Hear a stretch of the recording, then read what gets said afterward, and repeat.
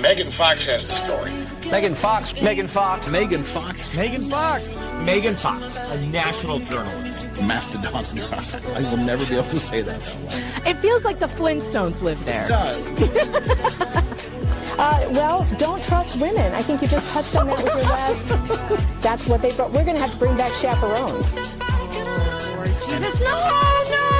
Just careful. Stop! Break! Ooh. Hard right.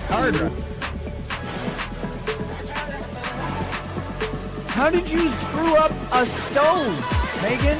You're a woman. I thought that was baked into you, like at the genetic level, how to operate kitchen equipment. And honestly, Megan, if you don't like it, I'm sorry. I've been very nice to you. You get Dino hanging out outside chewing on a large bun.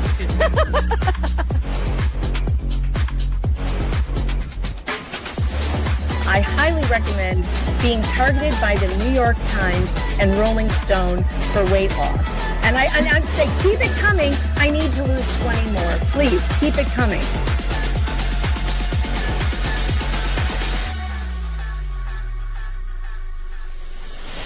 Explain to me, Megan, why did this country not have a holiday once a year? That's the time you vote. If you don't show up and vote, up your ass. You don't get another chance. You don't get, I don't care if you're in the hospital. Crawl to the stake, crawl there.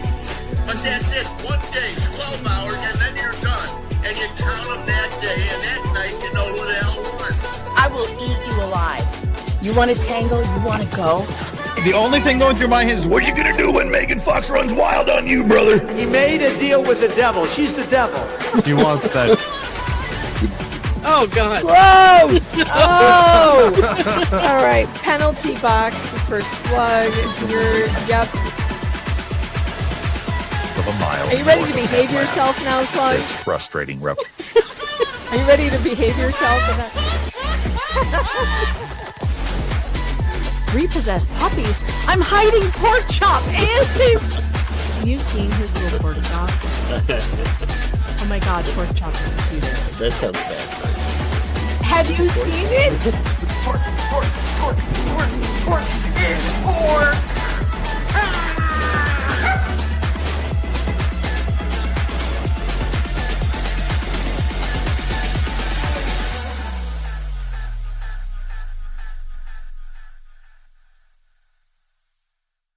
Though you may be tempted, do not contact any person or persons mentioned on this stream.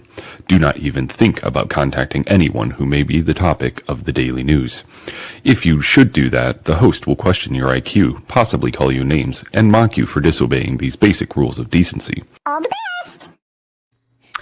Good morning, everyone. The ladies are back. I did get some sleep last night.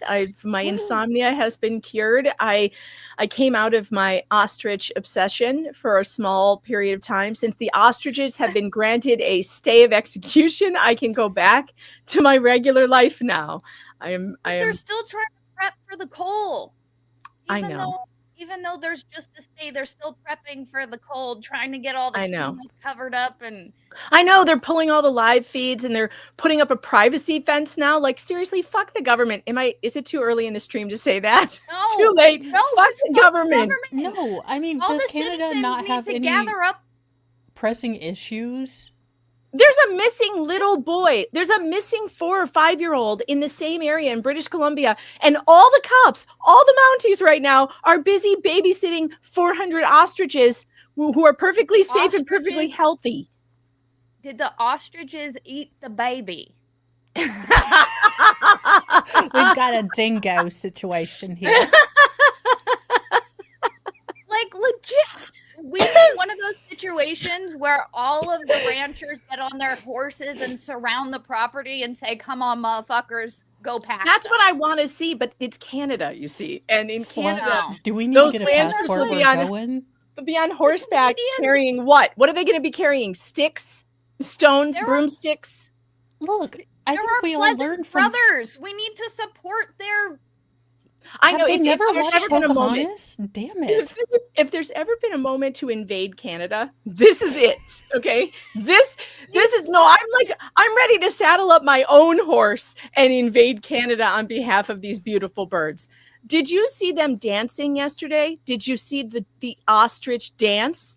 Did you know that these birds are so amazing? I'm sorry, we're going to have to go into ostriches for a moment because they're my new obsession. Apparently, I do have autism. According to my daughter, this ostrich situation has proven that I have the tism to her. Have you ever seen the old movie, The Swiss Family Robinsons? Yes. Ever since I was a child, wanted to ride an ostrich because of that movie. Who hasn't? So after the stay of execution order came down, literally they started playing music, and this is what happened. I can't play the music because it's copyrighted and YouTube is asshole, but look at this. Watch this amazing bird. Tell me that this is not a sentient in real life. Look at this. It's a sentient, beautiful being with a beating heart, and no, you may not cull it. No, I don't give you permission. Look at this thing. Look, that bird is so fabulous. He could be a flamingo. A flamingo wishes he were this fabulous. I know. I mean, ostriches and emus, they're like the closest thing to like dinosaur birds we have, and you want to kill them? 400 of them. Imagine 400 beating hearts. These birds have already beat the avian flu. They've already beat it. They're not sick. They said it was because they're sick, right? But they won't said because they could be carriers, but they won't test them. And what the farmers are saying is that not only are they not carriers, but they build immunity that can be used to create vaccines and other things to protect other birds and even humans from different things. Now, I don't know if that's what is real or not. But I'm just telling you, if the government tells me we're not going to test them, we're just going to murder them, I am not on the side of the government. I am ready to invade Canada. I mean, we already had Peanut. Do we need another? Like, this is literally. I know. Have they learned nothing from Peanut and Fred? Peanut and Fred. I thought the honkening was bad. They take out these birds. I'm pretty sure they're being sued now, and that they're gonna owe Peanut's owner like a few $1 million. Oh yeah, they're suing the state, and they're gonna absolutely have to pay up. Dan Davis says, "Here we go with the bird talk again." Listen, I'm obsessed, and when I get obsessed with something, unfortunately, chat, you will now be obsessed with it too. Okay, there's no other way. I'm not gonna lie. I'm looking at those legs, and I'm like, that would make a killer drumstick. I was thinking, God, the wings. Can you imagine getting just one ostrich wing and you're done? Ladies, we're talking about saving these birds, not eating them. What the hell? Actually, I love that both Flux and I were like, that looked pretty good on the barbecue. You know what? I'm not even sure what this farm raises them for, and it's probably meat, and I don't care. I'm not going to think about that. It's probably meat, but those are some big drumsticks. Damn. I mean, look how cool that thing is. Like, it is too cool. I'm sorry, you cannot murder this animal in cold blood. I mean, these food and safety people in Canada are just as bad as child abuse pediatricians that we're covering in this trial. I swear to God, they are. They're like. God. It's sick. We know it's sick. We're not going to test it, and other tests don't mean anything to us, and we're going to fine you if you test it, but definitely kill them. Oh, okay. You want speaking of bitches who want to kill these birds. Oh my God, you guys. There is a woman. Was Dr. Vera Brown there in a prom dress sitting near the creek like, these birds are toxic? Well, actually worse. There's this woman named Angela. Angela should be the new Karen, by the way. I want you to listen to this one clip, and then I promise we'll stop talking about ostriches and we'll get to the trial that we're supposed to be covering. Don't make promises you can't keep. Yes. Again, I'm obsessed, so you must be obsessed. That's how this works. What in the hair? Oh, yeah. It's like, for fuck's sake, Angela, scrunch out the crunch. Okay, what were you thinking? What in the Debbie Wasserman Schultz ramen noodle perm is this? You need some volume. I have never seen curly hair so lank and lifeless. Like this is a paradoxical miracle that physicists will be working on. Yeah, someone tried to drown a Pomeranian and stuck it on her head. Let's just listen to Angela Rasmussen's excuse for killing these birds. She's all in favor of it. Avian flu outbreaks with what's called the stamping out policy, or mandatory depopulation of flocks that have been infected. So this is really both scientifically and legally, I think, the right thing to do to reduce the risk as much as we can.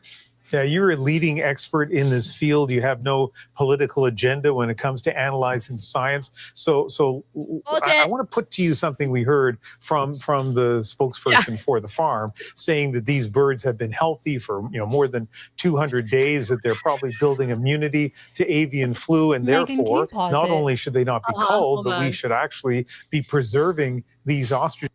Yes. So the operation. They didn't have a question when the operation is Operation Stamp Out. They didn't look at each other like, they literally named it. They literally named it Operation Stamp Out. And it's like, do they not realize that as people of a tyrannical government, because we all really are, all governments are tyrannical, let's just be honest, as people who suffered through 2020, we realize we're the ostriches? Do they not understand that we identify more with these ostriches than we do with the Angela Rasmussen twats in the government who want to stamp everything out that they don't like? Like, sickness is a fact of life. Things get the flu. You can't kill us because we got the flu, Angela. Like, you can't stamp us out just because we got the flu. You have to let us try to get better. You have to let us try to get immunity. Megan, when I am president, I will push through an executive order naming laws really what they are. So it'll be like, Bill, screw you. Law, I don't give a dilligaff. I don't give a. Peons suck. It'll I'm really just tired of the Patriot Act and get to the Freedom Act. Right. And it's all bullshit. It's all bullshit. It's the opposite. Vote for president. Like, it's so Orwellian, like in 1984, where, the Ministry of Peace, which is actually the War Ministry, and the Ministry of Love, which is actually the hate ministry. It's everything is the opposite. Because that war on poverty works so well. Of Truth on Twitter. Have your meds stopped working already, Megan? Maybe. I just took them, though. We have to give them a moment to work. I just took them before we went. So we can't check that off now. Dan Davis says, what do they call what this bird is doing? I think the bird is giving the government the bird by going in circles. I think what they call what the bird is doing is living his best life.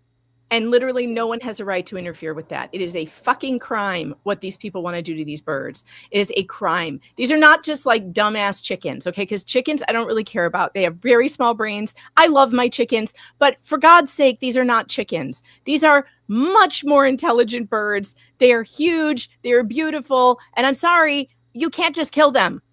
Okay. Well, I will go ahead and admit that after a terrifying experience with a goose, I would not invite them into my house, but I would invite them into my HOA because they won't let me get chickens. So I think that my HOA's golf course would be a perfect way to relocate these birds and give them their best lives.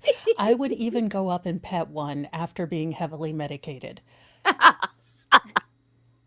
But no, this is the same issue we had, what was it, last year or 2 years ago, where the U.S. government literally made farmers cull millions of chickens for literally no reason. Bad. And then I covered that on PJ Media.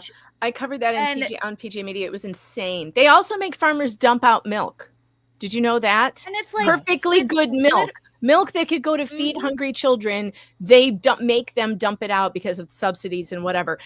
Look, our government is insane. All governments are insane, and they need to be held in check. And this is, I'm telling you, I'm ready to invade Canada. But wait, the worst thing that she's about to say, she hasn't even said yet. When you hear that, what's your reaction? Well, my reaction to that is that it's not really accurate. So in ostriches, disease severity is based on how old the birds are, and these are all older birds. Older birds tend to not get very sick when they are infected with avian flu, at least in the few experiments that have been done with this. And God damn it, old birds matter. Yeah. How dare you speak about me like this? I swear, I relate to these ostriches so much. Yeah. Just because I'm old does not mean that you can do this to me. And how dare you not card me? I could have been a 21-year-old, damn it, heifer. I put on Sephora concealer, god damn it, you asked me for my card. On our observations at different ostrich outbreaks. So you can't really tell if the ostriches are sick just by looking at them. No, you can't, Angela. How would we tell? How would we tell, by the way, that an ostrich was sick? Maybe someone should give it a test. But She's a regular Nancy Drew. Isn't she unbelievable? You also can't make the assumption that they're going to develop protective immunity against a reinfection because often these older ostriches that don't get very sick don't develop antibodies against the virus. Wow. So we actually don't. Does that make any sense at all? Does that make any scientific sense at all? That the birds who don't get sick didn't develop any antibodies? How do you know? Are you vivisecting all these birds to find this out? She said they don't get re-sick because they might not develop antibodies. So they've already beat the sickness. They've beat it. They might not have developed the antibodies. First of all, she's a fucking liar. She's a liar. This is not science. If they did not get sick again, that means they must have antibodies. Like, just the fact that you can't find them. Sorry, lady, but that's not. She's a virologist, not an aviologist or an avian expert. Where does she come by this expertologist knowledge on ostriches? She's over here like, well, typically when I look at my ostriches, I know the old ones are old. Like, she's over here like she ostriches on the weekend. Yeah, this is peak beer bug logic. If you compare this to what we went through with the pandemic, it is unbelievable. Do you remember when they said having no symptoms is a symptom? That you're an asymptomatic carrier? They're doing the same thing to these ostriches. They're literally like, well, they're not sick. And that's what makes us worry. We're worried because they're not showing any signs of sickness, which means they must be sick and we have to kill them. But wait, there's more. This is the worst part. And if anybody can be called a Yahtzee in this situation, it's her. So if these birds do have protective immunity, if they had been infected before, we just have to assume that they could have been infected and they may still be infected. Why do you assume that? We just have to assume. Look, folks, it's 2025 and science has no other choice but to just assume that they are sick and kill them all. She literally continues to say, and we should continue. I think that's all right. Well, with all the claims that are out there, it's really okay. That was it. But we just have to assume and then stamp them out. I'm sorry, but you may now on your bingo cards go to what a bitch. And mark it off because we've already found our bitch today. And I swear to God, I'm going to go to the trial right now because I have gotten way off. I think we can also check off hair talk and free space and what a bitch, because damn. And I almost dropped the C word, but we do have to wait a little while for the YouTube to not demonetize me. I think we have to wait at least an hour in before anyone drops the C word. Of course, I may be too late. I already said fuck the government in minute 2. So we may be too late. Megan's on the no-fly list. That's no surprise. All right. So Jennifer, we've been just railroading over you right now with our bird talk. Tell me about Dr. Cathy Stevens. She's the one. So this morning I emailed Jennifer in a panic and I was like, oh my God, I didn't want to get to Detective, what's his name? Detective can't find anything. Faulkner. I didn't want to get to him till tomorrow because Carrie Tims can be with us tomorrow and she really wants to be here for that. So, but I got nervous because I was like, wait, I think we finished the state's case then without the detective. And what am I going to do? But Jennifer was like, no, we have like 3 more state's witnesses. And one of them is Dr. Cathy Stevens. She's the one we're going to be talking about. So tell me about her, Jennifer. Yes, she is she's over like the pediatric unit at Erlanger, if you remember correctly. Oh, yeah. That's where Dr. Garcia worked. Right. So remember when I told you that if parents find a way, at least in Georgia, to get their child a second opinion, DFACS will typically try and do the same thing. So because Carrie went to Hollick and got a report from him, they're like, oh, we have to go to our own geneticist. So they picked Erlanger, and this doctor, she's a pediatric geneticist. and she's over some department as well. This was Jameson's appointment. She starts asking Carrie questions about her own self. Now, Carrie, I don't want to speak for her, but from my understanding, Carrie's answering questions because this is her baby. This is a doctor. Yeah. She's trying to get help. I don't know if Carrie in that moment thought this doctor is probably full of crap because DFACS picked her. I don't know if Carrie knew the corruption was that deep at that point. But she's answering questions. So this woman will end up here in trial stating, oh, the mom didn't have any EDS signs. Like, she definitely doesn't have it. Well, this wasn't Carrie's appointment. This was Jameson's appointment. And I already told you about all the things Carrie can do. And she even showed us the praying behind the hands, all these things. Yeah, that was freaky. You know, it's the beat and score, the bait and score. I'm not sure how you pronounce it, but my daughter has the same thing. That's the stuff you do, beat and bait. Yeah, it's to test your level. The thumb can go all the way down to the, I mean, mine is not even, look at, I'm not at all. Like, that's as far as it goes. My daughters can go beyond her. And it's like there's like 10 levels. So everything you can do is like a check mark. So I forget what it even says, but this isn't super entertaining as far as some of the other doctors, but at some point, this doctor makes a really bad mistake when she's looking at x-rays and she realizes it. And from that point on, she tries to shut down and refuse to answer questions. So the judge has to come out and be like, you have to answer questions. Dog judge. Yes. All right. That reminds me. So we're going to have to go over the bingo card. There are, share this tab instead. Okay, here we go. So today's bingo. Let me make sure. So our cards are different again because there are extra spaces. So everybody's going to have their own bingo. But we do have, here is what is on the cards. Dumpster moment, hair talk. What do you do here? State lies, evasive answers, didn't do nothing. Meg's blood pressure meds stopped working. Conflicting testimony, drunk or high witness. Megan snorts. The simulation does not disappoint. River dancing. Sidebar. Flux hates prosecutor. Appropriate loving parents. What a bitch. Judge Werther's break. Fake words, blink rate anomaly, defensive body language, the C word, get squunched, sex scandal face, Spider-Man meme, thug judge, Megan hates prosecutor, overruled, sustained, lazy investigator, Flux is gonna get angry, muted boomer. And there we go. All right. So you guys I will have a different card than everyone. Everyone has a different card today. So you may or may not have the squares when we call them. It makes it a little more difficult to win because, you know, everybody always has like double bingo by the time this is done. And I've decided what I'm doing now is just adding our new bingo squares every day and keeping everything. So it makes it harder. Oh, cool. Day. That's what I'm doing because there's an option to do that. So that's what we're doing. Okay. So here we go.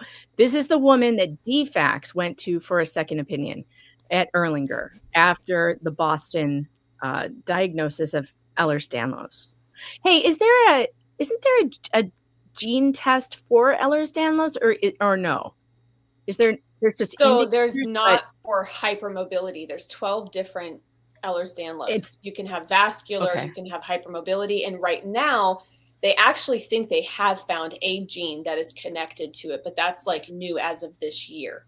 So, there's no hard and fast test like a blood test or anything that's going to say and most doctors they will not diagnose a child under 5. Some will say even 10. They pick different numbers because a baby is already very flexible. So a lot of these parents that have these infants, doctors refuse to say, well, we can't say whether they have ED hypermobility because all babies are hyperflexible.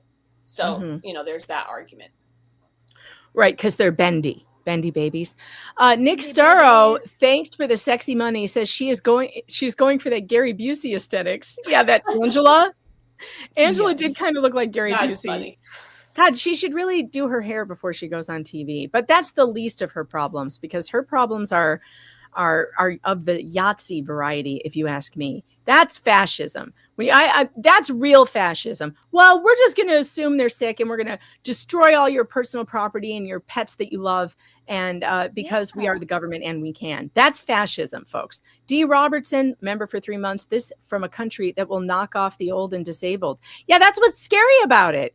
It's so scary. The government has way too much power in Canada. I mean, our government has too much power too, but here at least, when the feds show up to take your private property, literally the good old boys will arrive with rifles and stand them down. That's true. For now. That's what happens here in this country. It happened at the Bundy Ranch twice. And the Bundy Ranch, my God, that was another, I couldn't sleep that week either. I was like up all night. This is like the Bundy Ranch part 2 in Canada. It's crazy, or part 3.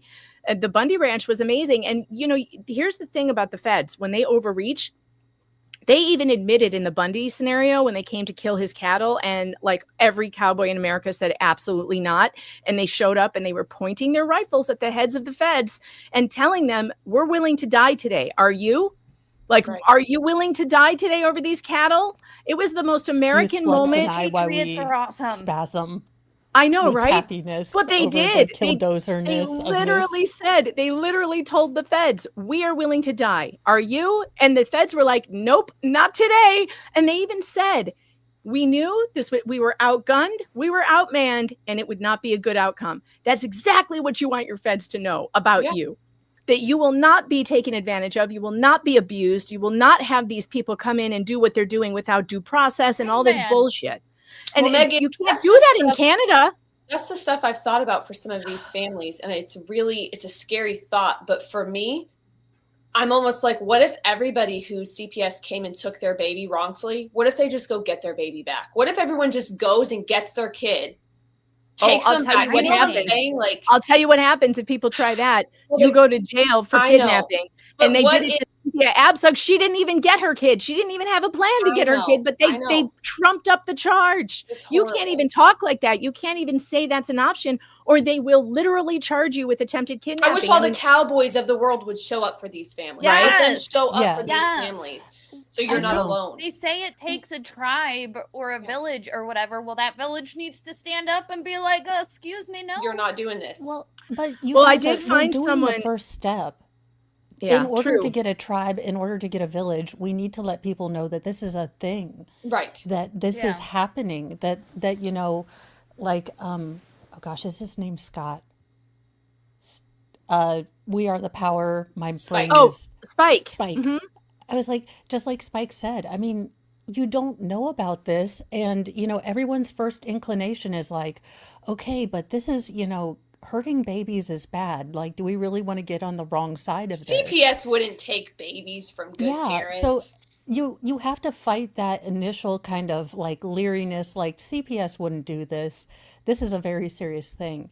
And now that we're talking about it, bringing light and being entertaining, that's more threatening to the powers that be, to get light shining on this, to be entertaining, to mock them. Yeah.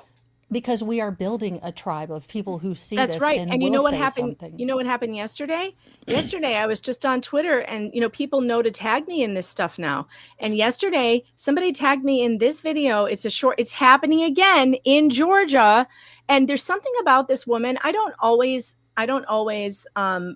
you know, there's something, sometimes people just have something where you feel what they're saying is the truth, right? And this woman has that. And I immediately, when I heard her story, I was like, I got to tell Spike. So there is a community, and like she has an appointment to talk to them tomorrow, because I saw it. I tweeted at him, but listen to her story and listen to the pain in her voice.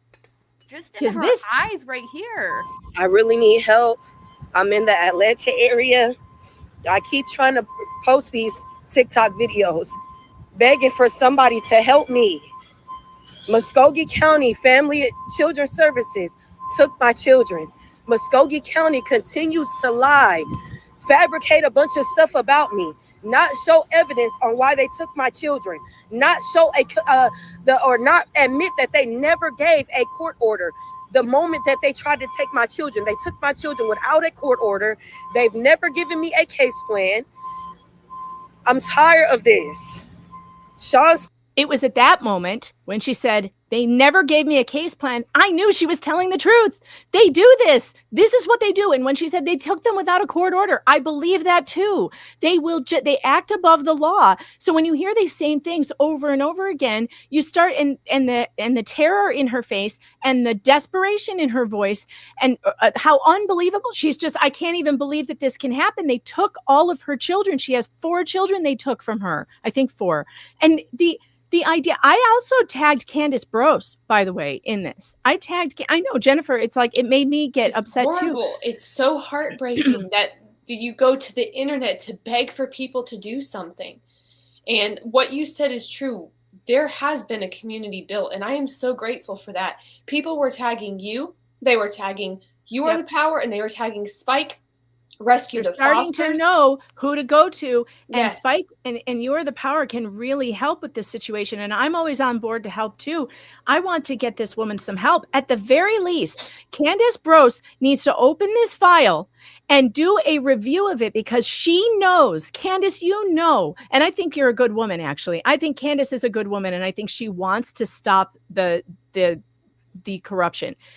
Candace, you know that your office has a problem. So you need to open this file and you need to go through it, and you need to find out what happened here, and were her rights violated, and why is she not getting any answers? Why? The other thing you find out here is that she had religious exemptions on file for her children for vaccinations. They took them, they vaccinated them all. And I'm sure they did not consult those children's pediatrician before they did it. And I bet you they gave them the catch-up schedule, which is like 10 shots at a time. It's insane. So again, just that one thing alone is enough for me to say, nuh-uh, this is a problem. You need to pay for this because this is not okay. So don't worry, folks. We're getting her help. We're and we're going to take her. I think Ryan is talking to her today. Ryan had a phone call this morning. So, but this poor woman, I went to her TikTok, and literally she has no TikTok presence at all. She's telling the truth when she says, I've never made one of these videos. Yeah. I don't know what to do, but she got lucky. And one of her videos got 125,000 views. And that's when people started tagging me. And I'm just really grateful to those of you out there in the audience who know to do that.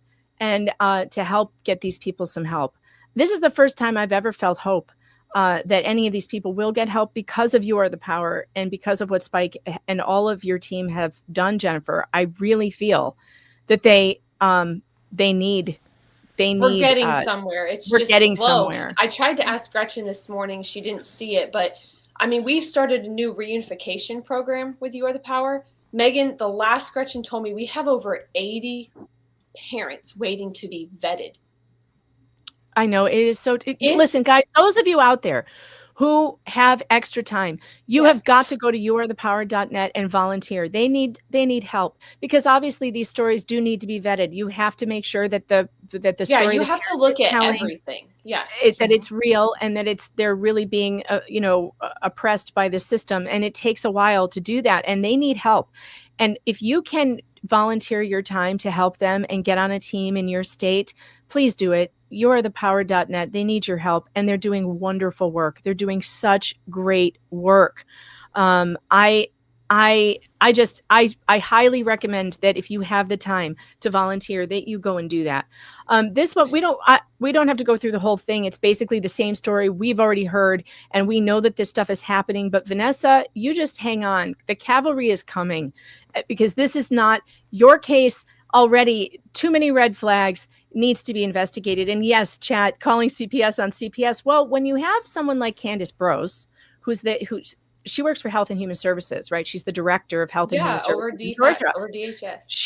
She has proven that she will go to bat for some of these families. She already has done that in juvenile court. So, and we need people like her. We need people like her in the system who are willing to say, yeah, we have problems here, and I'm going to figure out what they are. So everybody, Candace Brose is on Twitter. You can go to my Twitter page and you can see that I've retweeted with her tag in the tagline for Vanessa.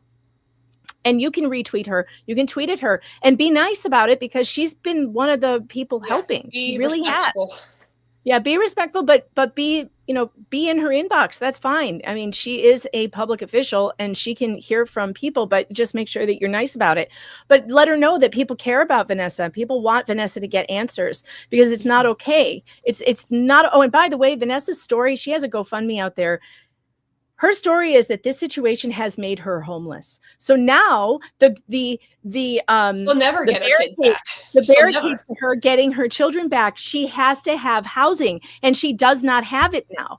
And she had it before this, but they forced her into homelessness. So that's another thing that maybe you or the power can help her with, is finding her stable housing at the with. Maybe there's a pastor or who knows to help take her in so that she has a place and she can have some place for those children to go. Because that's they'll just use it as another reason to keep her away from her children. And that is not okay. It is not okay. All because one doctor said she smelled like weed. Smelled marijuana on them. Hello, first of all, the ganja is legal, like literally everywhere.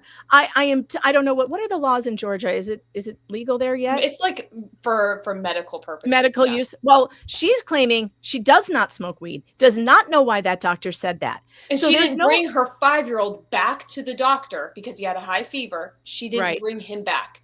She decided to take care of the fever at home. And that apparently ticked off the doctor. Right. Well, that's what happened in the Drake Pardo case. It's happening a lot, people. So choose your doctors wisely. Seriously. Yeah. And if they start getting sketchy, if you start to advocate for your child, like, hey, I would like a different shot, and they get a little hinky about it, take your child out of there.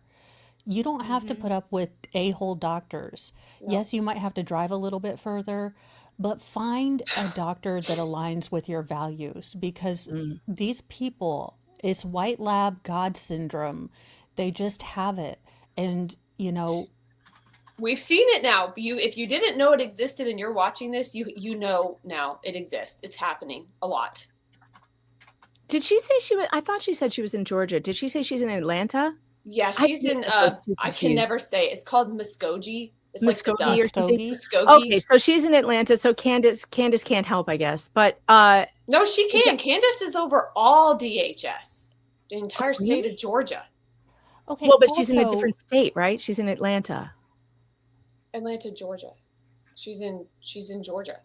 Oh, that's what I thought. Yeah, this woman's in Georgia. It's like Muskogee, Georgia. It's like Columbus. It's west. Oh yeah. Okay. No. So I'm right. She's in Georgia. Yeah.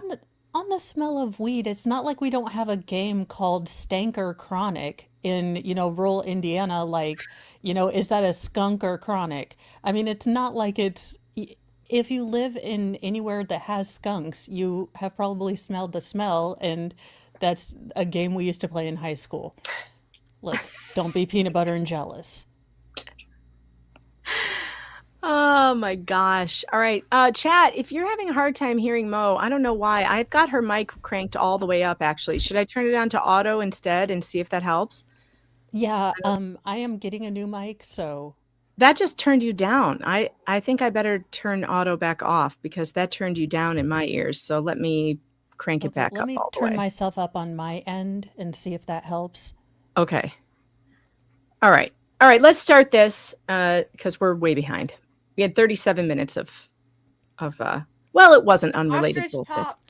Hey, it was still better than The View. Good morning. Can you please, or good afternoon. That's all. Actually, that's can you very please true. State your full name. Holy God! Stop the presses. Oh no, we've got another one who doesn't know how to scrunch out the crunch. Now listen, curly girls. Listen, I love curly hair. You know I do, and this woman has some nice, thick, curly hair. But ma'am, when you put the gel in and it dries and it gives you that nice cast, you're supposed to then scrunch out the crunch. I can still see the crunch. I'm sorry, but it will still hold, I promise. But it then becomes soft and like movable. Like her head doesn't, I bet her hair doesn't move at all because it's still in this cast, which no, you have to scrunch that out. All right, we already had to check off being hair talk, so you don't get another one. Gentlemen of the jury, Dr. Cathy Stevens. How are you currently employed? I'm employed dually by Erlanger and the University of Tennessee Center for Health Sciences. What position do you hold for that center? I'm a professor of pediatrics and also the director of the medical genetics program there. And as the director of the medical genetics program, can you tell the ladies and gentlemen of the jury what that entails? Well, I see patients in clinic. I do consults in the hospital. I teach residents and medical students, and I do some clinical research. Okay. What education do you have that allows you to be a geneticist in your field? Well, I have a BS in biology from college, University of Tennessee. I also have an MD from the University of Tennessee in Memphis. I have 3 years of residency training in pediatrics, a year of chief residency in pediatrics, 2 years of clinical genetics fellowship at the University of Utah. And as part of your training and education, did you develop any specialties? I would say my special interests are dysmorphology and clinical genetics. Okay. Are you certified? I was going to say long walks on the beach with a mojito. I am. And what certifications do you hold? I'm a clinical geneticist certified by the American Board of Medical Genetics and Genomics. I'm also certified by the American Board of Pediatrics. So both ways, both for children as well as the geneticist itself? I want to make sure I understand what you're saying. Can you state specifically what your certifications are in? I'm certified by the American Board of Pediatrics. Okay. But then after specialty training, I get certified by the American Board of Medical Genetics and Genomics. Okay. I feel like they all went to the same school. Verena Brown, the chat's asking, wasn't that the same school as Verena Brown? A bunch of them went to the same schools. If you noticed, I wonder if this school is churning out these types of people. It wouldn't shock me. Yeah. Yes, these are still all the state's witnesses. We are doing, so at the actual trial, I guess they had to call people out of order because of their availability. We're trying to go in order, at least with the state's case. And so my order is not day to day. My order is I'm trying to do state's case first. Then we will go to defense case. I believe that Dr. Stephen Messner, who is the state's witness as well, he testified absolutely last after the defense because he was not available. But we're going to play him next week. It's going to take us 3 days to get through his because it's a 3-hour testimony. It's going to be great. Yes. And he was the very last one of the whole trial. And that felt so sneaky on their part. Like his father died. And we even had to my husband looked it up to make sure he actually died because it felt like a plan. And he did. My father died.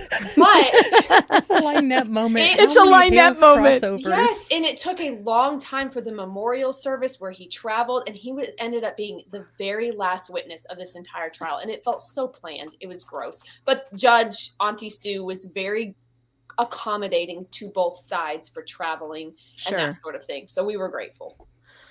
Well, and that, we've seen lawyers do really crazy things to get out of hearings on this channel. I mean, we had one saying he was calling from the ambulance or whatever. I'm in the ambulance. I'm going. Of course, he actually did die eventually. So maybe he really did have a problem. But at the time, it sure seemed like a bunch of stupid excuses. Nick Starro, thank you for the super tip for the $5. Hey, you from Sweden. I'm back home. Already planning for next trip to U.S. Any suggestions? Absolutely. Nick, I want you to come to Western New York. The Finger Lakes are beautiful. And you should plan your trip for the fall. You should plan your trip for the end of September, or October is usually the best because October has the best colors.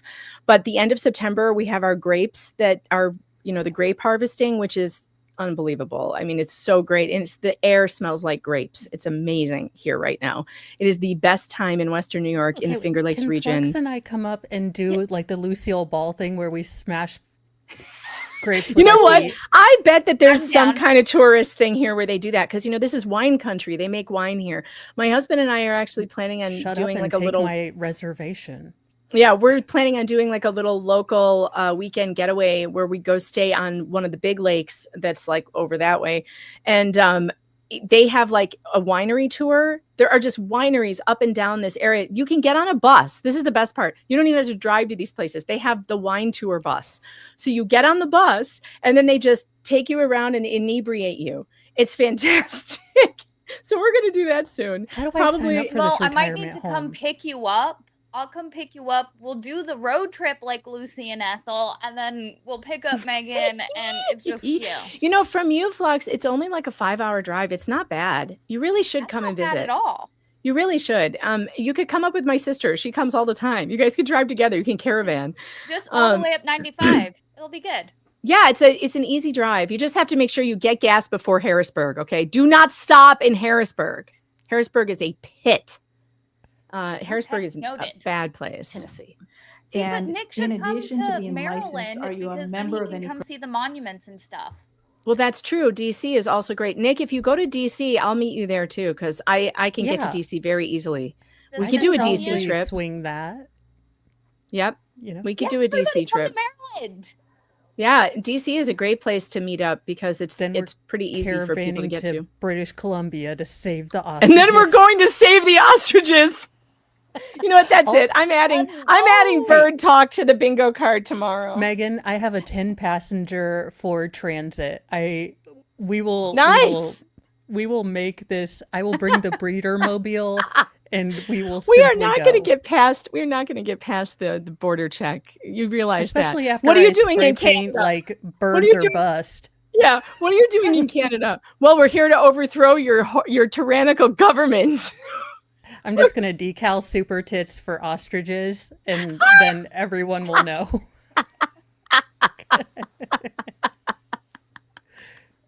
All right, bird talk is going on the bingo card tomorrow. Rosalind, where are you? Why aren't you in here? Why are you in the chat and you're not in here? I swear, sometimes I feel like she's avoiding us. She's like my husband who never claims me in public. You know, Rosalind, you do have an invitation. American College of Medical Genetics and Genomics and the American Medical Association. And just because a lot of the terminology is new to us as why is she blinking like a reptilian? What is the difference between blink rate genetics anomaly. and Good genomics? catch. She's got like this an slow overlap cat of blink. the whole concept of genetic and How genetic do they diseases ask? and Tell you they research love and all you. of that. They So it's slow kind of an blink at overlap. you. They just sort of expanded it to That's how include dogs do more it too. over time and added the word genomics to it. Blink Maybe rate they're anomaly. like Do you subscribe to any talking professional journals? and like they're telling each other they Journal love of each the American other. Medical Association and Genetics. I'm not and pausing Medicine. this because nobody cares Have you about what testified as an expert witness what in the catalog past? she's subscribed Your Honor, to. at this point At in time, the least state would Fox tender up the Dr. Cathy brass, Stevens as an expert in like genetics. to a higher level. Mr. Hood. Oh, Miss maybe. Bernard.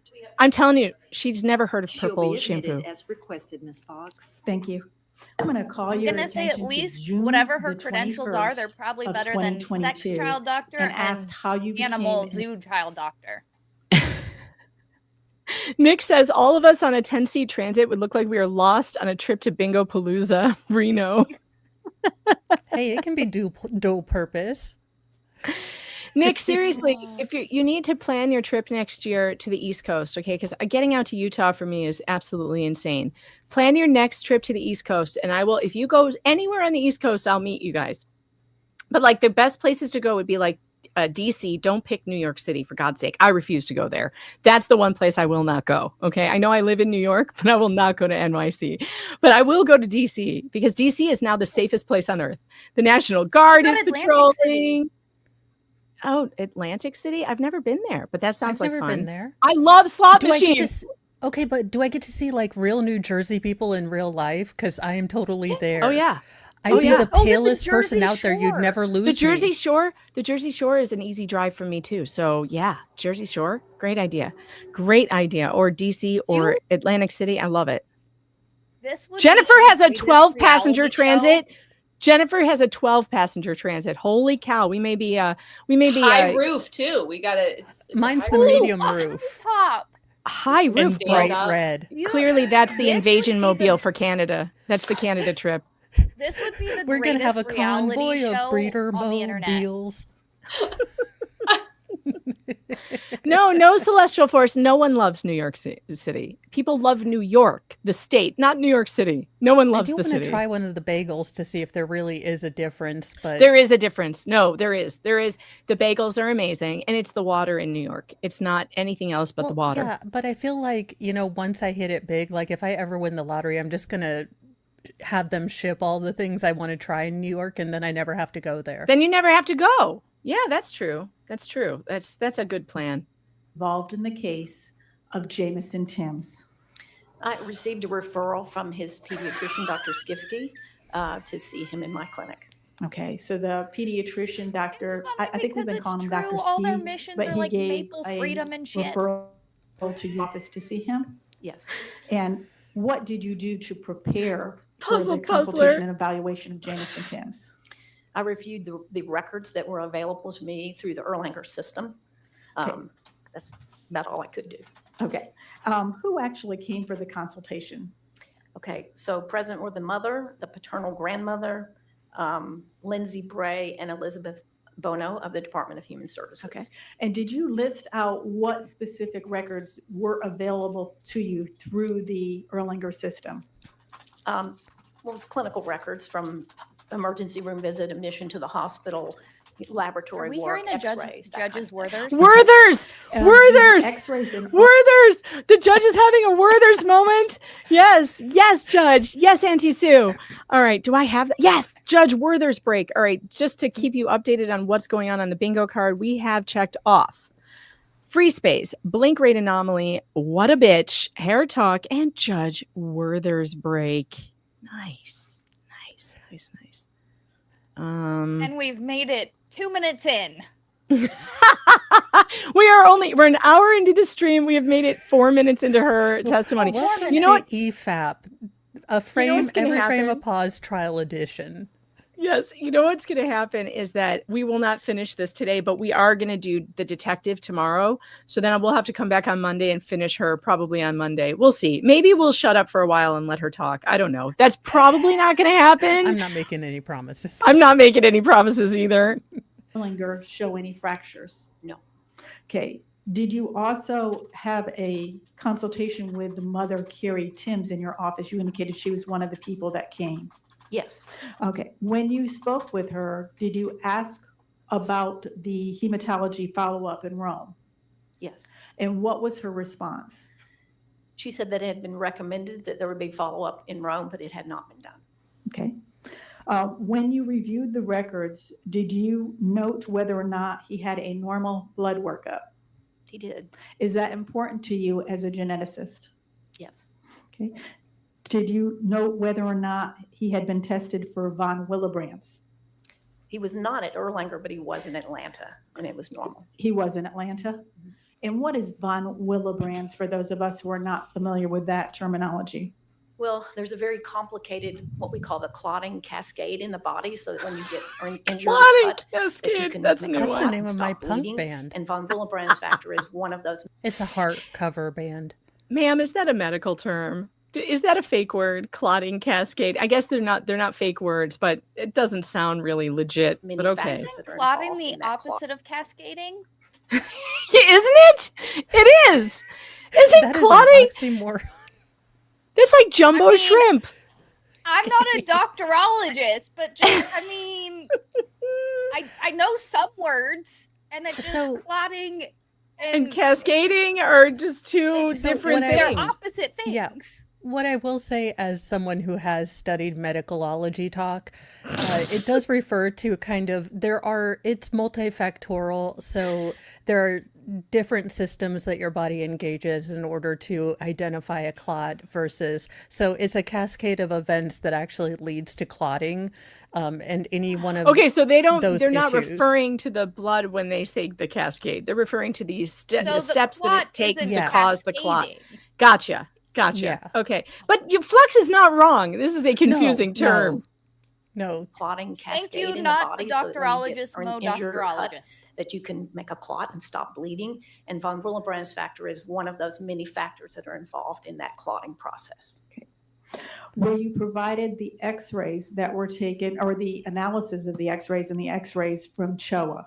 Yes. Did you make any personal observations about what you read in relation to the examination you were planning to do? Well, as it's probably been discussed, he did have some posterior rib fractures on the left. It had a compression fracture at T10. There was no Wormian bones, which you may have discussed. These are like little accessory ossification centers in the back of the skull. There was no undermineralization or thinning of the bones that you could appreciate. Okay. And why is it important as a geneticist that there are no Wormian bones? It's a feature of osteogenesis imperfecta. Okay. It doesn't have to be, but it often is. And why is it important as a geneticist to look to see whether or not there was any metabolic bone disease? Well, I think that's what I was being asked. Is there some reason why these fractures would have occurred in this infant? So I was looking for a genetic reason. In addition to the surveys from Atlanta, did you also see and have in your possession the second readings, so to speak, that were done at Texas Children's Hospital? I did.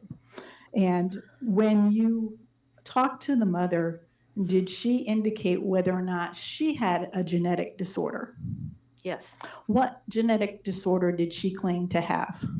She said that she was diagnosed with hypermobile Ehlers-Danlos Syndrome, or that she claimed to have. No, ma'am. Okay, I hate this prosecutor for this question. You may now check off Megan hates the prosecutor. That was a really nasty question. Yeah. What genetic It's a disorder low. did That's a she low. claim to have? Yeah. This is so disgusting for multiple reasons. First of all, a geneticist should actually be approaching this. Yes, everyone who's ever taken a patient consultation or worked in a doctor's office knows that patients lie, but they generally don't lie about their familial history. Now, they lie about, do you eat all your vegetables? Do you smoke? Do you do a little of the hashish?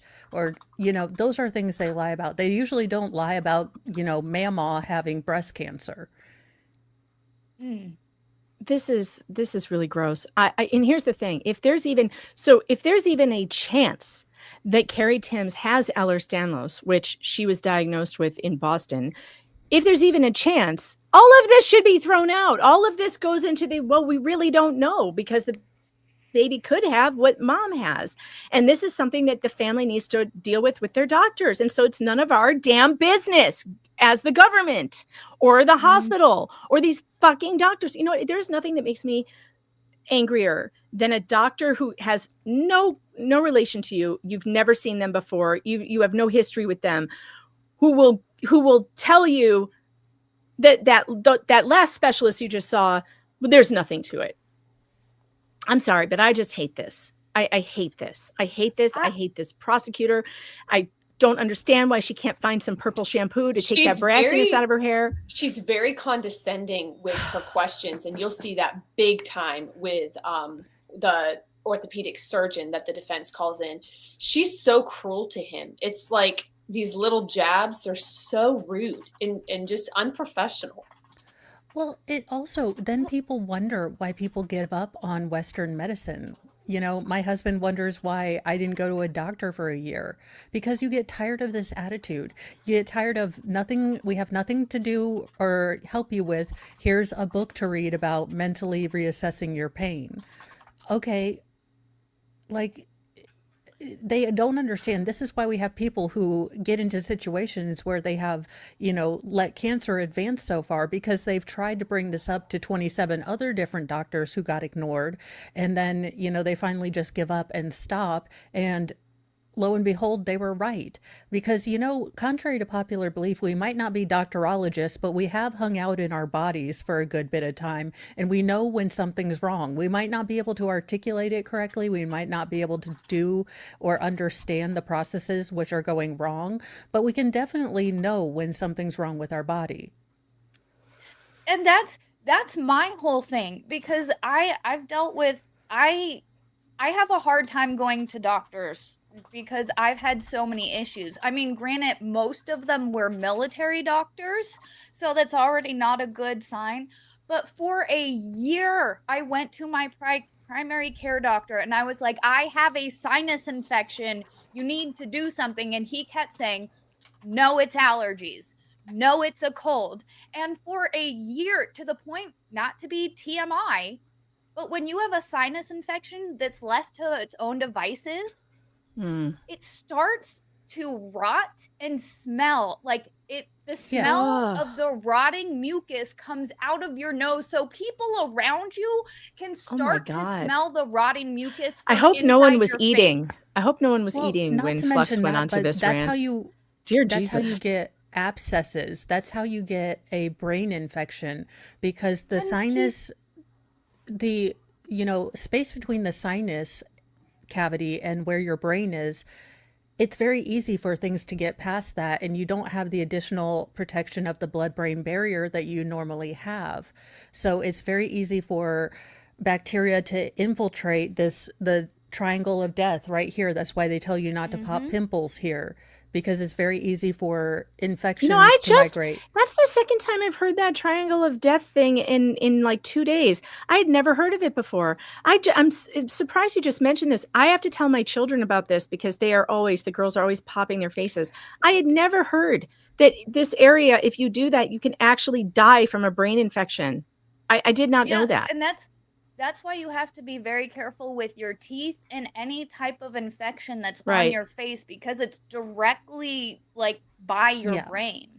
And it was like after a year, and Mrs. Flux was like, she could not sleep next to me in bed because she could smell it.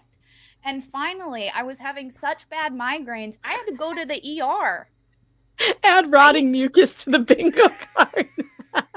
But they finally did an x-ray, and it looked like I did not have sinus cavities. Oh my God. 100% Flux, why did it take so long for them to find that? Because he refused to treat me, and I had to go to a civilian hospital because I was having migraines and starting to get, because there was so much weight and everything was compacted. And he refused to treat me. And when I went back to him, because I had to, because he was my army doctor, he was like, physician's fatigue. Ugh. And I'm like, I need to have surgery because you wouldn't give me antibiotics a year ago. They had to do surgery on that? Yeah, I had to have sinus surgery. They had to remove, holy cow.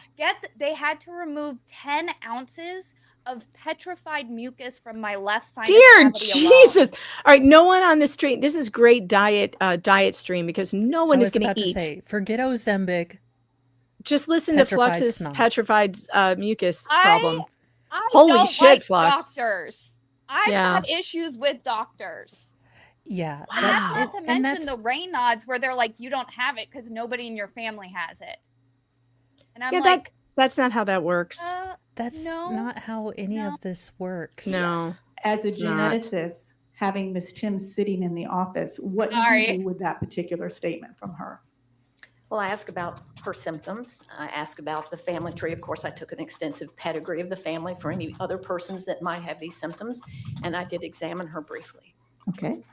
I want to talk a little bit about the examination. What would be the main physical demonstration that would be done on a person to evaluate for Ehlers-Danlos Syndrome? Well, it's a disorder that involves laxity of skin, also laxity of the joints and the blood vessels.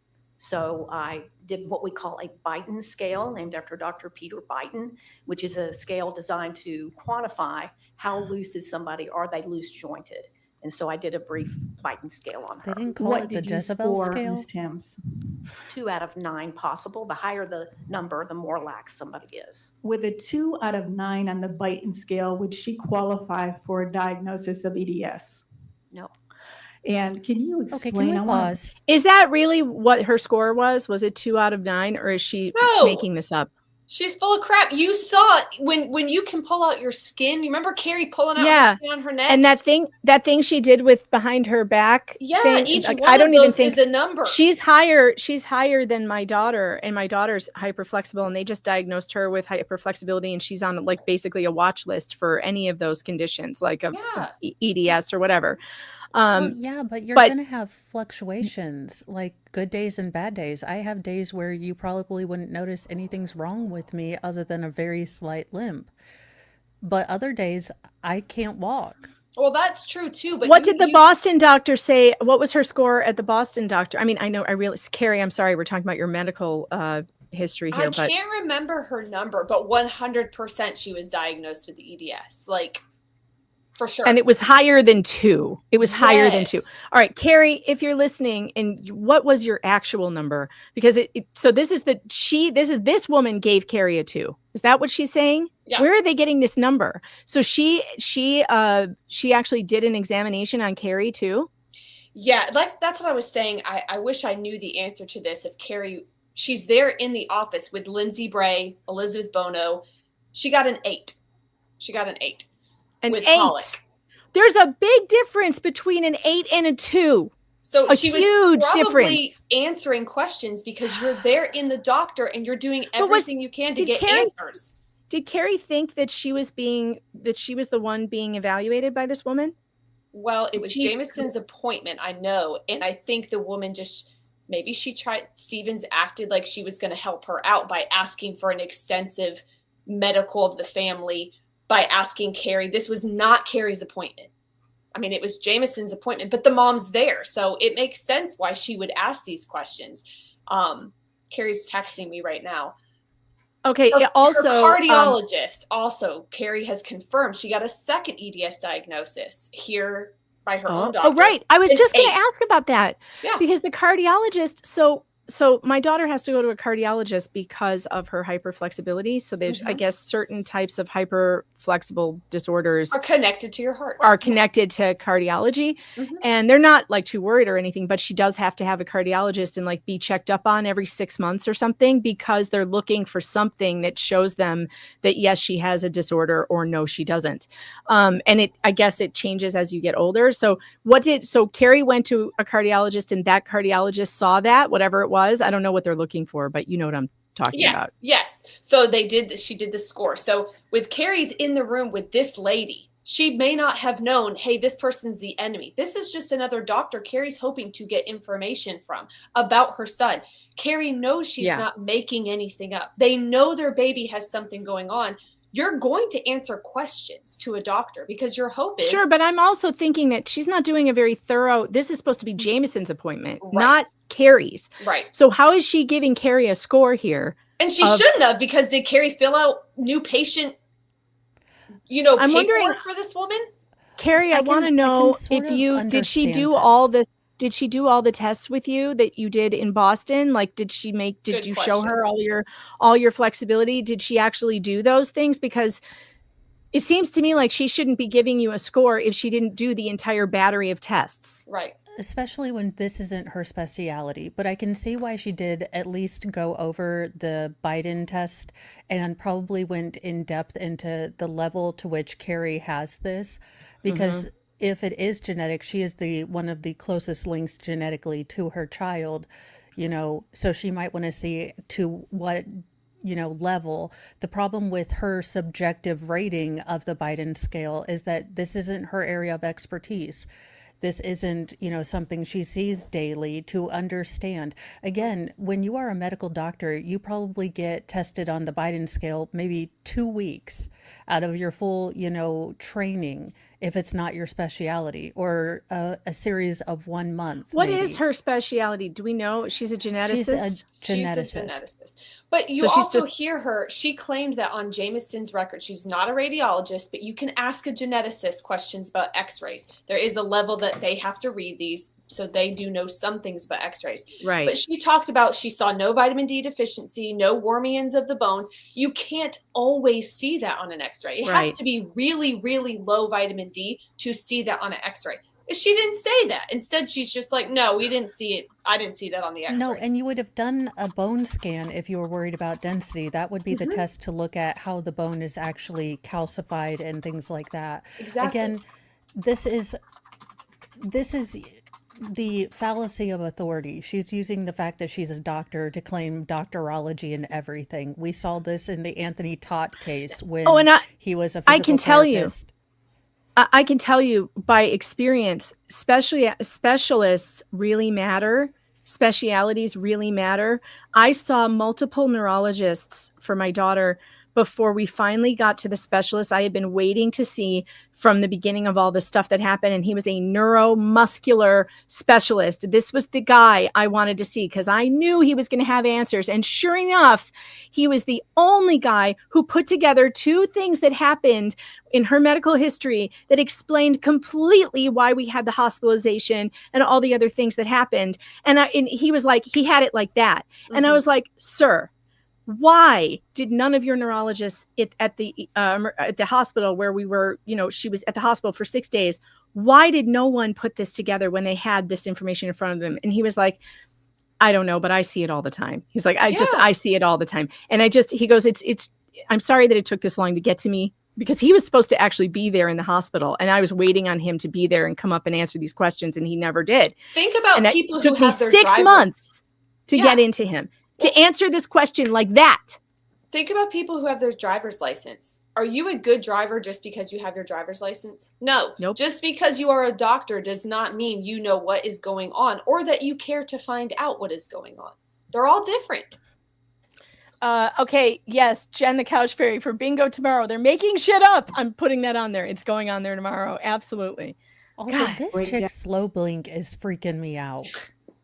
Maybe because she's old.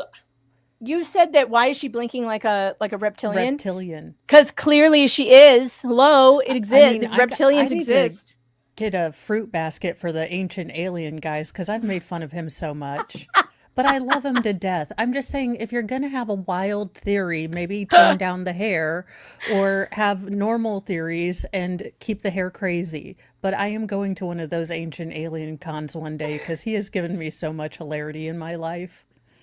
See, while I would agree with you that she might be some ancient reptilian, I don't think so, because reptiles need like heat and sunlight, and clearly from her complexion, she has never been in sunlight ever. Plus, once. she But has that could be a heat skin rock. suit. She That's a has skin heat suit. lamp. Oh, that's a skin suit, okay, though. It's that's not. It's fair. not real. It's a skin suit. It's an Egger suit. I guess so that's fair. I'll Found concede the she's different probably still portions reptilian. of that 9-point Thank you. system, what you're looking for. If we'll just number them 1 through 9, what would be the first thing that would be done when you do? what's a wrong with the Viking scale? chat? Why isn't it moving? What happened to the chat? I don't know. Guys, are you still there? Like, why is the chat? Oh, there we go. It froze. okay. That was so weird. I was like, what happened to the chat? Jesus. Her reptilian powers. They're Yeah, powders. She don't like us. Well, powders. do you want Well, me to that's how she gets into the Sometimes skin it does suit. get If you stuck, can though. show the ladies and gentlemen of the jury what you're looking for. So what we do is we have someone bend their thumb toward their forearm, and if the thumb can be Oh, I didn't have laid the flat volume up. against the Sorry. forearm, then that's some laxity, and you do that on both sides, so you get a point for each side. Then and we'll go with her ability on each one. Was she able to do that? She did do that on this both with her. sides. Okay. What would be the next one? So then I usually have, you're supposed to have the angle, the elbow at a right angle resting on a surface. And then you have the hand horizontal like this. I don't know if y'all can see that, but you can push. Could you do it on the outside one towards the jury? Maybe that would I be swear to helpful. God, they should have called Carrie up and been like, Carrie, Pull the please fifth do finger each back. one of Can you these hear me tests for without us, mine? because Pull the fifth no one finger would look back, at her and go and that. at Oh yeah, this that's joint Where normal. the finger attaches to the hand, you should be able to go past 90 degrees. Was Okay, she able and to do here's that? some No. inside Carrie's baseball, here. if you can pause it. Carrie's here. Hold on, Oh, let's see. awesome. Carrie! What's There up? she is. I want to Howdy, know. So she's going over all of these things. Your test. Did she do all of those flexibility tests with you that they did in Boston? Also, this is going to sound like a crazy question, but did she use a plastic thing that had, it looks like a compass.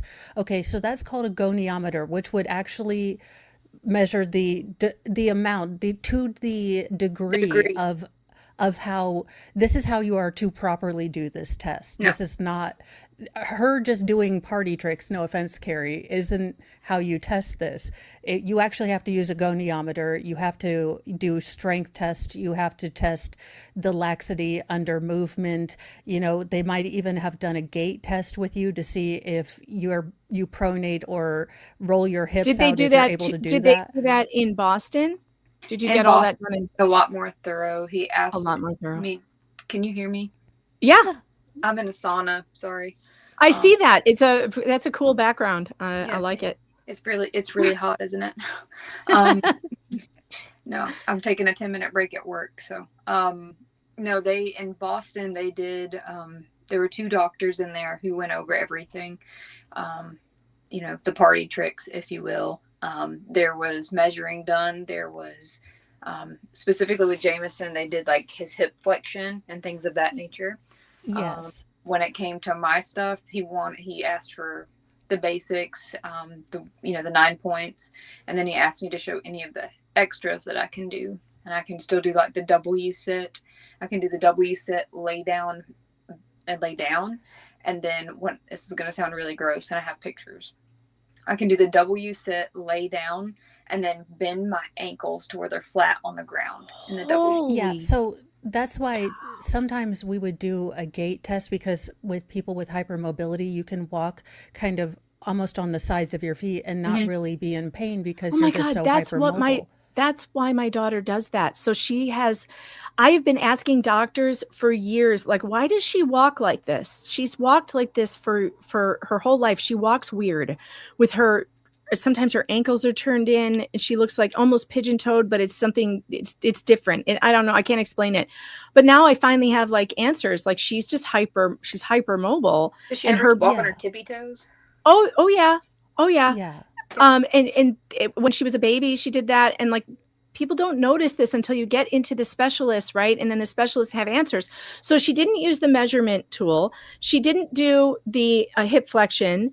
What else? So when you were in there, were you under the impression that you were getting an exam, that she was actually going to give you a diagnosis?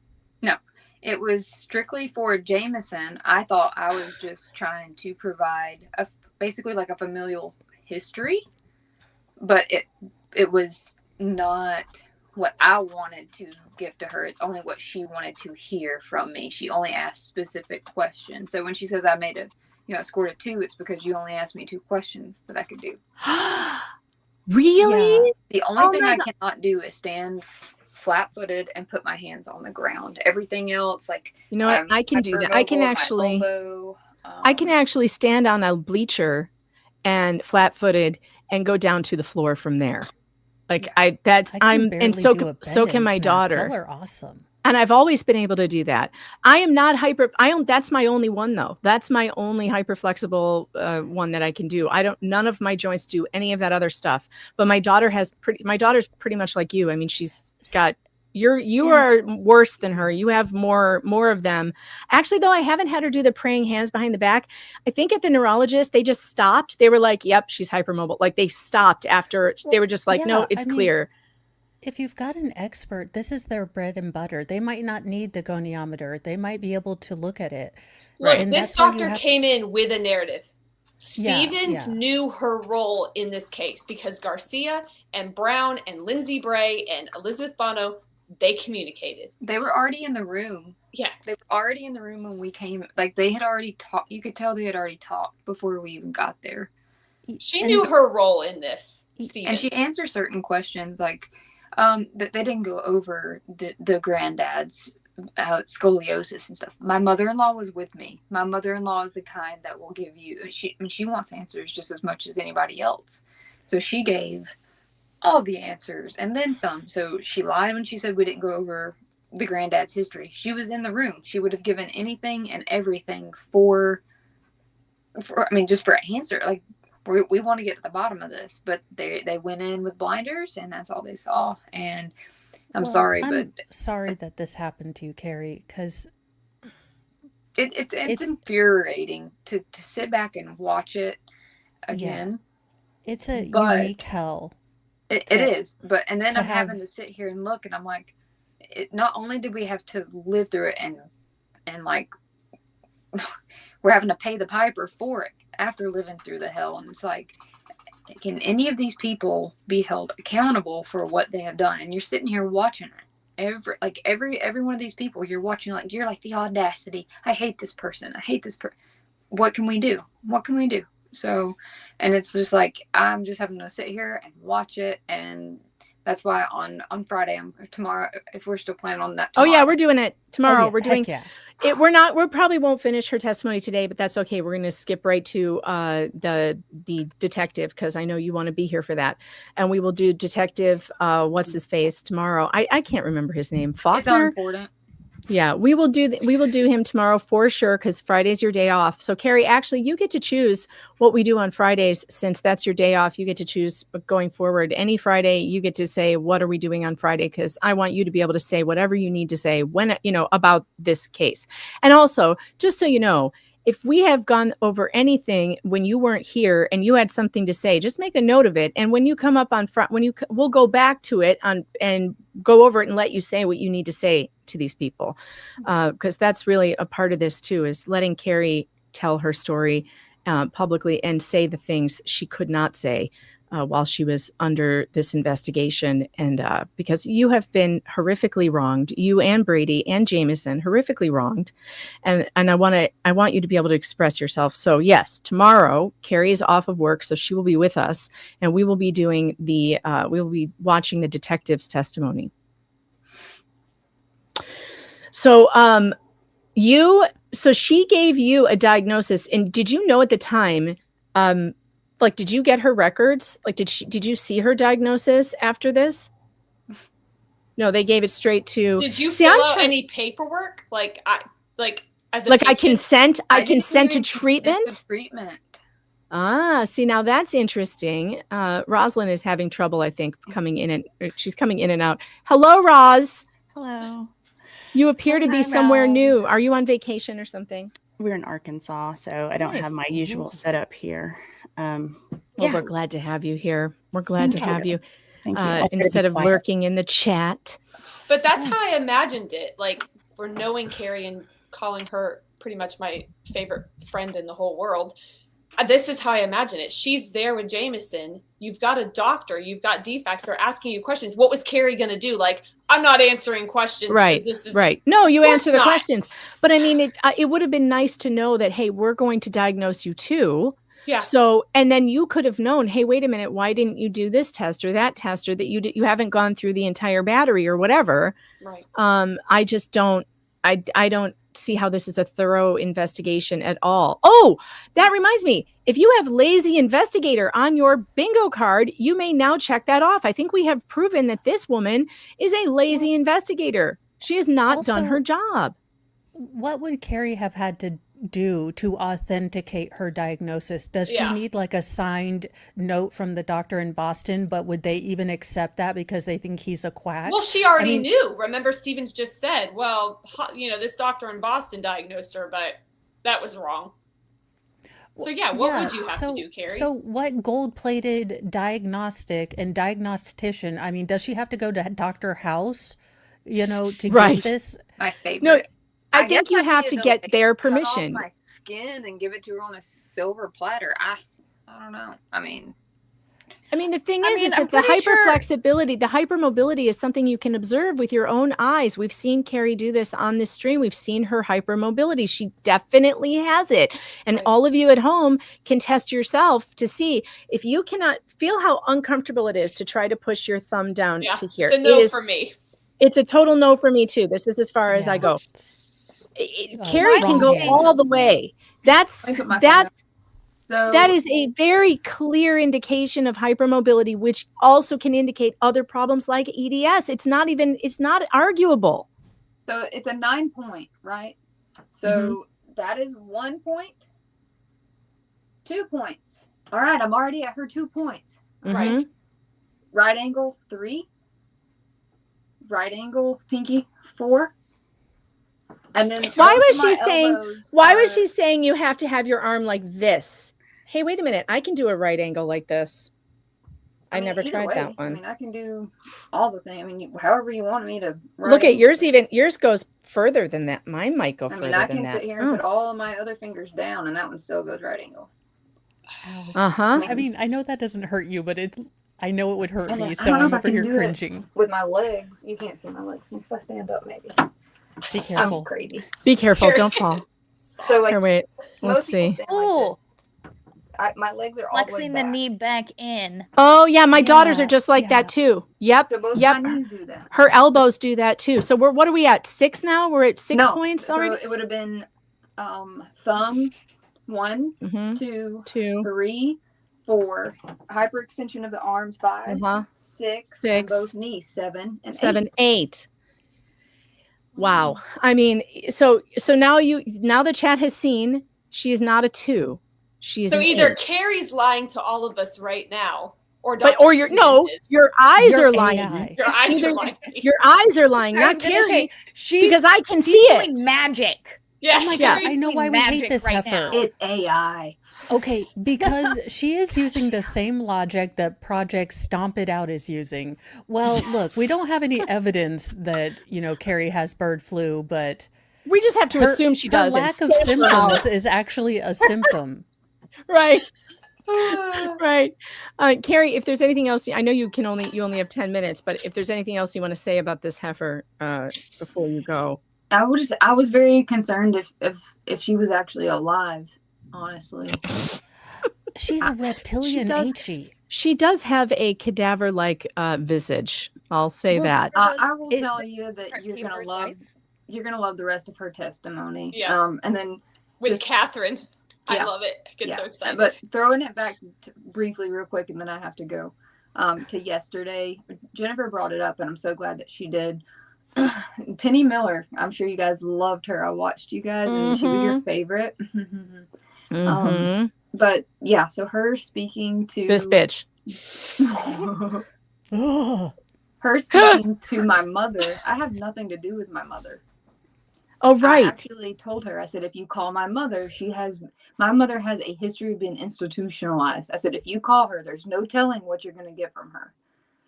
And she still called her and took that was one of her concerning phone calls. Well, I told you she'd been institutionalized, and I can show you the records where she's been institutionalized twice, but you still took her word for it. So I just wanted to point that out. That Brady's ex and your mother. Huh? Brady's ex and your mother. Those are the two characters she was going along with. Classic. Classic. My sister has nothing to do with our biological mother. Like, we have nothing. Our kids do not even know.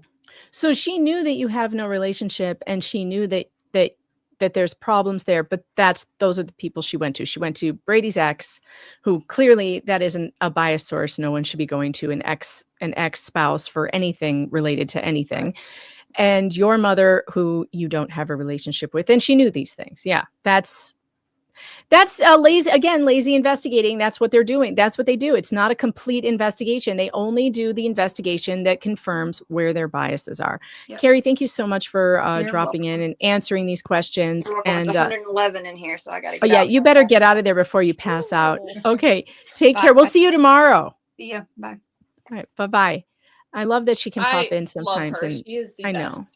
She's great. And I love all of you in Georgia, and all of you working to help reunite these families, because you're all doing a wonderful job. I'm proud of her. She got her family back, and she could just relax and work hard for the money that they're in debt for. But she's signed up with You Are the Power, and she's working with these other families, trying to help. It's like a beautiful thing.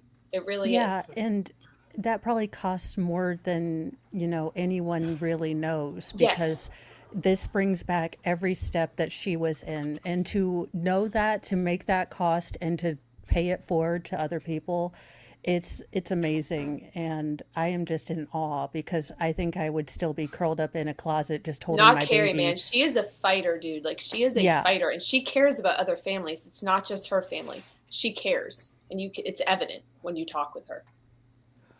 All right. We now know that ChatGPT is getting way too good, because the chat actually thought this was a real picture. Yeah, this is not ChatGPT at all. No, it's absolutely real. No, it's where do I have? I don't think I have one of her. I didn't take a screen grab and put it on StreamYard. You should have her riding an ostrich. Speaking of riding an ostrich. Riding an ostrich into the sunset. Someone tried to make a picture of me yesterday in yesterday's live chat on Locals of me riding an ostrich. Now, I have a serious problem with this depiction of me. Let's see if I can I access yesterday's live chat? No. Oh, I guess I can't. Dang it. That sucks, because it was funny. Oh, I was excited. ChatGPT made me way too fat. Don't ever give me a double chin on GPT, even if I have one. It's not allowed. That is a bannable offense on this channel. If you depict me with a double chin, even though I actually have one, I will ban you. You will get the ban hammer. You will get this, Megan. You will get tug, Megan. If you ran your mouth like that in real life to me, I will beat you with a fucking hammer. That's right. That's what will happen if you depict me in anything with a double chin. I will get the hammer. For my bingo arms too. What else is ChatGPT for than to make us look better than we actually do? For God's sake, if you're going to put me on an dynasty ostrich focus, not the true life focus. Yeah, for fuck's Screw sake. HD. I'm going Dynasty Vaseline. And I think it was Jameson who did that for me in ChatGPT. If you can post that again, I will show it. It was pretty funny. Post it in today's live chat on meganfox.locals.com or on Twitter. We accept memes there as well. On either hand. No. Okay, what would be the next thing you looked for? I usually have somebody stand with their arms extended and then tell them to turn their palms upward. And usually people are at 180 degrees here, but people who have laxity will hyperextend. And We just saw that. We just saw it. And I was not impressed that she had that. She was not. What? She was didn't not see. impressed. She didn't see the fact that her elbows literally go the other way. You all just saw it. You just saw it. You saw it with your own eyes. Look at her. Look at her lying. Look at. Oh my God! I'm very close to Can the I C put word a right now. request but for we are not the at 2 hours. memers on Megan Fox's? If anyone with the meme skills can put this heifer's face on the lead raptor from the original Jurassic Park, because I just had a look. I think it would be hilarious. Also, I already see it in my imagination. If you could make it real, that would be awesome. Jen the Couch Fairy says, "I am not impressed by this witch." Yeah. Yeah, me neither. Yeah, we're not impressed with you, Stevens. We're not. Yeah, Impressed we're with not you. impressed with you. I'm adding Kathy. I'm adding witch sighting back to the bingo card for tomorrow. Let's see, Puzzler, thanks for the 5. By the way, thanks for those of you supporting the show and sending super chats and super tips. I really appreciate you. And if you want to send a super tip with AI voice fun, it is supertip.gg/Megan Fox. It is pinned to the top of the chat, and it is a lot of fun to have my super chats read to me in my own voice, my dad's voice, Auntie Bev's voice. We got a lot of voices on there. Nick Ricada's voice. It's a lot of fun. Hey, Check it so, out. State Lies. You can check that off. Oh, yeah. Jesus. State Lies. State Lies. Puzzler, thanks for the 5. All the healthy Toronto Blue Jays need to flee to the border for safety. I agree. I mean, are the Blue Jays next? I mean, for God's sake, they need to flee to the asylum. Claim asylum in the United States. We will take you. Something to bark about thanks to the 2 Hey Raws. Where in Arkansas? Come visit. Do you want to dox yourself where you are or no? You don't have to. Northwest. Okay. All right. Let's see if we can get through more than 9 minutes of this testimony. Okay. So she couldn't do that one. What would be the Lies. fourth thing that you would look for on a Biden scale? You have someone stand, and then you tell them to straighten their legs and lock their knees backwards as far as We they will go. just And if saw they bow this. backwards, that's a positive sign. Was she able to do that? No. Oh, What you would be liar. the next thing that you looked for? And the next thing is to We can't stand, drop the put your C feet word yet, together, Flux. keep your knees straight, bend straight over, and try to put your palms flat to the floor without bending your knees. She's not able to. That's the one she said she can't do. That's the Right. only one that she said she doesn't do. But we have seen her knees go backwards. You all just saw that. I zoomed in. Her knees go hyperflex. It is very clear. I'm not a doctorologist and I can see it with my own eyes. This bitch is lying. Happen next. I'm That's the trademarking total. doctorologist. That's the 9 points. And You so should. out of those 9 points, I gave her this and this. Okay. Is You the lying joint sack of- hyperflexibility something that could be evaluated differently on different days, or you can either do it or you can't?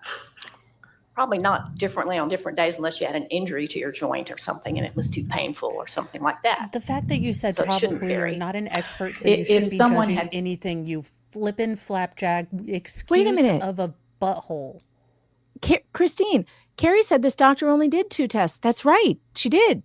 She said she only did the 2.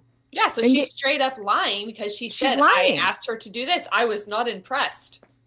All right, send this reptilian straight back up to Quasar where she goes. Holy cow. This is Okay, chat, help me out. Who maybe does she look has like? It's the male dementia. actor. Maybe she has dementia and she just doesn't know what she did. That's Because possible. why would you lie about the test that you did in your perjury? I'm putting perjury on the bingo for tomorrow. Boy, the bingo is going to get big, you guys. The bingo is about to get, this is going to be the most epic bingo we've ever done. The On bingo's this about to get channel. squunched up, MFers. About to get squunched. Bruce the Moose says, as a mooseologist, I object to this witness. Yeah. Bruce, it's good to have you here. I love you, buddy. How's the life in the van? Have you made it? Are you full-time in the van now? We need to catch up. Dude, we need to catch up soon. Let's do a Laura Owens stream. I need to raise the rest of the money to pay for the hotel that I just put on my credit card without the funds. So, You sound like me. don't tell Mr. Fox. Yeah, like just between you, me, and the gals on the internet, that quad pay is totally not a thing. I hit that button that was like pay later, book now, pay later, and I'm just counting on the chat to save me from that one. But you guys did pay for the airfare, so I'm all set up with a trip and a hotel for the Laura Owens trial in San Francisco in October. And I got to do a stream on that soon so that we can get all caught up and I can finish fundraising the money that I just put out that I don't have yet. And it's going to be great. All right. Here we go. Scored it as high as an 8. Would you agree or disagree with your assessment of her performance on the Biden scale? I would disagree. Why? Well, I just went through what she could and could not demonstrate for me. And so I only got 2. And you only asked for that's 2. what I gave her, 2. Is there anything to do with the texture and appearance of the skin when you're evaluating someone for EDS? Yes, the skin is usually very soft or doughy is the description, and it's hyperextensible. And what you do is you have someone put their arm out, and this part of the skin here on the forearm, you take a hold of it and you pull it up and see if you can pull it up at all. I sometimes check here and here as well, but usually you can see it in different areas where there's elasticity. Wild Bill touch their Was skin. her skin elastic? Didn't seem to be to me. Did she seem to have those doughy qualities? Not particularly, no. Are you? You just saw her. You just saw her pull her neck skin.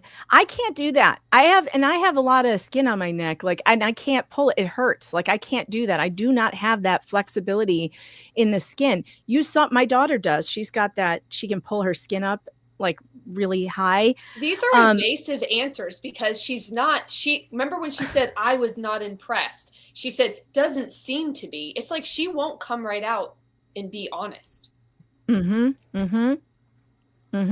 Evasive answers can be checked off on the bingo card. Yeah. For those of you playing along, let's see. We have evasive answers, free space, state lies, hair talk, what a bitch, lazy investigator, Judge Werther's break, and blink rate anomaly. I just need a sidebar for bingo. We haven't had a lot of sidebars in this trial. It's funny. In fact, I think we've only had one.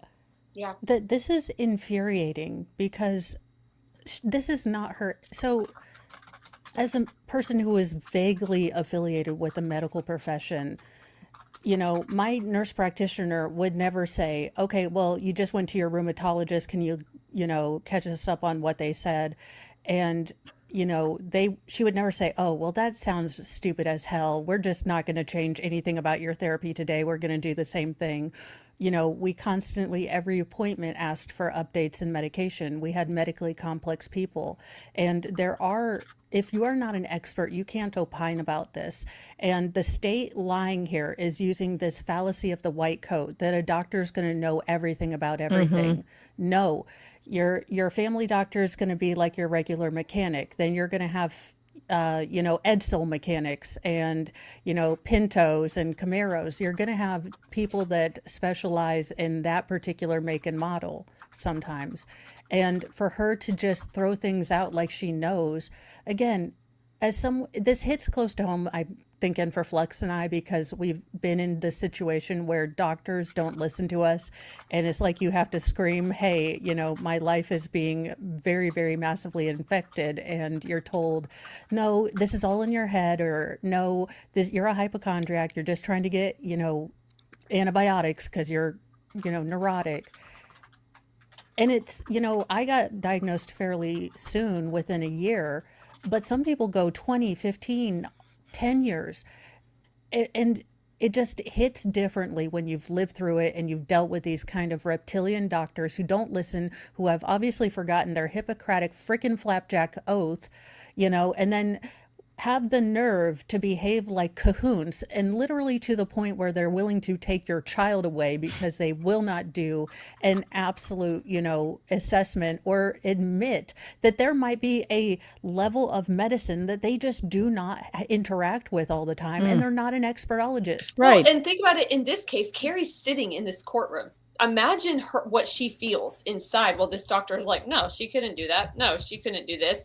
And it's like stressing Carrie out to be able to say, yes, I can. So yeah, it's bad enough if a doctor doesn't believe you or trust you. How about if they freaking lie to a jury and you're looking at 85 years in prison for a crime that never occurred? God. Because that's what Carrie was looking at. It's awful. Yeah. And she's doing it with impunity. She doesn't care. This isn't keeping her up at night. Yeah.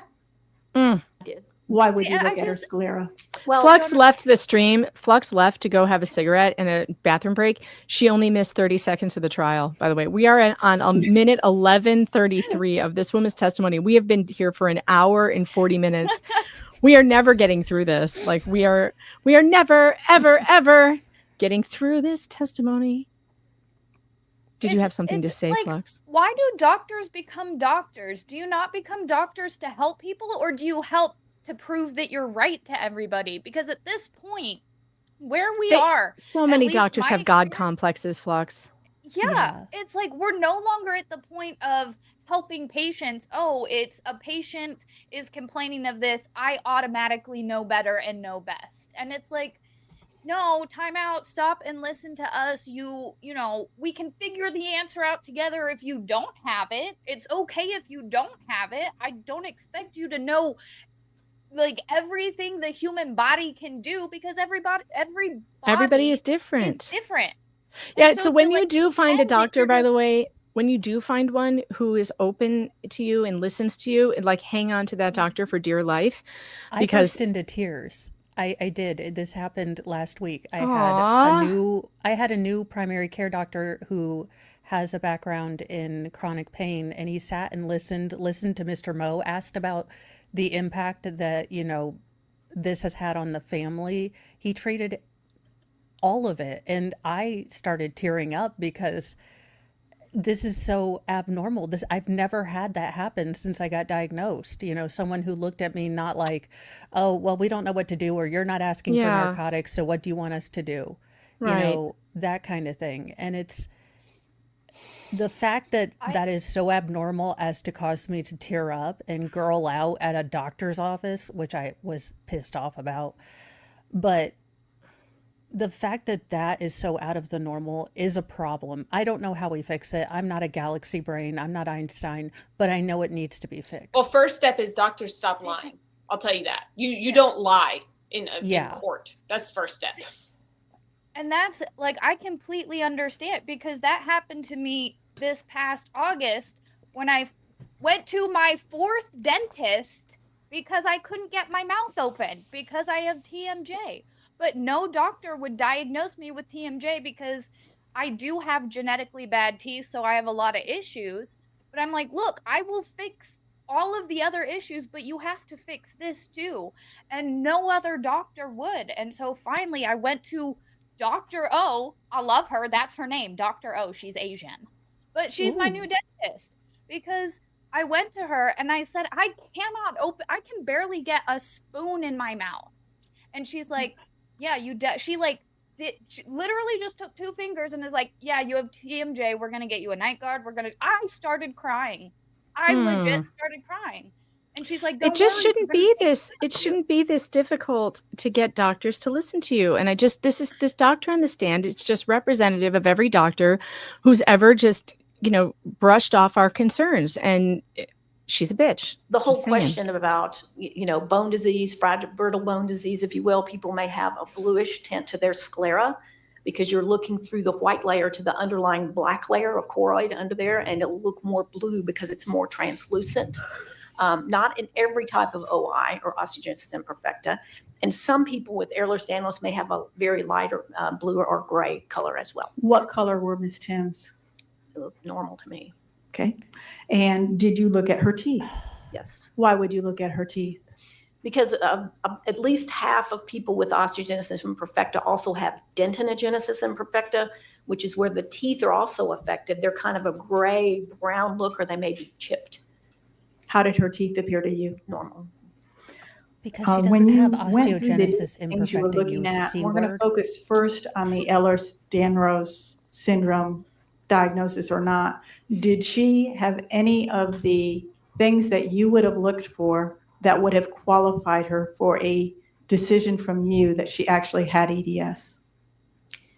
No, not based on what I just described to you. Okay. Did she have some symptoms, lightheadedness and things like that she complained about? Yes. But could I demonstrate anything? No. Based on your physical observation of her in your office and the different tests that you performed, did you diagnose her with EDS? I did not, but I did not fully unclothe her and do as in-depth an evaluation Oh, had she been my own patient. Did she try to show you any scars? Really? Why would that be relevant for an EDS diagnosis? Because scarring tends to be abnormal. Usually we knit up our skin really nice, thin scars, but people with EDS, it'll kind of stretch and look more wide and wrinkly looking, like a poorly healed scar. And what scar did she show you? I think she had one on her elbow. I can't remember. It didn't look impressive. Did it have the characteristics that you would associate with EDS? No, Why not? it didn't look like I just described. Okay. What about hearing loss?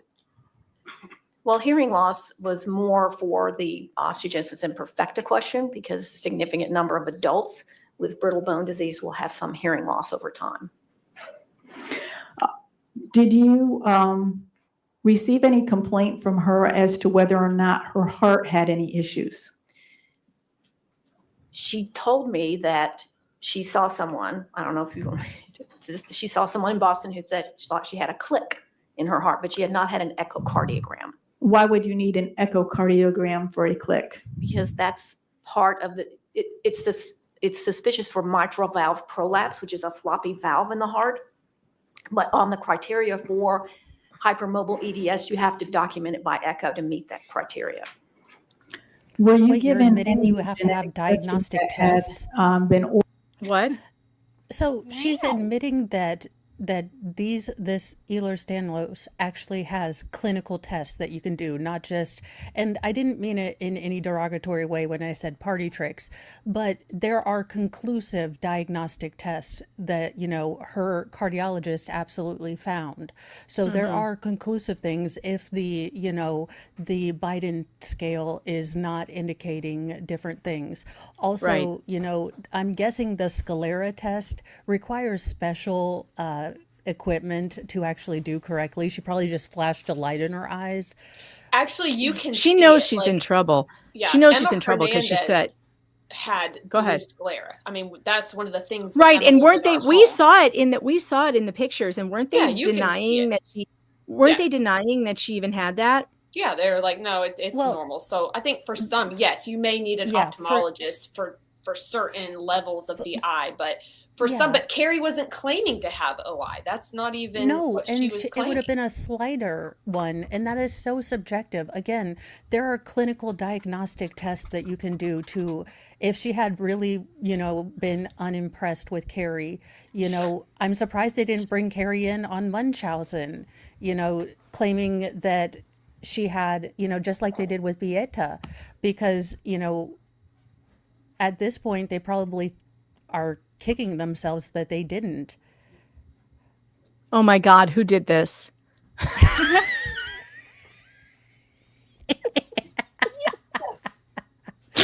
Oh my God! I'm gonna save these birds. It's the last thing I do. I swear to God, I love it. You look beautiful. Yeah, I like it. Actually, that is ChatGPT.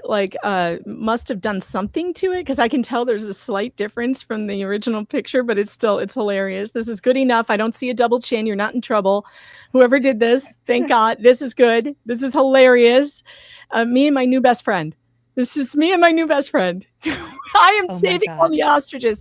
Don't you? You're gonna have to go through me first, Canada. I'm telling you. We need just the two of us with Megan and the ostrich just dancing and then building castles Somebody in the needs, sand. yeah. Somebody needs to do a an AI video, yes, of me dancing with that ostrich. Please, someone, please, You God, need make to that put happen. the ostrich in the river dance with you. Oh yes! Oh my gosh, yes, it'd be like Fantasia, but a Fantasia I would watch. Yes! Look at this. JKD Buck has nailed it again with the meme. John Hurt had a sister? Oh my gosh.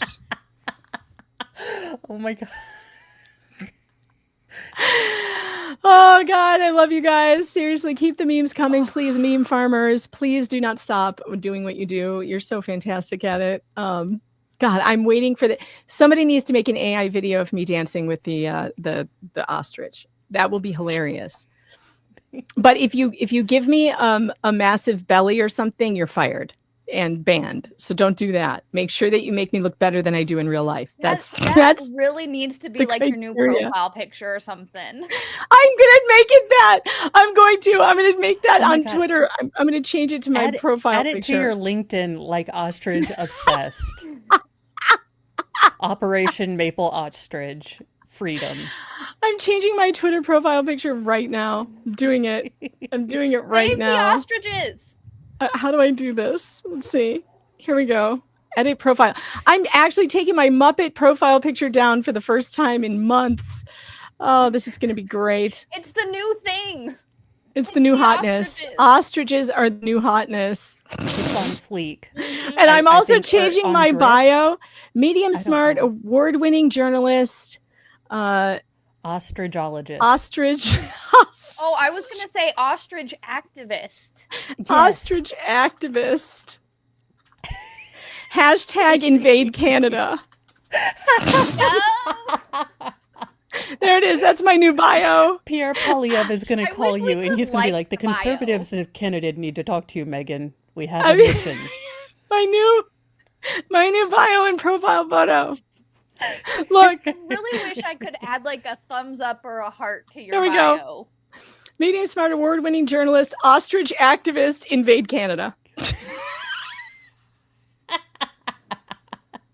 It is my new goal in life. I've become an ostrich activist. I definitely need to write something for PJ Media now because I have to make it official that I am on the bandwagon. I'm very anti-war, but I am now ready to drop bombs on Canada. Let's go. Let's flocking go. I will not put up with this flocking aggression. This flocking aggression will not stand, man. It will not stand. Hashtag ostriches matter. The honkening deuce. Who's the Prime Minister of Canada now? Is it still Trudeau? No, it's No, it's Conley. Who? Yeah, it's McConley or Whatever. I'm going to chase him into a hole and drag him out of it on film, just like Saddam Hussein. That's what's going to happen. oh It's my gonna god, happen. unleash the only win geese. by like 15%. Yeah. It was a bunch of people that were really afraid and mad at Mr. our president. At Orange Man, so they voted weird in their Okay, country. to be fair, That's how I'm it mad at works. him because he hasn't renamed anything like Mountain Dew. You know, if we're renaming stuff, I would like the Bay of Cheeto or something, you know. All right, listen, we are only 14 minutes into this. The chat wants to get to the cross-examination. Now shut up. Well, can't we just go? Can we speed through And the what line was stack of significant crap about state and the just go to the testing that cross? you were Well, provided for your I mean, we could, but I feel like we're getting good information here. analysis? You know what? We'll speed it up It was a little. a test that was sent from CHOA to the University of Washington in Seattle, and it was for the three common genes associated with osteogenesis imperfecta, the types that we see that are not, like devastating types that you would know the second you walk in the room. They were the common autosomal dominant OI, osteogenesis imperfecta genes. Two of them had no changes, no abnormalities in them. One had what we call a variant of uncertain significance in the collagen 2A1, 1A2. Do you want to take them one at a time? If we're going to label the first one coli A1, was that normal or abnormal? No. If we're going to label the second one IFIT-M5, was it normal or not normal? If we're going to label the third one COL1A2, was that gene normal or abnormal? There was a variant of uncertain significance noted in that gene. Did you look into that further? Yes. And can you explain first in plain English so that us that are not geneticists would understand what a variable of unknown significance is and what it means in a medical setting? So the way I think about it, the way I explain it to people is a gene, it has usually thousands of letters that make up its code. It's very specific to the gene. If you change one of the letters, two of the letters, three of the letters, that's called a variant. So it's different than what we normally see. But the variant sometimes doesn't hurt the gene at all. The gene couldn't care less. It works just fine. You would never know it's there. That's a benign variant. We don't care about those. They don't do anything. And we all have a bunch of those. Sometimes if you change the letters in the gene, then that variant, and sometimes will make it so the gene can't work anymore. It disrupts the gene. That's called a mutation. And those are important to know about. Then you would have whatever goes with that gene, whatever disorder, because that's a mutation. But if you have a change in the gene, a variant in the gene that there's not enough data, there's not enough scientific evidence to say that's a benign variant, don't worry about it, don't pay attention to it. Or that's a harmful variant, a mutation, pay attention. If there's not enough data to say which one is it, we call that a variant of uncertain significance, kind of in a gray zone. Until we get more information. Not attribute disease to those. We do not make medical decisions based on those. We see them all the time. I see them all day long in my clinic. And when they get reclassified, eventually, over the years, more data will come in, more patients will be in these databases. Most of them turn out to be benign. Okay. Not all, but most. When you have a variable of unknown significance and you're looking to include or exclude certain syndromes or conditions, do you then look to the physical characteristics of that person to see whether or not they had those conditions? Yes. Did you do an assessment of Jameson in this case? I did. Can you tell the ladies and gentlemen of the jury what physical exam you did and what the results, if any, were? Well, I examine people from head to toe when I see them in my clinic. From the top of their head, we feel the soft spot in the baby. We look at the hair, the facial features, the eyes, the mouth, the teeth, everything, all the way down. Listen to the heart, examine the abdomen, look at the limbs, do a neurologic exam, muscle tone, reactivity, skin exam, all of that. And in Jameson, how did he appear when you did that type of an examination on him? I didn't find any. He looked like a normal, healthy child to me. How old was he when he was in your office? 8 months.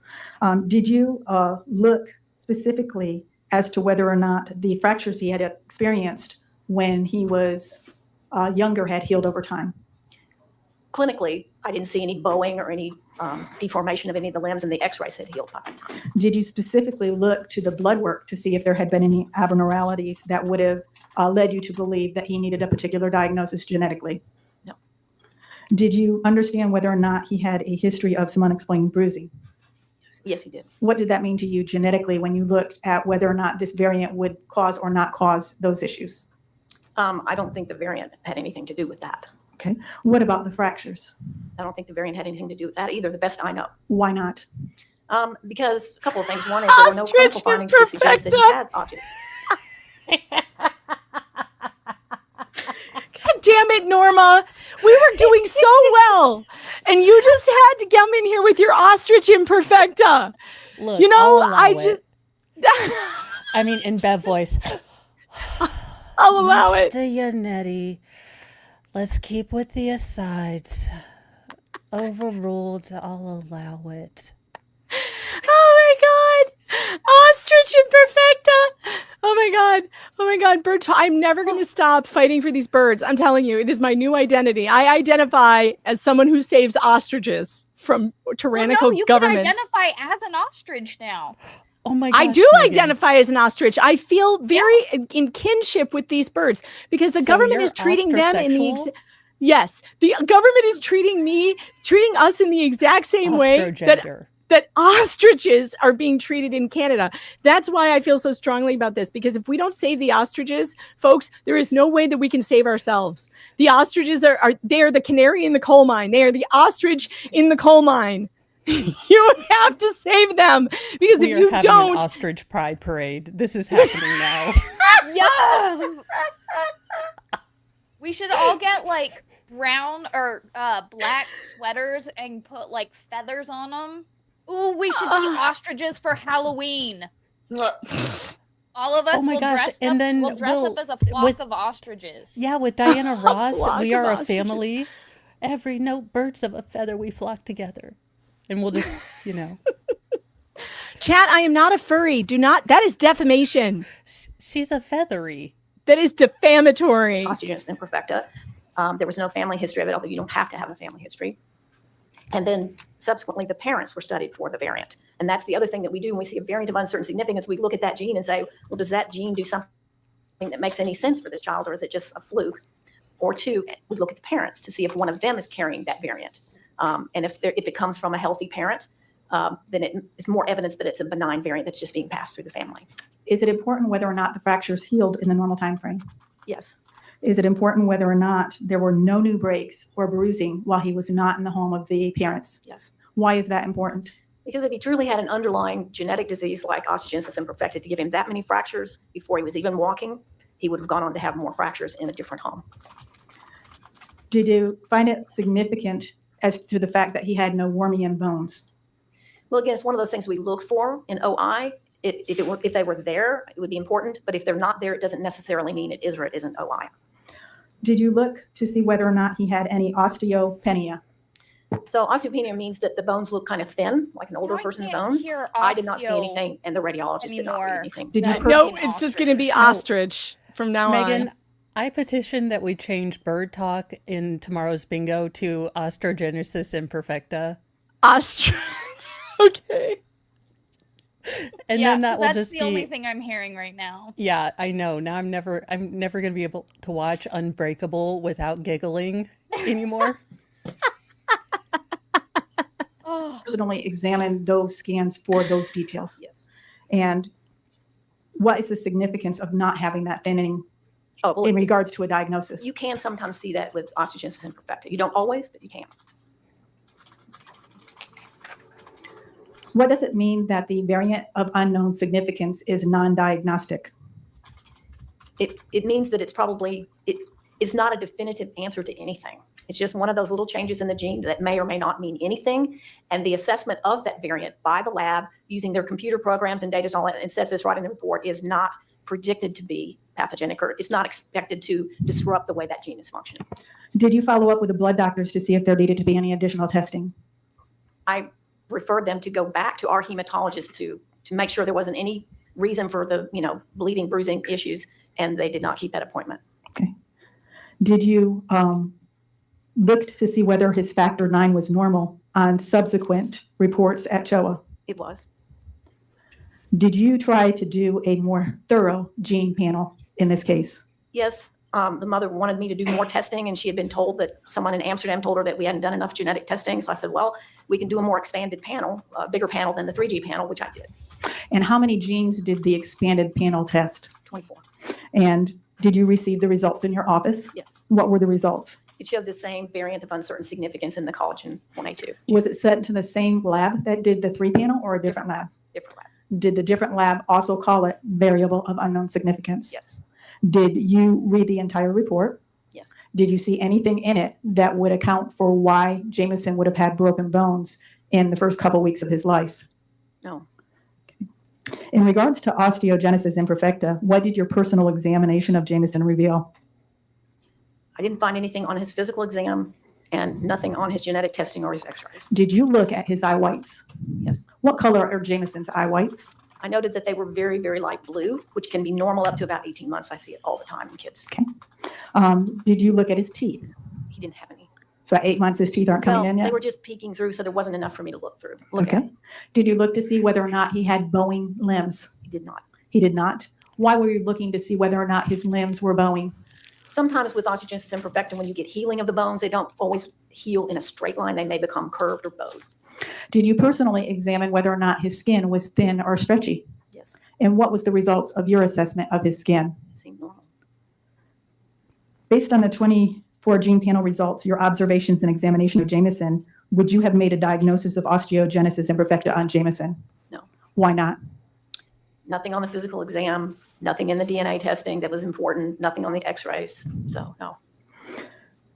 As to the Ehlers-Danlos Syndrome, is it medically possible to diagnose an infant with that syndrome? No, you're not supposed to diagnose it under the age of 5. Why not? Because almost always children are very flexible. Bendy baby. They can move around a lot more. Their skin may be a little more flexible. So we're really not supposed to diagnose it under the age of 5. Did you see any convincing features in Jameson's mother that would make you think he had inherited an EDS syndrome? In her? In her. No, as I said, she only had 2 out of 9 points on Biden's scale, and skin findings were not that impressive to me. Is there a genetic test for hypermobile EDS? There is not. Is it the only type of EDS that currently does not have a genetic test? That we know of. Okay. Is there a medically accepted criteria that should be followed before diagnosing someone with EDS? Yes. What is it called? Well, and I don't know if y'all have already talked about this, but there is a scale. This is a diagnostic criteria for hypermobile EDS that every geneticist I know uses, and it gives you all these very detailed diagnostic clinical criteria. Because we don't have a gene test, we have to go by clinical criteria, meaning you examine someone and you get a history and you rule out other things, and you do this Biden scale I was showing you a minute ago. So then you score somebody on this sheet. Based on her low score on Biden, the fact that her scarring appeared normal, the fact that she did not seem to have the doughy skin, did you even complete that assessment of her? No, I just did a brief assessment of her. In the medical geneticist community, is there a correlation between broken bones and EDS? It's been controversial whether or not that adults might have some increased number of fractures, and maybe even some older children, because once they become ambulatory and they're running around playing, they fall more because they're unstable. But with infants, no data at all. No indication that infants. Well, she should just be said more that they Is won't it even diagnose part of the them. criteria to determine whether or not someone Right. under age of 5 would even have? She did. I mean, she's like, we can't diagnose babies. And then it's like, do you ever see babies with fractures from EDS? No, we don't. Think about that. Yeah, again, she didn't appreciate anything. Again, she didn't use the full diagnostic sheet. She just admitted to, like, I didn't believe her, so whatever. No, and for anyone who has not caught this, just in case you haven't, the variant of unknown significance that came back twice for Jameson is directly linked to osteogenesis imperfecta. That's what that is linked to. So Carrie has EDS. They believe that Jameson does based off clinically from Dr. Hollick. And then you have this gene that is showing you there's a variant of unknown significance with a problem with this gene. So that's two different things coming, So there is Ehlers-Danlos and then there is OI. Yeah, and you can have a medically complex baby who has, leanings towards this. These are completely, one gene can be responsible for several different things. Yeah. And that's also what she's not telling you. She's not telling you, okay, well, it's of an unknown significance, but when we see this here, it is linked to this. They haven't done research. That doesn't mean that the correlation doesn't exist. It just means they haven't researched it. If you look at the families that we support, the data says EDS can have fractures. And I'm certainly not a doctor, but based off of the families we support who get an EDS diagnosis and their baby was found to have a fracture before they were mobile, sounds to me like there's enough data. Get on Parents Behind the Pinwheels.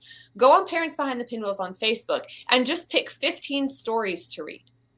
And you will see fractures in non-mobile babies and then a diagnosis later. A lot of times it's OI or it's Ehlers-Danlos. So yeah, to her, there's no data, but she's saying this variance of unknown significance isn't even important, and she didn't even actually do the full scale for Carrie. So how can you take her data as truth? And what the state doesn't... No idea. Well, what the state doesn't realize is that Flux and my experience with doctors, everyone is going to have a doctor that didn't listen to them. And if you're like Flux and me, this is an immediate turnoff. So what the state doesn't realize is that by presenting her and speaking or seeking her as authority, there are those of us that are going to be exactly turned off right now by the way she's acting. And we've known doctors like this. So that's what the state doesn't understand is it's a double-edged sword, because you might have a couple jurors that are like, oh, well, a doctorologist is saying it. But the other ones are going to be like, wait, no, this doesn't sound like she's paying attention to anything and she went in there with an agenda. That's what this sounds like to me. All right, folks. I have been given this in email. This is hilarious. What the hell is happening? Hold on. Here we go. I wish I could make this bigger. I don't seem to be able to make it bigger. All right, river dancing. I think we can check off of the list now of the bingo. Oh my gosh.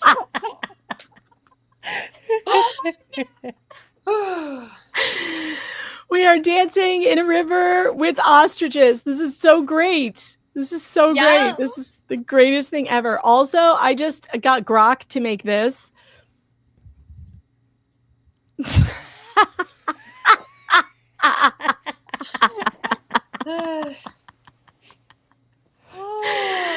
I know, Canada, if you need a place for ostriches to go, I think one will fit in my studio just fine. Look how it works. Look.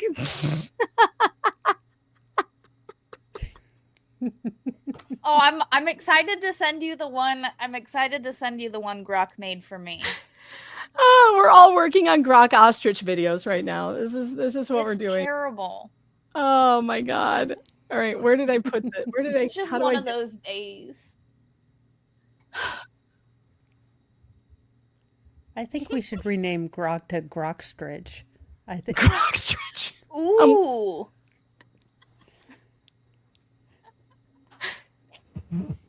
Oh, good Oh my Lord God, in we need heaven. an oil painting with just like one of those old 80s glamour shots where they had you and then you in the background in soft focus. And it's like Yes! Megan, the ostrich, and they're, we need a glamour shot, Didn't really have anything ostrich. physically that made me think of it anyway. We do. Did you see anything that would indicate he had any metabolic bone disease? No. What would metabolic bone disease be defined as?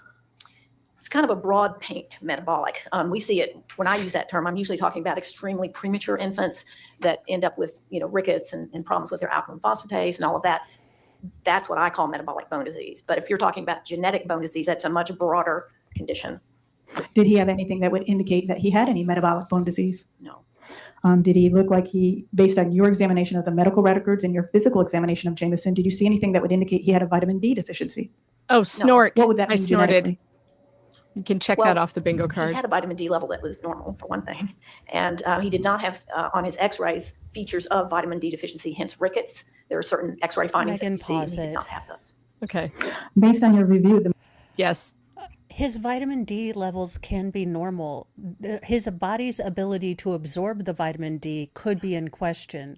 So this is a roundabout way of getting past this. Your vitamin D levels can be normal, but if your body can't metabolize and turn those into building blocks for your bones, then yeah, you can show normal, but you have a bad absorption or malabsorption. Yes, I hate this woman. Absolutely. Yes, we hate her. That has been established. Yes, that's absolutely true. And also, it appears there is a super tip waiting that needs to be played right now. Thank you, Tammy. I need a White Claw and go back on rewatch of what I missed of this trial.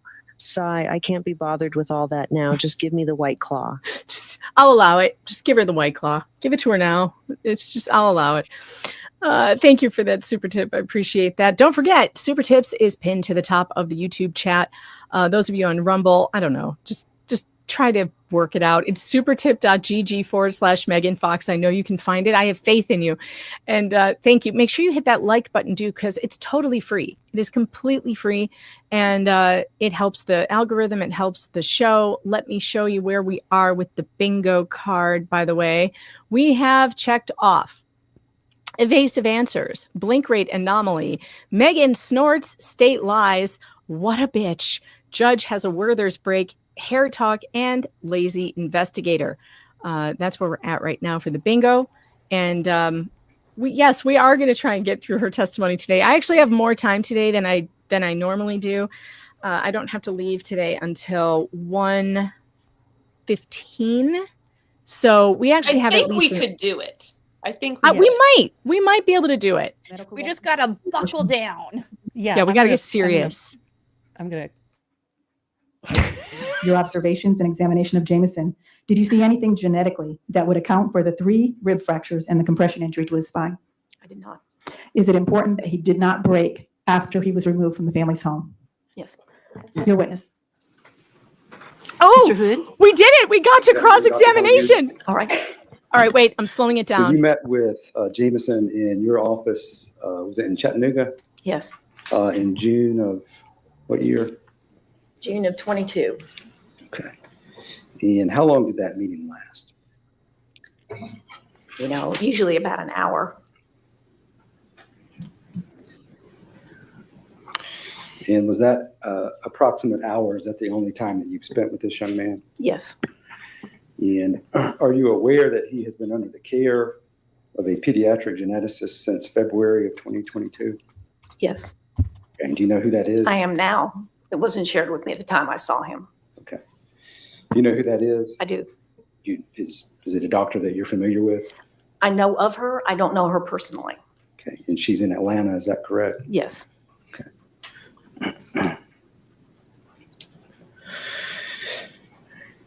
And I would presume that you would agree with me that you would get a better feel for the condition of a patient after treating that patient for 2 years than in 1 hour. Is that correct? Sometimes.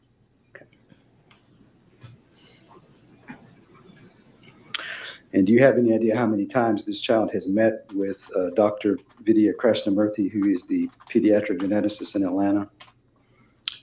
I think there were at least 3 or 4 times, but I don't know personally how many times she met with him. You don't know how many hours they've spent together? I don't.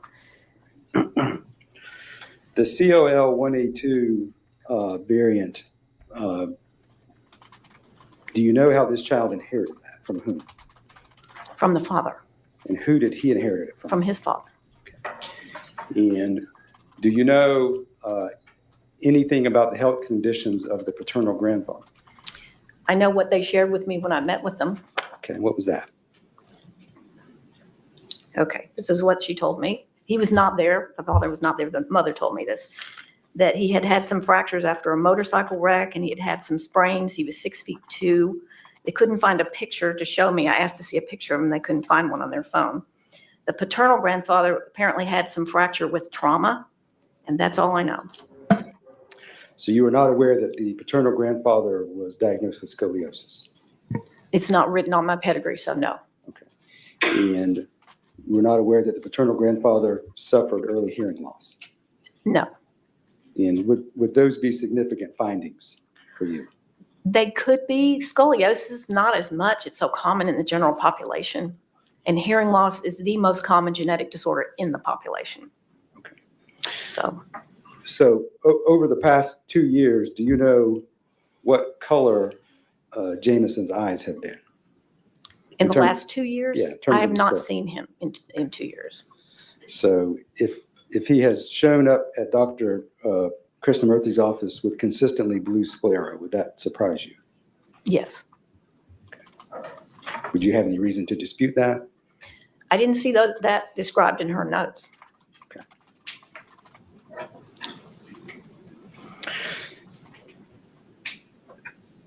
Variant of unknown significance. You indicated that it's something that may or may not be significant. Correct. Correct? And you indicated to Ms. Fox that I got it, Jameson. Thank it's you. not anything that you would use to make a medical decision or a medical diagnosis. Correct. Is that correct? You understand that those people sitting over there are not being asked to make a medical decision. They're being asked to make a legal decision. Do you see the distinction? Yes. Okay. I'll ask you a question that I asked Dr. Brown from CHOA.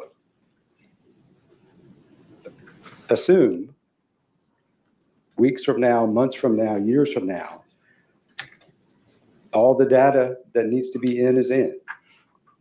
And we find out that this variant at COL1A2 is in fact pathogenic. Would that change your opinion on this case? Well, then why wouldn't the father have a Y and the grandfather have a Y? Because they have the same variant. Yes or no?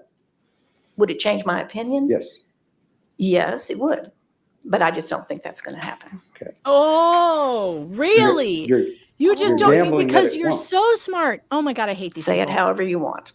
I have to Cunt! make those kind of judgments every. There it is. Wait, the seal has been broken, Flux. You and The I, seal? the operatic chorus. This me, fucking cunt bitch. Let me Like see. seriously. But I just Yeah. don't think that's going to happen. And she's Nobody asked actually you. She's a geneticist. That's the thing, is she knows it can change. She knows that it can when more data comes in. They refuse to do his hypothetical question. It takes them so long. Because they Marina know Brown, it's it took wrong. forever. Yeah. Okay, again, science isn't settled. Usually you have, again, we build upon things, but how long is she a flat earther? I swear to God, this cunt is pissing off Hagatha, and when Hagatha is pissed, Mr. Mo better bring me the blizzard that I demanded, and then you've been asking for that Dairy Queen blizzard for days now. I really think Mr. Mo is in trouble if he doesn't get we have ice cream at home, and if anyone not has that you seen don't the say that to your internet- wife. That's what you say to your kids, but not your wife. I was like, Britney Spears. I don't care if we got Britney Spears at home.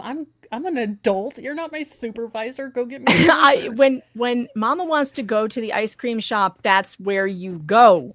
I pull that we have ice cream at home line on my kids all the time. But Mr. Mo, you're gonna have to pull out the big bucks and get the blizzard. What is it now? $1 for a blizzard? Like how much could it possibly be? I figured it out though. Justice for Mo. This is the wife of that doctor from the Laura Owens trial who delivered all of those babies that said The it dribbler? was possible. Yeah. They dribble before they shoot? Yeah. And that, intercourse isn't necessarily needed for pregnancy. You know what? I actually happen to have that clip available right now because I just found this on Twitter the other day, and I actually have this available. We are going to play it because look, It's we her have husband. Flux is saying, can you guys see that? Is it on the screen? Yes. I can't tell because I'm on a different page. Okay. This is the guy. This is the guy that this woman is reminding us of. You are rubbing genitalia together. How much weight do you assign to the fact that Mr. Eckers died of sexual intercourse? Is that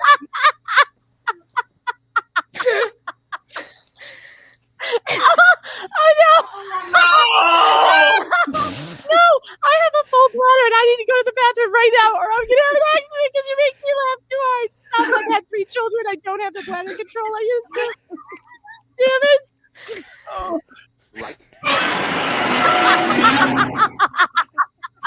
Okay, now you lost your shit and you didn't get to hear that. This was very important testimony, Jeffrey. Now listen closely. Oh, you you are Jeffrey'd rubbing him. genitalia together? Is it possible to get pregnant? Guess what my next sound bite's going to be? Died.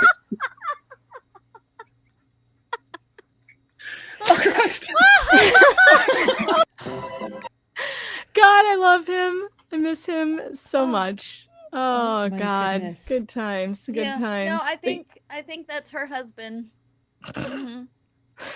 That would explain how they reproduced. I can't see her ever. Please don't make me reproducing. think about rubbing genitalia together with this woman. Please, she's a please. lizard. She does parthenogenesis, where the mother basically clones themselves and doesn't need a man. That's how I imagine she reproduces.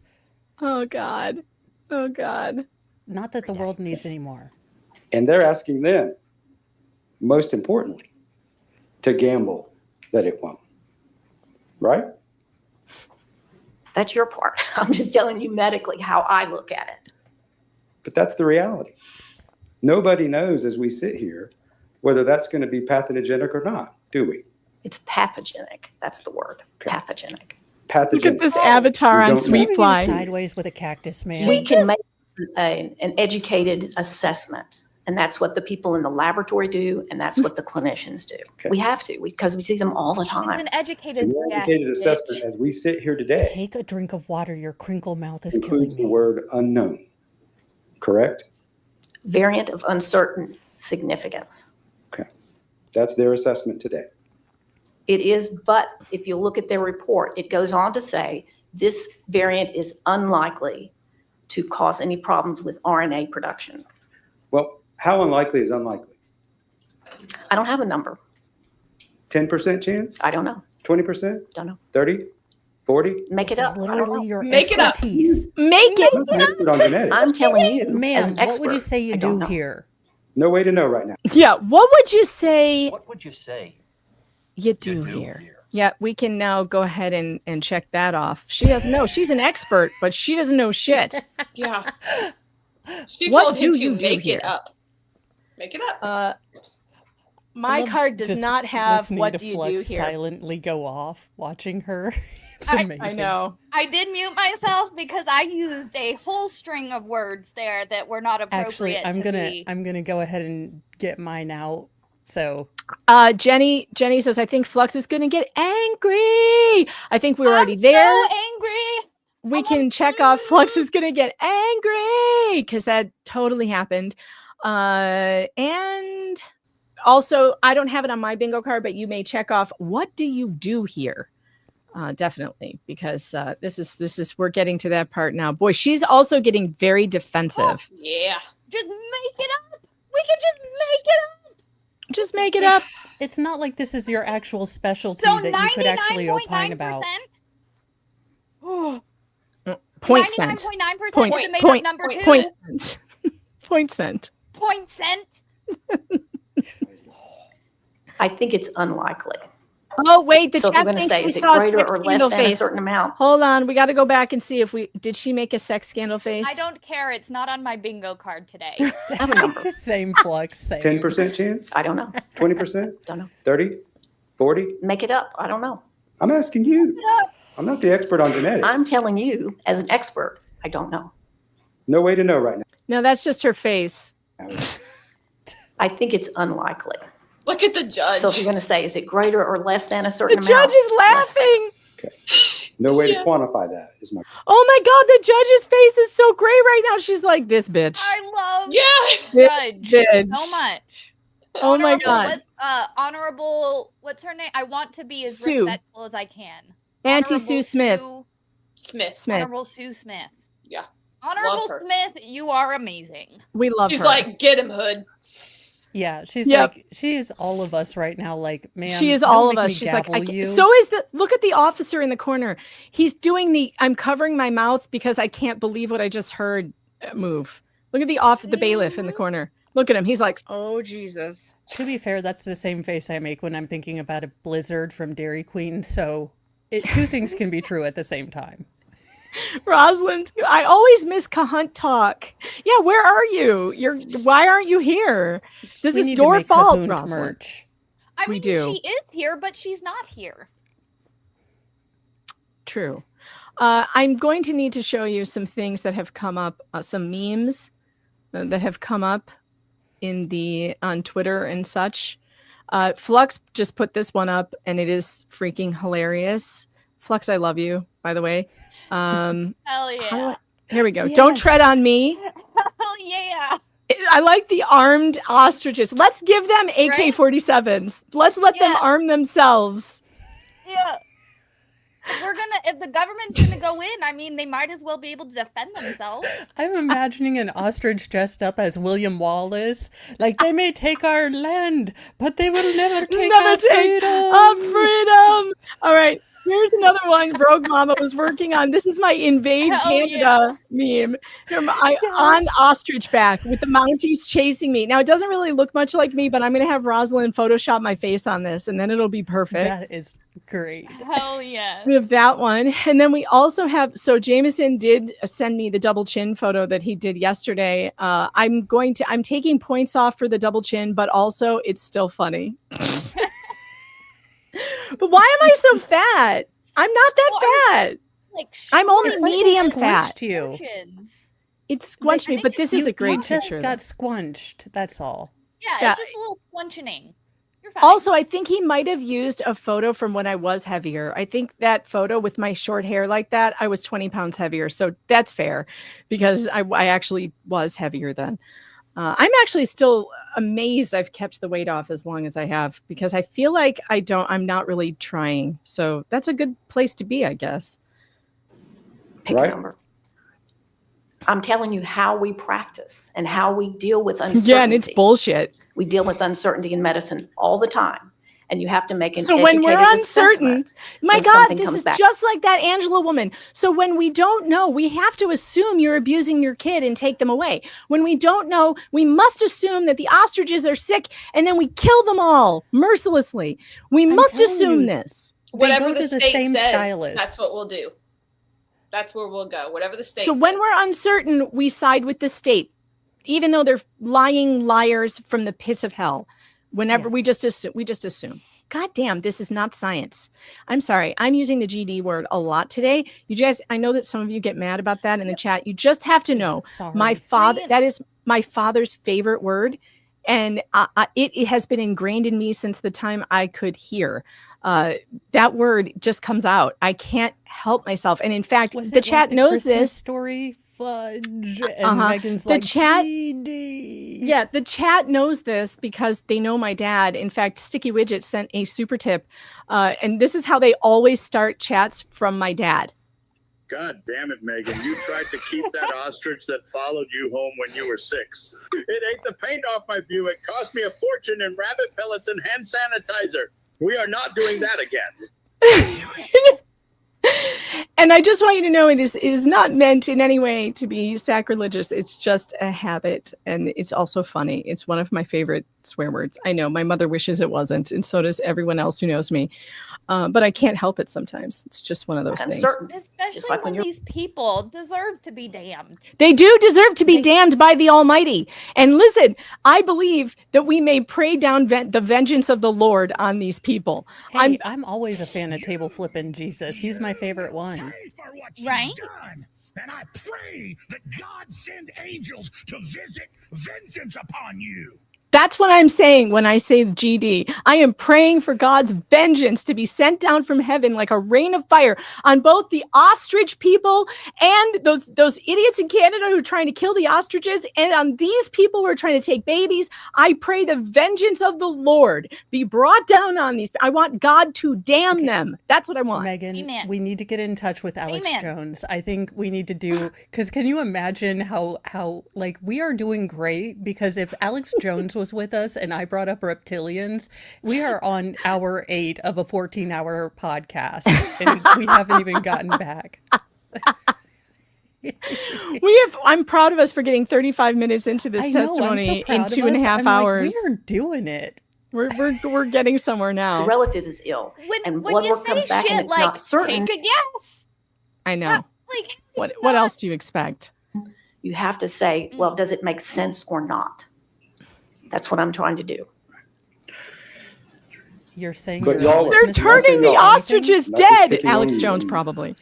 The folks who have sat before you on that witness stand seem perfectly willing to assume that it's going to come back benign, but give no thought to the other possible assumption. Just rule that out. Can't happen. Is that your position? I'm saying it's very unlikely. That's all I can tell you. But you can't tell me what unlikely means. Can you? I'm asking you, ma'am. I don't know. Okay, I made an educated I'm gonna need a Werther's judgment based on my training and experience, based on what I know about genetics, and you don't, that it's probably benign. Okay, thank you. Catherine, I Miss don't Bernard? normally say this, but finish her. Finish her. Fatality. Good afternoon, We need Dr. this Shane, Stevens. whatever his name is, voice. All right, so you work at Erlanger Hospital as well as University of Tennessee, right? Correct. Okay. And Erlanger has TC Thompson, which is the children's hospital component, right? Am I crazy, or is And, today the first day since we're you are getting a the professor microphone of- from the court reporter? No, that is the first day that we're getting the microphone. She got tired of typing all this shit, I guess. So now fair. she's doing the mouth recording or whatever the hell. Pediatrics as well as genetics. How much of your practice would you say is over at the children's hospital? I do full-time genetics, if that's what you're asking me. And I see patients in the clinic the clinic building that's associated with Children's Hospital. I also see inpatients who are actually in the Children's Hospital. So what percentage of your work involves cases like this, where you have a family coming in with members of DFACS and other state officials who've already made accusations against them, and they're coming to you to see whether those accusations are correct or not? Yeah. How many I don't know times the do you do that? percentage. I mean, I see them not uncommonly. So this frequently. was not the first time that you had seen a mom and a grandmother come in with 2 DFACS employees? No. Okay. No, they So do it these all 2 the DFACS time. employees, what was their role during the examination that you just described? They were just observing. Snitches. Did you speak to them at all? I introduced myself and found out who they were, but I don't remember discussing anything with them.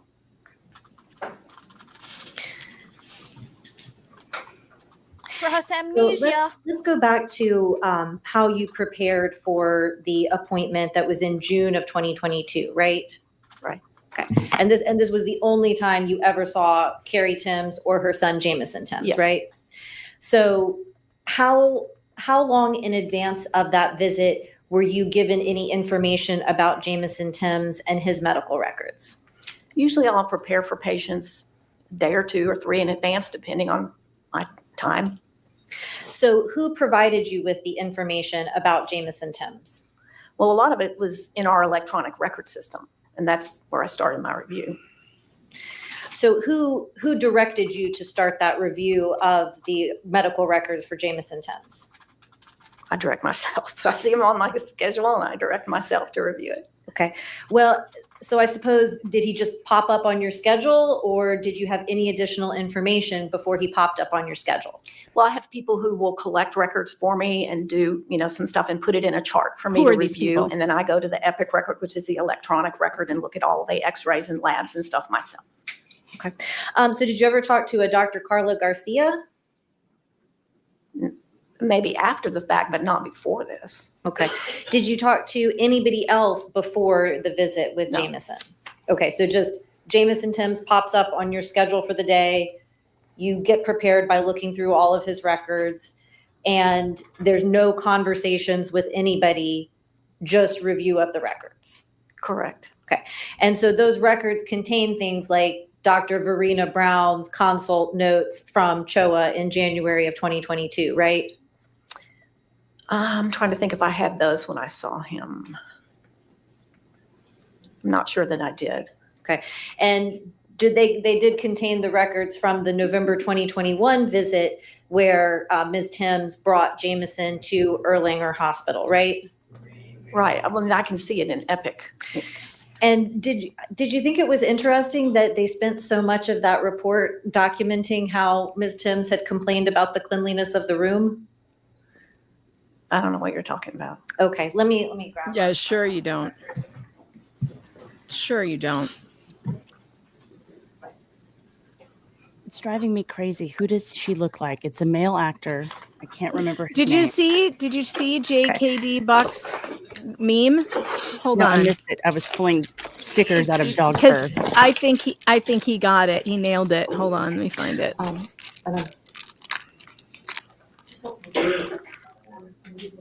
It's cracking me. It's John Hurt. John, if I could approach the Here, witness. I'll show you. Look, Roz. Oh, there's another Werther's break. That's it.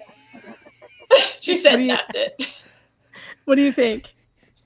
That's it. What do you think, Roz? That's that it. must be it. Yeah. That's He it. also looks like kind of like the kid who was on 10 Things I Hate About You, the little nerdy wimpy kid. So she also kind of reminds me of 10 Oh, Things. yeah. He does look like that. Joseph Gordon-Levitt. Yes. More Werthers.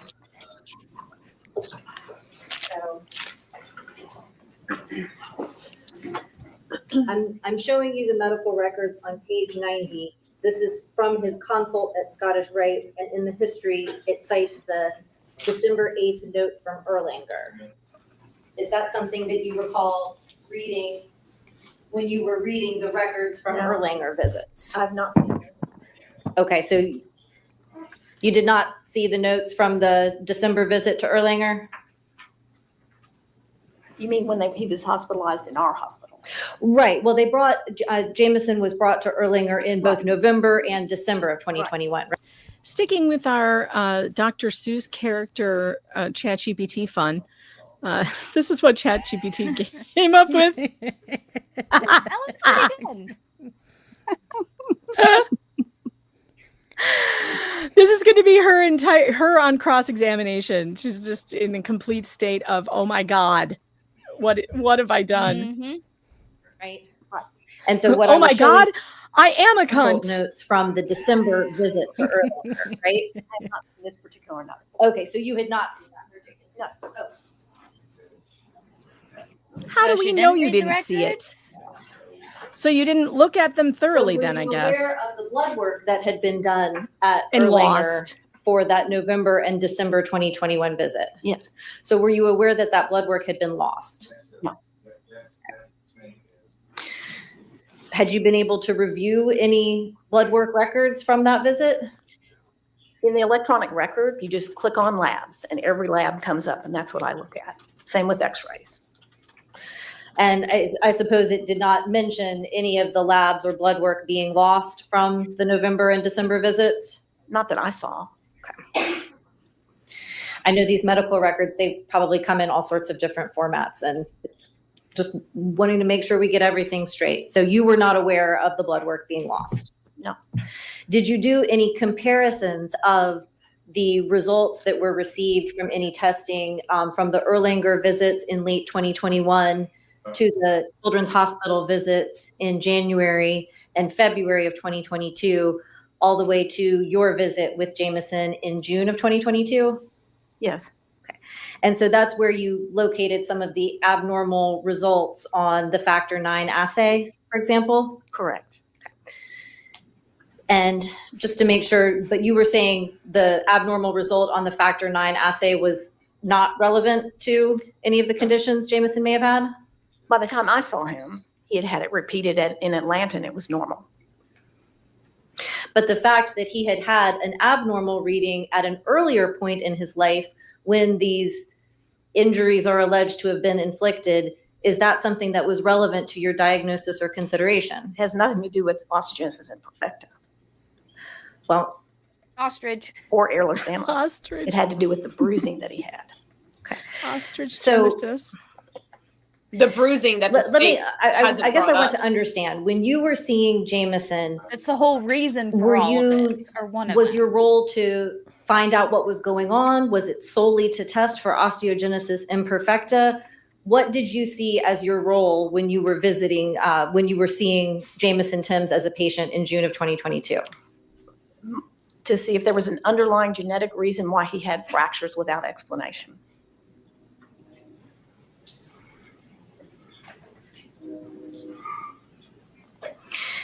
And so were you aware that all as early as March of 2022, that there were individuals who were swearing before a judge that doctors had already ruled out any kind of genetic condition that might have contributed to his fractures? I only knew about the initial DNA study that was done, that it was non-diagnostic.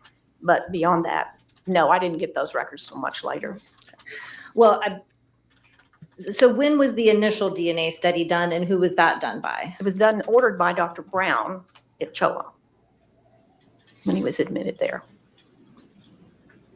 Okay. And did you look at those results prior to your meeting with Jameson? Yes. Okay. And so that's where you discovered that the variant of uncertain significance had been located. And in the genetic testing that you repeated, that same variant of uncertain significance was also present, right? Correct. Okay. So it's fair to say no one is disputing that there is a variant of uncertain significance on the COL1A2 gene in Jameson Timms, right? No, and he had 2 other genetic tests done too that were not shared with me until this attorney sent them to me. Well, and her attorney? I'm just trying to understand, does that in any way make you doubtful about the result of the? Yeah, I caught that. That was weird. Wait, did she say her attorney? Yeah. She said her attorney, referring to the prosecution. Maybe she meant Carrie's attorney. He had 2 other genetic tests done too that were not shared with me until this attorney sent them to me. Oh, my attorney. Even I mean, this attorney. Oh, your attorney, That's huh? not a Freudian slip. Right? Ma'am, you don't Right? have an attorney in this case. No. You're not a party, apparently. So Mhm. why would... And that right there, everybody, that right there tells you everything you need to know. That She's is working for the entire prosecution. Yep. everything. Yeah, but honestly, this is going to look so bad on her. Again, imagine you're a prospective patient and you're like, oh, one of these specialists was on the internet. Let's see how she acts. And she's being totally dismissive, totally arrogant. She's not going to listen to you. She's going to have already made up her mind. So I don't think she understands that, just like Dr. Harpin, what's her face? Harbin Pickett. Harbinger of Death Pickett. That's how Right. I Resting remember. cahoon face, doesn't realize that she is negatively fab. Both of you look fab. I love it. Natalie says when you're trying to get Megan Fox Ryder into an ostrich, but it gives the ostrich Megan's hair.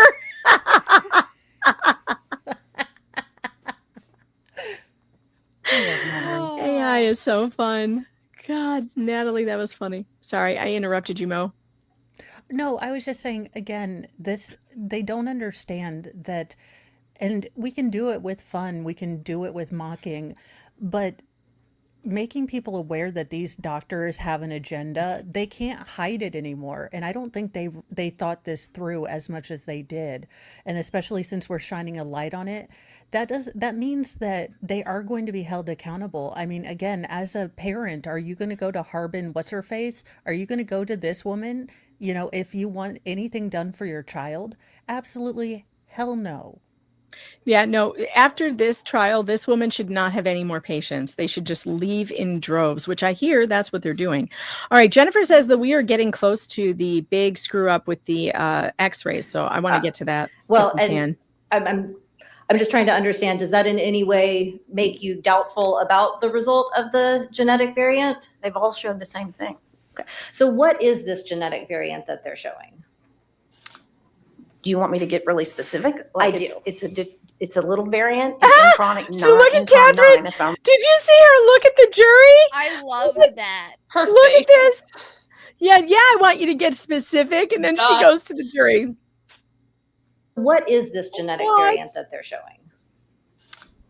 Do you want me to get really specific? I do. It's a little variant in intron 9, if I remember right. And it's not in the X. She looked at them like, can you believe this, bitch? Of course we want you to She's get like, specific. I need her manager. I need. It's on. Again, here my we God, go with Rogue, science. But Well, can you tell us, first of all, because the word intronic is used in about to. extron. So if you can tell us what that means Right. first, please. So exons, part of your genome, you got these exons, and those are the parts that code for proteins. It's only 1% of your genome. In between the exons are intronic regions.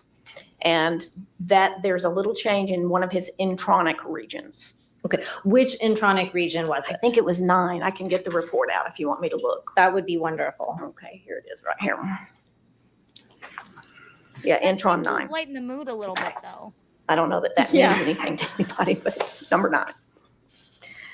Yeah, lady, it means so something. have in the course of your That's why you're there, ma'am, to explain it to the people who don't understand it. That's why you're here. You're the expert. Right. Notice how even when she's spouting out how insignificant it is, less than 1% of the gene is responsible for protein coding. Now, for those of you who aren't into doctorology, proteins and minerals are what build your bones. So if there is a mix-up in that small space, even if it's not in a space where they completely understand what it covers, it can affect a whole lot. I mean, that's where she's lying because she doesn't expect people to be paying attention. But if you know even slightly what this means, she basically just told you how this could actually be fairly important findings and might have a lot. Again, it's just like the vitamin D thing. You can have normal levels, but if your body can't absorb them, can't metabolize those and break down those proteins, then they're not bioavailable. They're not available for your body to digest and utilize. A lot like Laura Owen's babies. research, have you had occasion to research that particular intron? No. Okay. Have you reviewed the work of any geneticists who have researched that particular intron or other introns? Nobody does research on one little intron. It's just part of the global research for OI mutations. Okay. So are you familiar with the work of Dr. Gerard Pauls of the University of Amsterdam and the University of Jakarta? Not really, no. Who would you consider some of the foremost experts on the genetics of bone disorders like osteogenesis imperfecta. Peter Byers comes to mind. Dr. Byton, maybe. I mean, there are umpteen people working on OI in the world. Umpteen, that's a medical term. Well, are you familiar with any I was gonna say, databases is that a that have fake been word? created Another to fake word that track we're using these? to describe real things. Umpteen is actually a word. But Is it really? yeah, Or is it? I thought it was just slang. but it's a word we recognize. Well, yes. It's not but like I would point my- cent. Not slang. Yeah, but I Let would me like see my if it's in the dictionary. expertologist to know how many people are working on this other than Yeah, I like 6 was of like- one, It's- half a dozen of another. It's in the Webster Dictionary. Umpteen is a blend of umpty and teen that means very many or indefinitely numerous. It's an actual word. It's not slang. Genetic variants still and don't like study New the Agey specific dictionary. variants to see I don't know. Now be quiet. if they have any significance and determine if they are going to be benign or pathogenic. There are many databases of variants. And so is that something that as part of your work you keep track of? We use them when we need to. You know, if we see a variant that we want to update, like let's say I saw a patient a couple years later and we say, well, let's get that variant out and see if there's something online. I can see where that variant's been reclassified. Yes, we do that. Okay. And so this variant on, I'll make sure I'm saying, so it's a variant on intronic region 9 on the gene. Is that an accurate way of saying it? Yes.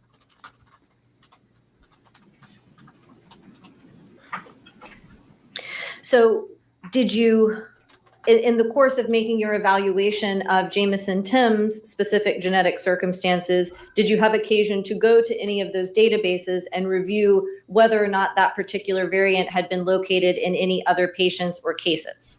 No, that's what the lab does for us, fortunately, because Okay. they have people who sit all day long and do that. And this was looked at in 2 different very good labs a couple of times because different tests kept getting ordered on the child. And so the same sort of analysis was done each time. And they collect all that information and they put it in the report for us. But sometimes I do it myself too. Okay. But in this case, you just relied on what the lab had told you. Did they provide you with any additional information about the specifics of this genetic variant? Like what? I mean, that's what I'm asking you, you know? So I want to drill down on the information that is available to you about the variant of uncertain significance. We know it's on intronic region 9. What else do we know about it from the results? Well, the interpretation was that it was unlikely to affect splicing, which is where you're kind of transferring DNA into RNA and it cuts in different regions and translivers. And the interpretation was that it looked unlikely to be harmful in that process, which means it looks benign. Well, so does something have to affect splicing in order to be harmful? No, but usually. Okay. So the finding from the lab, they said that it was unlikely to affect splicing, but it doesn't need to affect splicing in order to affect the patient and the patient's outcomes? I don't know in that particular intronic region if it has to or not. I do not know.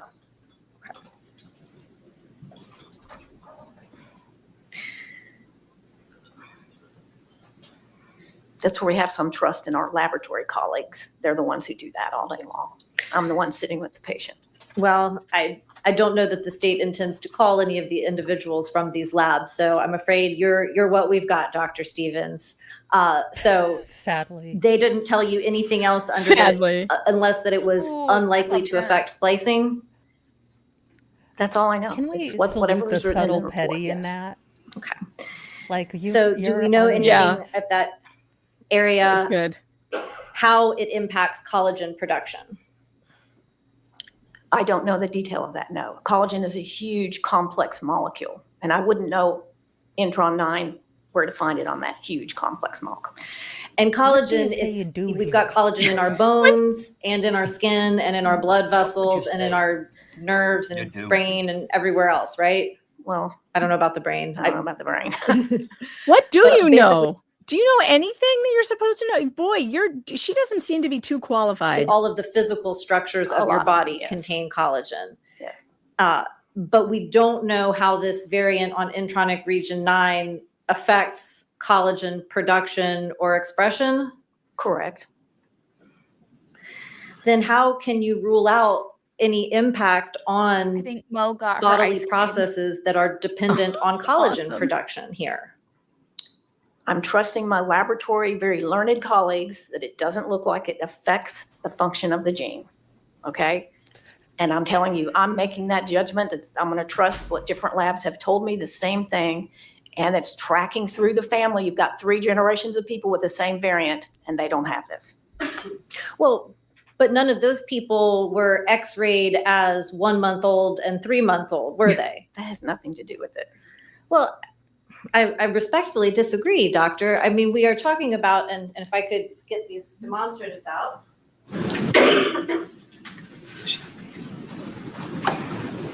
Here come the films. I have a feeling we're about to have a moment. Oh, please tell me she calls herself the science.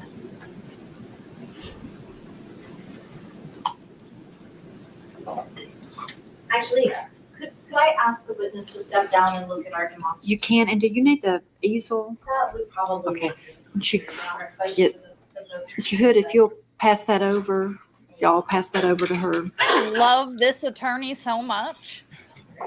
Oh, We're hey, gonna the let them set the prosecutor. easel. She wore her hair down today. I just noticed she's not wearing her bun today. She does have very healthy looking hair, though. I will give her gonna that. say I really like her balayage. Yeah. She's got good color, good shine. It looks like she's used a brush recently. It's good hair. We did this earlier Almost today. like They she said called that her friend over there to use some purple shampoo. Yeah. Oh Yeah. my God, is she one of the friends that's like, no, so you the look ladies and gentlemen perfect of the that jury way, could sweetie? see what you're listening and talking about.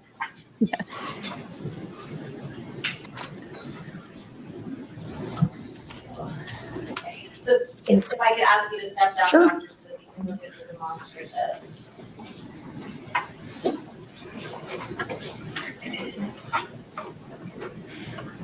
Okay. So actually, let's just go ahead and sorry, Jillian. Can I wheel you around a little so we're not blocking the jury? Okay, so I'm showing you it's been marked Defense Exhibit 1, which is a blow up of 6GG States Exhibit, which is from the January 14th scan at Children's Hospital of Atlanta. Do you note any abnormalities or irregularities here? This was done in Atlanta. This was done on January 14th in Atlanta. I believe they read this one as well. No, I'm sorry. Go back, Megan. Wait. You got it. We missed the sound is so bad. On Right. January 14th in Atlanta. I believe they read this one as well. On January 14th, I believe they read this one as normal. Watch where Look she at looked. Catherine's face. Look at Catherine's face. January Watch. 14th in Atlanta. I believe they read this one as well. No, that was no. I'm sorry. Look. The month's fixed up. Stevens looks right at Fox. She looks right at the DA and she's like, I messed up. Hold on. Oh boy. She's like, oh boy. save me. Object to No, that was Nate. no. I'm sorry. The month's fixed up. Look at Catherine. Right at the jury. I'm not a radiologist. I'm not a radiologist. What did she say? She said, I'm not a I'm not a radiologist. Hey, I'm not a only radiologist. those of us even that do not have our license get to pull the whole "I'm not a doctorologist" BS, ma'am. She used these x-rays in her report. Yeah. So Oh God. she's been talking about them, right? The state asked her questions. She answered all of it. She never said, I'm not a radiologist. But now that she's screwed up, she's like, I'm not a radiologist, guys. The chat reminded me to turn on closed caption. Here we go. Oh, yeah. That look on her. I'm not a radiologist. So I'm not really qualified to read this. Other than what She is violent. Look at Catherine. Bowing, wormy and bones, things that geneticists look for. You want a radiology interpretation, you need a radiologist. And we have talked to the radiologist, ma'am. Did you notice any flaring on the ends of the ribs when you were looking at the scans? Okay. So did there appear to be anything abnormal about the scan? I'm not going to read it as a radiologist. I'm not going to read it. Okay, I thought you had testified earlier that you had reviewed the scans and you drew conclusions about those scans, correct? I just told you. Okay, well, this is the scan. And so There's no osteopenia, there's no bowing, there's no fraying, there are no warnings. I can't see the back of that. But the things that I look for, there's no dwarfism, there's no osteopenia. Those are the things that I look for. okay. I mean, can you even see any irregularities or healing calluses in the scan? I'm not going to go down this path. Oh boy. I'm not going to go. I'm not a radiologist. No. I'm not going to go down this path with you. You're a witness on the stand. You must answer the questions put before you. And she The hell? stated that there were multiple rib fractures in various stages of healing. She's already testified to that. Right. And now she's saying she can't point it out on the film. Yeah, that's ridiculous. Catherine's face is golden. Right. I see. Okay, Well, again, so can you one of my things. I do think, and this is, I've said this for a while. I think lawyers, it's all about storytelling. Who can tell the best story? Who can make the jury believe them the most? Yes. And part of that is your presentation, your body language. All of what she's doing is just all the snaps. She's like holding back laughter. Like Catherine is like holding it back. Yes. She all understands. of what she's doing is displaying to the jury just like, guys, this is who they're relying on to tell you what's what. Like, can you even believe this right now? And that she doctor doesn't have to say it. It's just her face. And she can't even point out to the jury where those fractures are. That's how tiny these fractures in a lot of these babies are. There are chips in the bones, there's lines in the bones, and she can't even, and now refuses to point them out. The judge's face. Yeah. She loves it. But Flux is absolutely right. A lot of lawyers don't understand.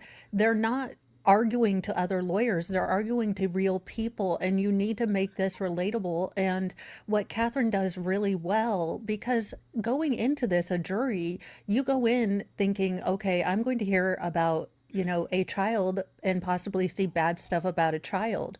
So the defense attorney has to humanize both Carrie and Brady very quickly and, kind of, again, make this something that could happen to you. They have to humanize it and personalize it at the same time, which means that they have to be able to read the room. And the way she is reacting is, again, she wouldn't be reacting this way if she didn't see the jury pulling these same faces. Absolutely. She is able to read the room. So she knows when she needs to be more serious. And she knows when the jury is calling BS too, and she points it out. She's like, "I'm with you guys. Do you guys see this?" Yeah, I have a feeling that she's connecting on a level with the jury where they are both. You know how you can read your friend's face from across the room. You know how like, and it feels that way. It feels like she may even be reacting to what's happening in the jury box. Also, listen, we've been sitting here for 3 hours. I seriously need a pee break. Do you guys want to continue talking while I go, or do you want me to play the song? Does everybody need to go? I just went. I just went. So okay, so you guys can handle this. Flux and I can take off for a minute. We'll be back. The Just Winters are gonna stay here. Yeah, I would agree with what Megan said. That's what I could see, because where I was sitting in the gallery is like a perfect shot of all of the jury's face. In this courtroom particularly, I could see every single facial expression from the jury. And Jason did a great job at humanizing Brady and Carrie. If you point that out, he's pointed that out several times, like, well, we're here today for them. And he'll point to them to remind them we're here because of these folks right here. So they were just a power team, right, Carrie? It couldn't have been any better. I mean, Jennifer knows I had a hard time finding really, really good, attentive, attorneys that wanted to do this job, not just get paid, but wanted to not just do the job, but do the job. You know what I mean? Yeah. So And I went through multiple attorneys to get to Catherine, and God knew what he was doing, because by golly, they were the dynamic duo in that courtroom. They played on each other perfectly. And unfortunately, the sad fact, and why you should definitely, if you do have, breadstick money, you have to pay for that. That does not come cheap. It takes a lot of work for Catherine to have all of the time to research and look into everything, so she can ask the experts the right things, so she can know when experts are totally lying or misrepresenting. That takes a lot of additional work. Catherine had to become kind of an expert in all of the things that Carrie had to become an expert in, managing her own diagnosis, and also, advocating for her son. So you pay a lot for that. And, that's just the reality. So, and you can tell she did well. When Catherine's up there, she and Jason may not understand all medical lingo, but they know what they're talking about. They didn't just read reports. They listened to Carrie. They listened to Brady. They paid attention to doctors' reports. I guarantee you, Catherine especially has learned a lot. Like she's learned a lot of medical stuff, and it shows to me, because here she is. She knows what X-ray this is. The very first thing this doctor says is, "Oh, this is the one where they couldn't find anything, right? They read it as normal." And she looks at the DA and she's like, "No, never mind." And Catherine played off that. She played off it perfectly. Yeah, blows my mind. Blows my mind. And what you say, she reads the jury. This jury, this jury. We had one. I call him a kid because he is a kid. He turned 19 the day after, and once we found out who he was, we went to his surprise birthday party. Him and a twin, and surprised him. It was our first outing as a family. And surprised him at his birthday party, and to thank him for serving on the jury. 19 years old, and he was one that I was very worried about, because these 19-year-olds these days, not to be, judgmental, but 19-year-olds are believing they're cats these days. No offense. So I was very, very concerned with the age group and certain criteria in the jury box. But this gentleman, I will call him a gentleman instead of a kid, I guess. At closing arguments, he listened to Catherine. He listened to Jason. He was nodding his head. He was doing everything.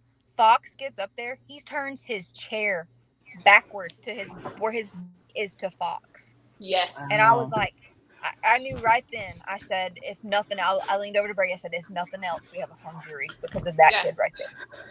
He wouldn't even look at her when they are playing their stupid, little PowerPoint. He would not look at it. He was making all kinds of facial expressions. He's like this. He would not do it. And that did give us peace.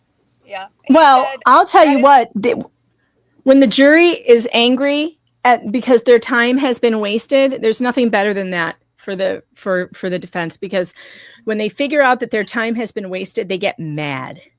And that's probably what happened there. He was very irritated with the things they said. Mm-hmm. Beautiful. All right, here we go. Let's pull this back up. Tell me, and here I'm going to show you what's 9.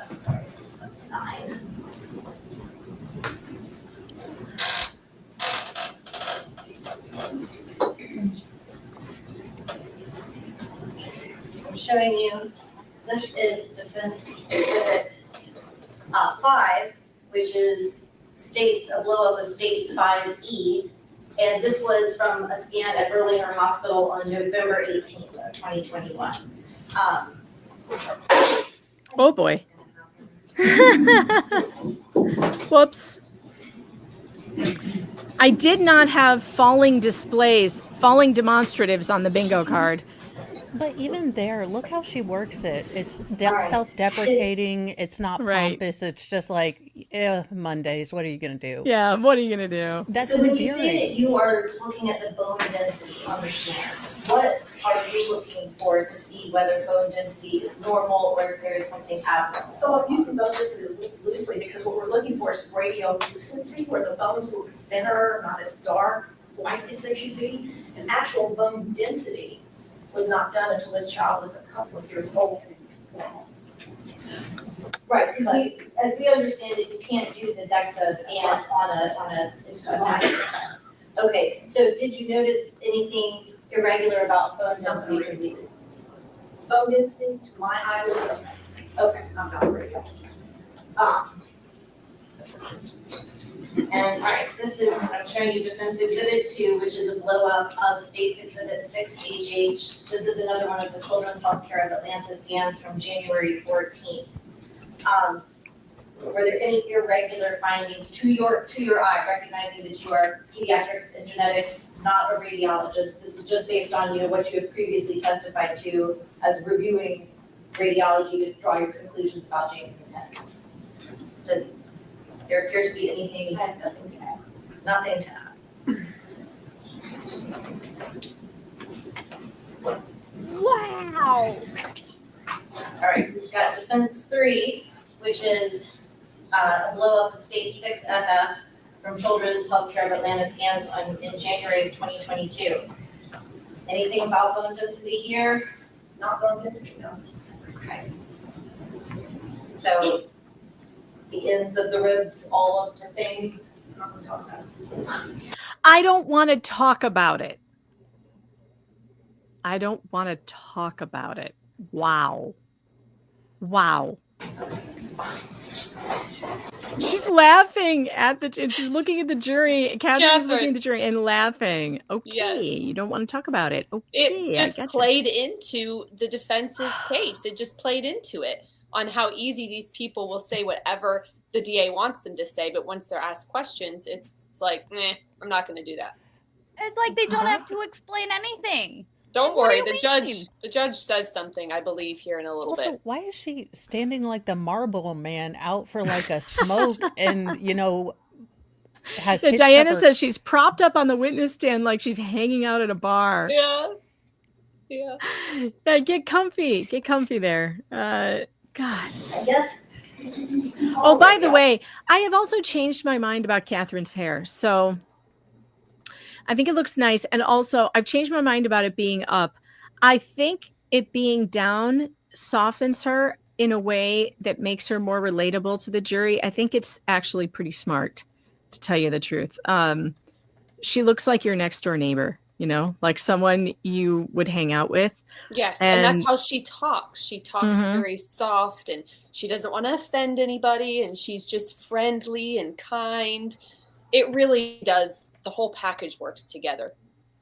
Yeah, and the camera work has been good so that we don't have to look at the back of her head very often. Yeah. So that works. That works better here. This will make it really, really well.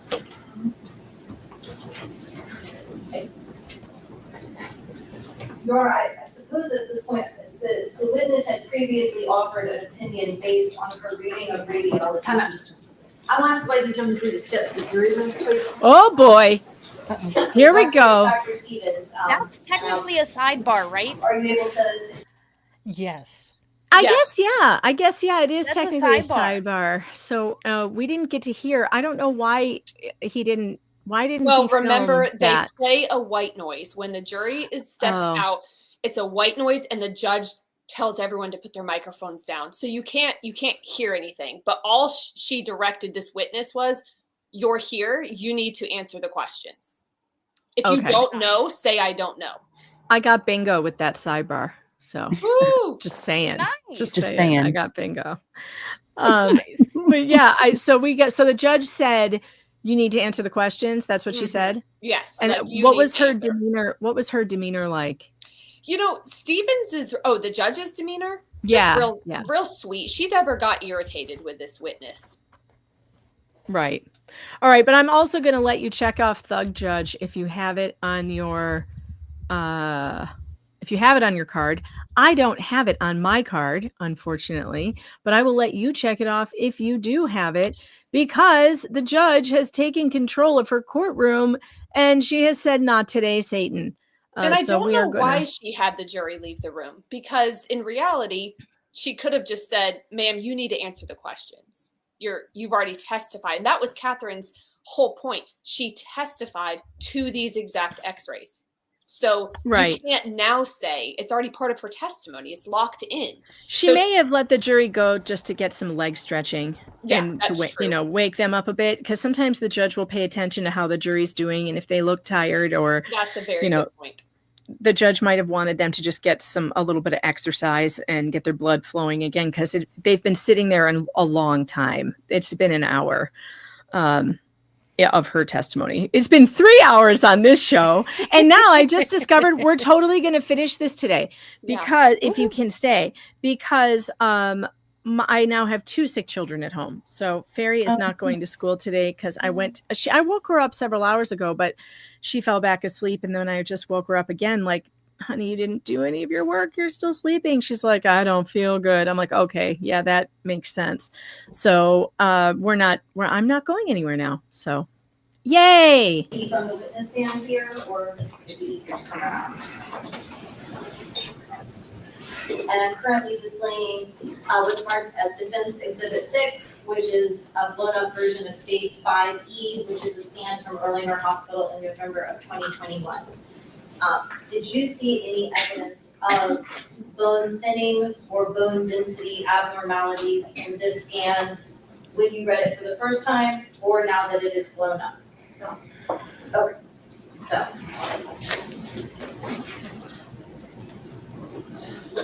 All right, I'm showing what's been marked as Defense Exhibit 7, which is a blown-up version of State 6FF from January 14th at Children's Hospital of Atlanta.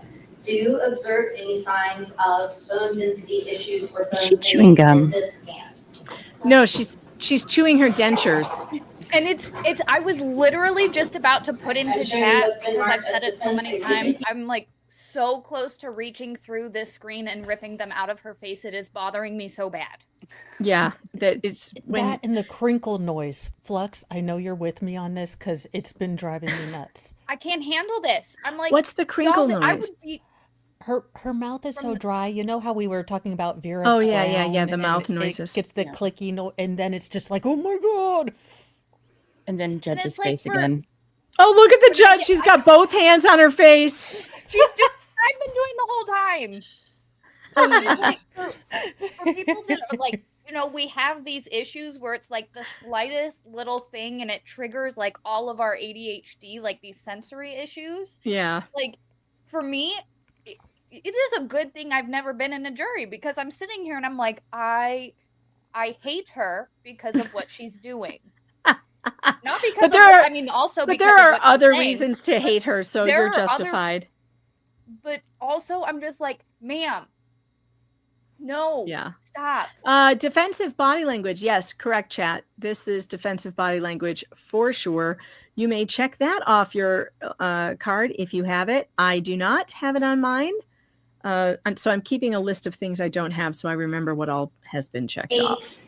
8, which is a blow-up of States 5HH from Erlanger on December 8th, 2021. Do you notice any evidence of bone density, bone thinning, or bone fraying issues in this scan?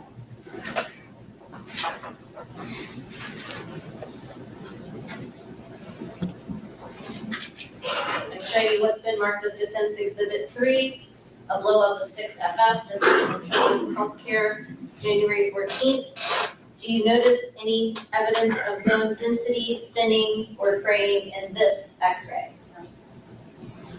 I think we need to put Flux Pets or Cat on the bingo card. All right, I'll add it to the Sure, list. it's been marked as Defense Having Exhibit the kitten 2, helps which me is with the anger. State 'Cause I can't be 6HH. angry. Wait, just give I me can't little hear you. What did kisses. you say? What did you say? Oh, having the kitten helps with the anger, because it's hard to be angry when you've got just a little kitten that just wants love and cuddles. So it's like, okay, let me just give you love and cuddles. So it helps with the anger issues. It's from the January 14th scan at Children's Healthcare of Atlanta. Do you notice any irregularities in bone density, thinning, or other indications relating to osteogenesis imperfecta in this scan? You have to say the word. You can't shake your head in court. And she's Say like, no. No.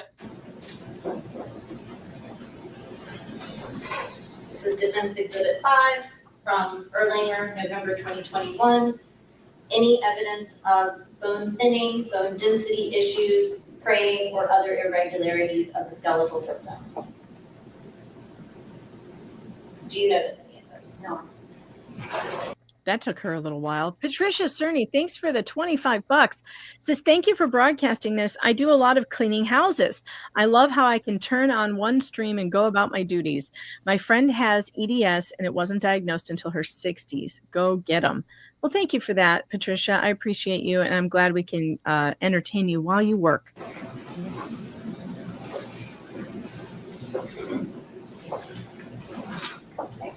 And actually, first, this is Defense Exhibit 1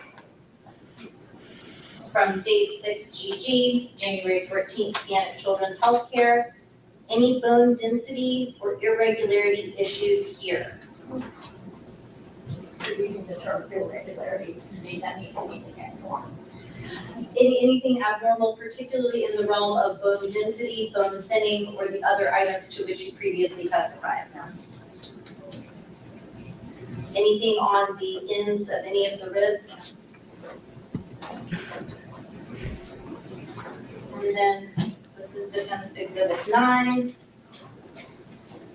from CHOA on January 14th, states 6EE.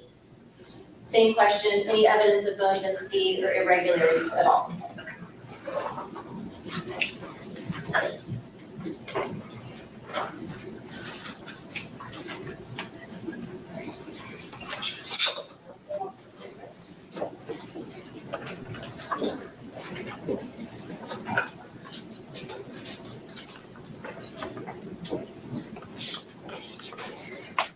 Okay, so what was your basis for concluding that there was no undermineralization of Jameson Timms' bones?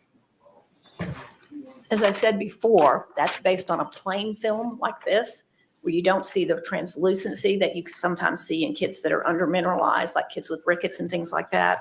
And later on, a bone density test was done, which was normal. But those films are just plain films that you're just looking at. Okay, so you did not see any translucency or irregularities in the scans from November of 2021, December of 2021, or January of 2022? I'm not commenting about the fractures, and to me that is in part of when you say irregularities, it means abnormalities. There were fractures there. But I'm not going to characterize those because I don't feel like. Yes, Flux? Isn't What? that the whole fucking reason for this fucking trial? Is these fucking fractures?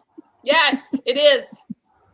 And she just had her standing up next to each one where she could have pointed out the abnormalities. Right. Yet she chose not to. But now, wait a minute, though. Wasn't the question, do you see any abnormalities in bone density? Well, Catherine Is also that different did say, than fractures? She said abnormalities or any irregularities. And that's what Catherine's trying to get. What do you see on here? Do you see anything that's a problem based off of your report and what you've already testified to? Because she testifies that there was fractures. But now she refuses to point them out. And she's just saying, no, I don't see any. But now That's really weird. Yes. Yes. That's really, it's just really more, weird. It's more of this. It's more of this where I They can said- show you, but somebody already showed you, so I'm not gonna show you because I'm not a radiologist, so I'm not going to talk about it. Okay, that Irregularity. that negates Sorry. the point that she included these x-rays that she apparently can interpret to any extent in her report, citing specific things. Now, at least she got the right ribs, and the right vertebrae this time. But this is, what I would consider boilerplate, basic stuff that any junior resident doctor could do. I was hoping when she you wrote might her have. report, what was she looking at when she wrote in her report, Yeah. 7th, 8th, 9th rib, T10, compression fracture? Why didn't she in front of the jury say, okay, when I wrote my report, here's where Because I she didn't get it from that. She got it from Verena Brown's was report. told. Yes. She was told. Obviously, she was told. All right. So Norma Stevens correctly points out that conflicting testimony may be checked off now on the bingo card. Yeah. Look at the judge. The judge is smirking. These in the scans from November of 2021, December of 2021, or January of 2022?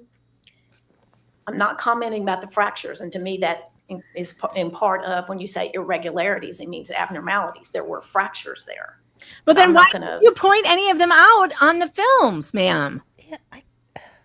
You didn't. You said none of the films were abnormal. So why didn't you characterize those? Because I don't feel like I should. Certainly, and I can be more precise in my question. In any of the X-rays that we just went over, did you see any evidence of translucency or other factors that might make you consider undermineralization of the bones at that stage in Jameson Timms' life? No.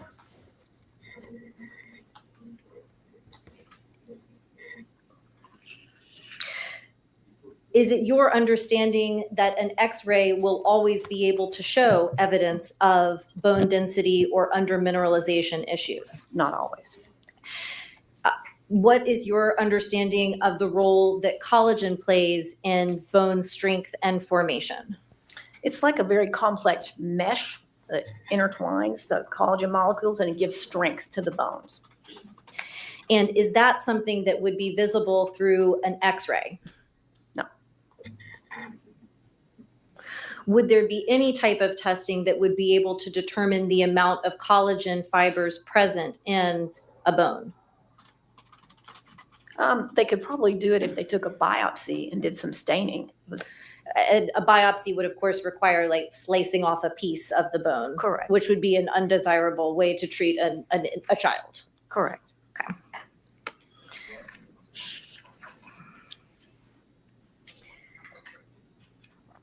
I'm honestly shocked that So, Showa hasn't done the Solomon As test. you know from the report that you prepared regarding Jameson Timms' circumstances, he was a premature baby, right? He was born 37 weeks. Okay, and so that is premature. weeks premature. We consider full term usually 38. So he's 37. premature by an entire week. Shut up. How important is a week of a baby's life in utero? Very. So Very. I hate this woman. I hate this woman. I can't. Why won't they just say he was premature? What is your major malfunction that you can't tell the truth? They can't tell the truth. Blood Where is pressure that meds Jack are not Nicholson working. Blood pressure meds are not working. Like, my God, woman, stop say this.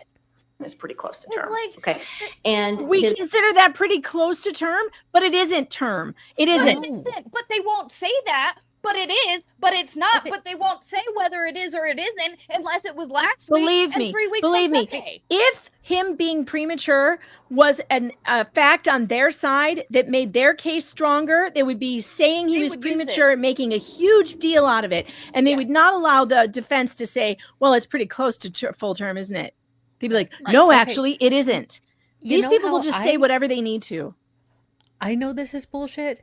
I had prodromal, or I don't know how you pronounce it, but basically I had contractions for like the last 3 months of my last pregnancy. Now, I went in at 37 and 5 days. I was done. And they're like, well, you're not 38 weeks. I was like, look, I've got a crowbar and KY jelly. Someone's evicting this kid. Like, this is, and you know, they wouldn't let me go in until I was 38 weeks. Yes, there is a term. They won't let you do it. I didn't have any other factors that would have, Right. you know, made it medically necessary other than me being uncomfortable, which I think is a huge medical factor. But, you know, They talked me into inducing for my first and my last. And the last one I gave in because I was in labor for 3 days. And he just wasn't coming. And so I let them do it. But When he was born, I will never forget this. The first thing out of the midwife's mouth was, that doesn't look like a full-term baby. And I was a week overdue. I was a week overdue. So I was like, what?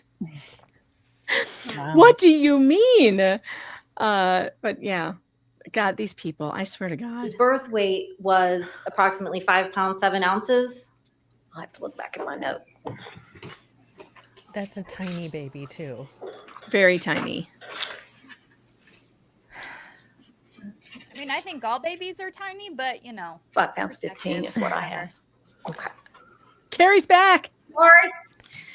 And you come in whenever have you ever want to. had occasion to review or study any rib fractures that have been a result of the birthing process? No, there have been in utero fractures from the devastating lethal type of OI that I've seen. And some of those may occur during the birth process too. They're just crumpled. Well, and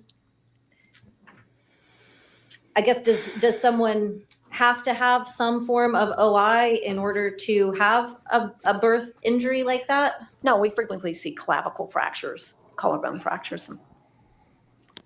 Okay, so birth injuries can occur even in a child that does not have osteogenesis imperfecta. Is that correct? Yes. Is the physical size of the mother any kind of factor in this sort of thing? You mean a fracture? Right. It depends how big the baby is, how big the mother is, how difficult was the delivery. Was it a repeat delivery or first baby? There's so many factors that go into that. Okay. Would any medications that the mother... Baby. What does that mean? Yeah, it's obviously not a repeat. It's obviously a baby. It's obviously a first baby. Like, what is she talking about? This is just ridiculous. Like, you deliver the baby, it goes back, and then they're like, okay, re-delivery? I missed of the first baby? Did she really say that? Yeah, she said it depends on if it's a re-delivery or a first. I think she said a re-delivery or a first baby. But even so, you know what case you're talking about. You know this was her first baby. Right. So it shouldn't even come up whether it's a re-delivery. That shouldn't even come up. Word salad for her. Well, also, I mean, Carrie, you're not a large woman. I mean, your pelvis is going to, even if you're hypermobile, I mean, there's still painful stretching. There's only so far you can stretch. Well, yeah. Mm-hmm. So there's, even if you are, if your baby's still relatively small, you can still have these injuries if you are a smaller person too, and your husband's a tall person. I mean, again, there are so many factors, and for her to just speak outside her expertise with the finality of like God is ridiculous. I'm 5'2", and I'll let y'all guess how much I weigh. I feel like this is a trick question. I finally feel the like terror my 105. husband feels. I'm saying No, like I was gonna say 105. like maybe 90 pounds soaking wet. Jennifer's like, I'm not saying a word. I work so hard to maintain 100. I'm like 98 soaking wet on a good day. Yeah, you're little. So, I mean, I am tiny, tiny, tiny. He was a tiny baby, but still, you can't tell me that has nothing to do with the birthing process. So it just blows my mind. All right, here we go. Was taking such as beta blockers or anti-nausea medicine, would that have any potential impact on that process? No.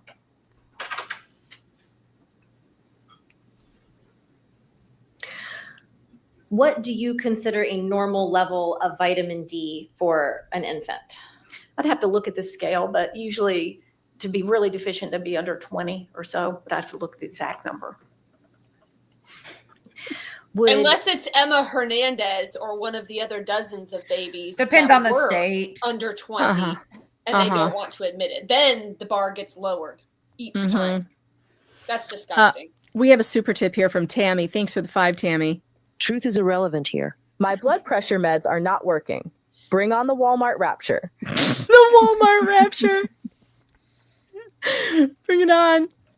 Would an infant whose mother was having trouble breastfeeding and have to switch to formula? What was that? That bailiff, like he was asleep there for a second. I was like, wait a minute. He had just moved when I said that, but he was like all the way back.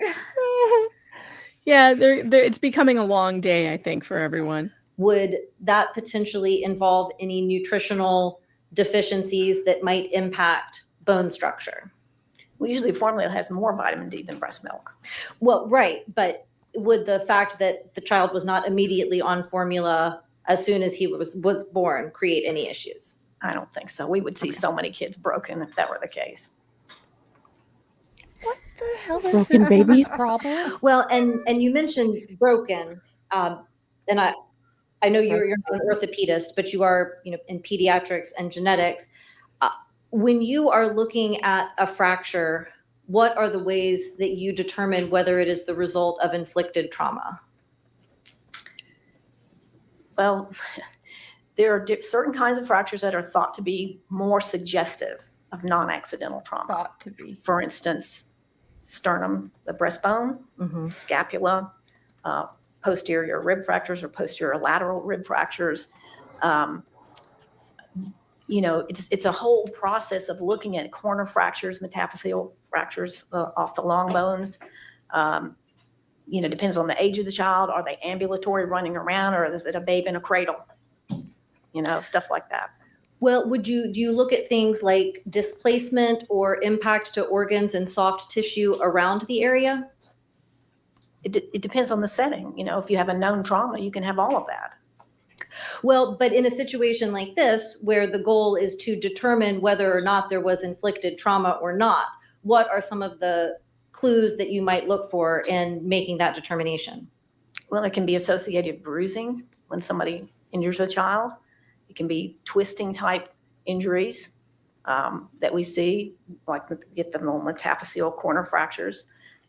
We look at the eyes to see if there's hemorrhaging in the back of the eye. We look at the brain to see if there's hemorrhaging in the brain from like shaking or things like that. He had none of these things. And so, Megan, What? woman's Jameson still bringing up did shaken have- baby things like it's a real thing. Oh my God, they're still doing it. How are they still doing this? How are they still bringing up shaken baby? This is what is so terrifying, is that they will use these things when it's in their interest, and when it isn't, they won't. And that should not be allowed.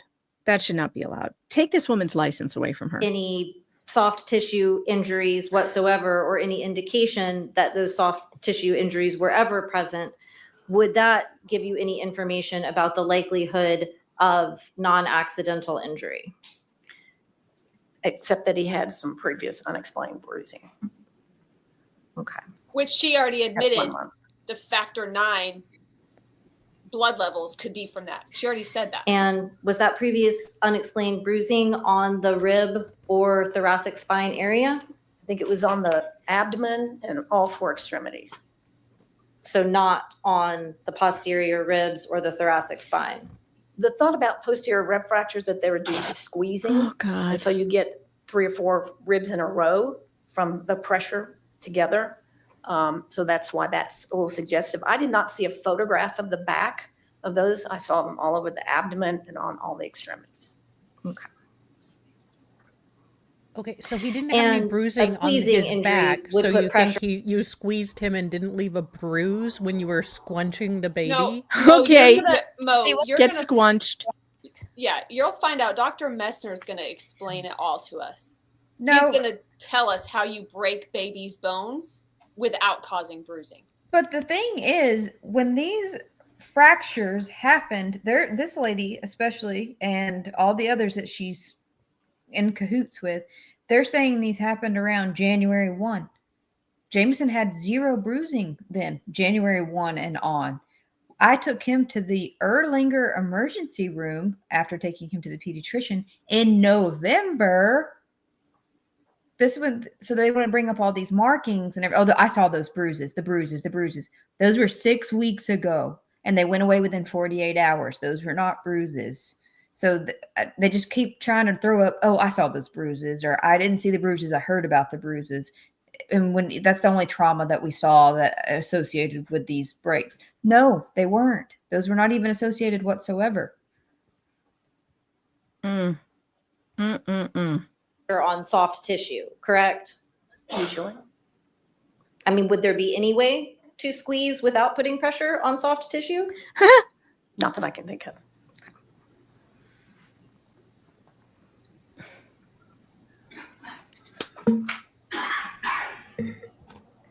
Can we add my dad's smoker cough to the bingo card?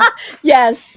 Did you ever discover anything about the SP7 gene relating to Jameson's testing? Yeah, there was a variant of uncertain significance in that one. And it's. Those don't I'm matter, not guys. mistaken. It's Bone formation, SP7, guys. So that's two Two unknown significance factors. Related to- Unbelievable. I don't see it. Irrelevant, though. Irrelevant. Yeah, don't care. I think it was a Yeah. recessive would require 2 mutations to be present. And did you test the father? Did you test the grandfather? Did you test? I wasn't tested, or me nor his father was tested for the SP7. Oh, that That was just- not that- one that that tracks. anybody was concerned about. No, nobody but me. The mom. Nobody was concerned. Just the mom. Carrie, bless your heart. Yeah. And I mean that in the Just not the like family. Sorry, I can't find it right now. in the sweet way, not in the. No, Southern there's way. a lot of medical records, so we Yeah. are grateful for Not in the the bitch way. I saw it, but I don't 'Cause- remember where it is. Let's see. Mr. Mo would have to be holding my It collar is because my recessive, face would have been which means underlined it all requires caps. 2 mutations, not, and it's a variant of uncertain significance, 1 copy in that gene. So it's not even 2 copies of a variant. It's 1 copy of a variant of uncertain significance. You would have to have 2 mutations in order for that disorder, and it's associated with osteogenesis imperfecta type 12. Okay. So based on the genetic testing that was done on Jameson Timms, he didn't have just one variant of uncertain significance. There were actually 2 variants of uncertain significance? Mm-hmm. Or was We see SP7? this all the time. Oh my God. Just I mean, answer the question. Answer the question. I'm going to come down there and beat you with a hammer, lady. Answer the question that is asked of you. You know, I'm a little annoyed at Auntie Sue right now for not being like, if you don't answer the question, I'm coming down there and I'm going to tattoo this gavel to your forehead. Oh, Judge Mo would have already told her. Like, we would have done the whole Sally Jesse Raphael thing where I take my red glasses, I put them on, and then I do. This judge has the best poker face, though, y'all. Like, until she's like this. And then Yeah, it's we've like- caught her with both hands on her face a couple of times. Yeah. We do. We see this stuff. It was found on that second panel that I did, the expanded panel, because it wasn't found on the first one. They only So did you those find 3 it all the genes on time, first and do you also ignore it all the time? Because it sounds to me like you're a really shitty doctor. It was also not found on her panel. Okay. By the Was way, there it was done anything on the else one that I located? did. I ordered a panel myself and had him swabbed. It was not found on her panel. It was found on ours. Interesting. Yeah. So this is probably Erlinger's blood lab problems. I mean, they lost your other blood work. They don't seem to be the sharpest bunch at that lab. So maybe they're not doing the right kind of tests either. Megan, while they're they're not losing them. bloodologist, okay? They're chemistrologist. They're On that Sagittariuses, expanded okay? No, but he had an exome done later that showed he has a deletion on chromosome 15, Q11.2, which the dad also has. Oh my Nothing to do with God! fractures or Ehlers-Danlos. Yeah, but what does it have to do with? Because these are Q11 what? Sorry. Q11.2? Chromosome 15, Q11.2. But I mean, this is a child who has several different genetic markers of unknown significance, which does not mean he has nothing. It means Megan, there's something. I feel like we're at the part in Maya Kowalski's trial where we learned that, J. Hatch billed her under CRPS. Yeah, exactly. Yeah, what did they tell the insurance company about Jameson, I wonder? Did they bill for any of these things? Because that's something to check, because that's Yeah, what these I would- monsters do. They tell you he I doesn't would be have it, very then they get interested. paid for it. Microdeletion syndrome, a rare genetic condition characterized by a partial loss of genetic material. It's got nothing to do with anything. It just has everything to do with autism spectrum disorder, attention deficit hyperactivity disorder, epilepsy, and other facial features like dysplastic ears, and in some cases can cause neurological and neuroimaging abnormalities and heart conditions. And heart conditions are a part of EDS, which has nothing to do with any of this, so it's fine. Wow. Nick Starro is a penistrologist. He is an expert in the art of determining the future of people being dicks. Oh my God. Just I'm want you to stealing know. that and I'm putting that on LinkedIn and I'm going to do a Verena Brown in the river and I'm going to be like the sentient penis. But that also has nothing to do with fractures or Ehlers-Danlos or any of that stuff. So those are the three genetic Clinically well, though. irregularities Clinically well. that were located. If you want to call them that, yeah. Well, if you want to call it that. That is what they are, asshole. That's what they are. They are genetic abnormalities. She has officially been upgraded to a mega mecha thunder cunt. The highest level of super Pokemon thunder cunt. She is the final form of cunt. That's I'm done. Final form of cunt. Yep. Better term. Findings. Okay. Oh my God. And then she laughs. And none of them have been found to be benign, correct? No, the 15 deletion is something totally different. It's associated with like learning and behavior type stuff. The other two were on the osteogenesis imperfecta panel. Bone. And none of them have been found to be benign, right? They're variants of uncertain significance.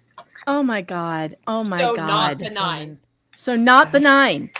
You know what? And you did note in your this is another moment where I want Auntie Sue to be like, no, you need to answer that question. Hey, have they Megan, been so found to be benign?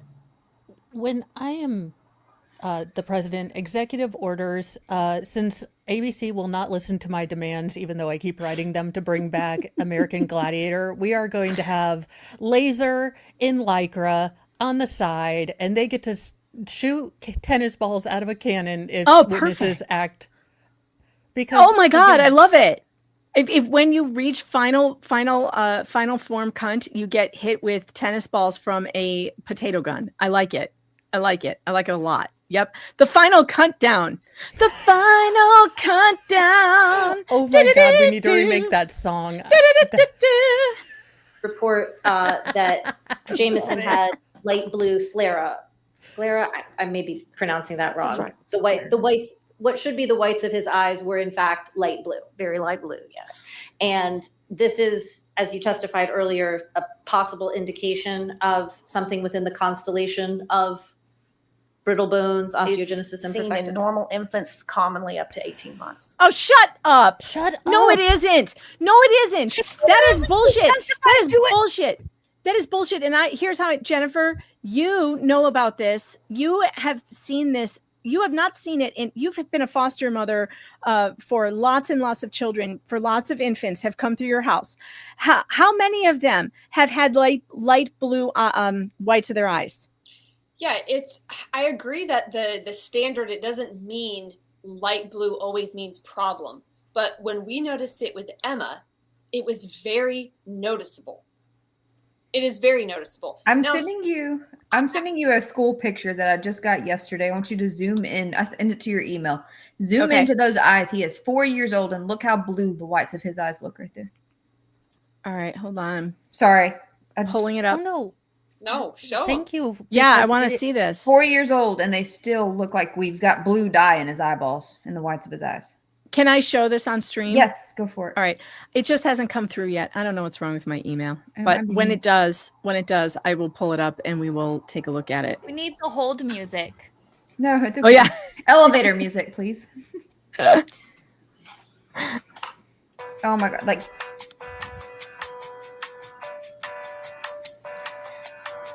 All right. And approximately how long did you examine Carrie Tims for? It was 2 years ago. I don't know, 10 minutes, 15. I don't know. You said it was an hour. Actually, so. Okay. She said earlier that it was an hour. how thorough of a job did she do on Jameson if she's only spent an hour and she spent 15 minutes of it was with trying Carrie. to prove you didn't have Ehlers-Danlos? So by the way, Carrie, she claims she gave you the other tests, with the elbows and the knees. She claimed that she gave you those and that she didn't see anything. She claims she has a great hairstylist too, I'm sure. Hey, look, her roommate, her live-in female roommate does her hair. They both get the, soul glow in the back for that bouncy, luscious look. And neither one 2 of minutes? I don't know. Maybe. Okay. But you are a specialist in pediatrics. What? Did that come come no, through? it hasn't yet, but I don't know what's wrong with my email. It's probably me. And genetics. Do you treat a lot of adult patients? I do It's see that adult country patients. internet. Were there any other tests you did or observations you made regarding mineralization of bones, either as they appeared in June of 2022 or as they would have appeared in November of 2021, December of 2021, and January of 2022? I don't know what you're asking me. You stated earlier in your testimony that there was no undermineralization of Jameson's bones. And so I'm trying to figure out what was the basis for that conclusion that you drew, and if there were any other observations or tests that led you to that conclusion. Okay, so on the plain films, which are the ones that she was showing up here, to me, they look normally mineralized. The alkaline phosphatase, which is a part of bone metabolism, was normal. And later on, he had a bone density study when he was about 2, I think, and it was normal. Okay. Below reference range, but it was normal, but below average. Right.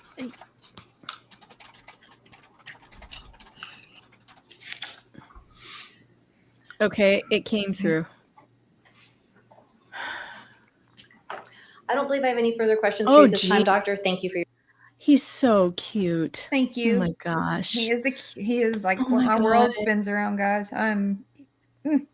He No, is I so know cute. that. Look at this, Lo. Look at it's very obvious. Yeah. He is so cute. And somebody won't look at that. You're not going to look at this beautiful baby and be like, wow, look at that kid's sclera. Like, that's not Right. That's not normal. People don't do that. You look at how cute he is. You look at his smile. You look at the color of his hair. You Look his at how dimples. darling. But when God, you're he's looking adorable. for it, can't Yeah. you see it? It's right there. You can see it. This is not hard The to letters see. are white. No Look at offense, the but letters. there's your proof. Proof. Proof. There it is. I mean, this Good really one. pisses Well really played. pisses me off. This That was a really good one. really pisses me off. In fact, let me look at something real quick. I'm looking at pictures of my kids at around that age. Hold on, let me look at something because I feel like I have a lot of these pictures of their eyes close up, and you can see. Hold on, I'm looking at see if I can find a good one. Oh, here's one. Okay, this is a great one. Oh God, this is hangry as a baby. Look at the difference now. Look at this. Yeah. No blue. White, Oh, white, isn't- white. isn't he Yeah. adorable.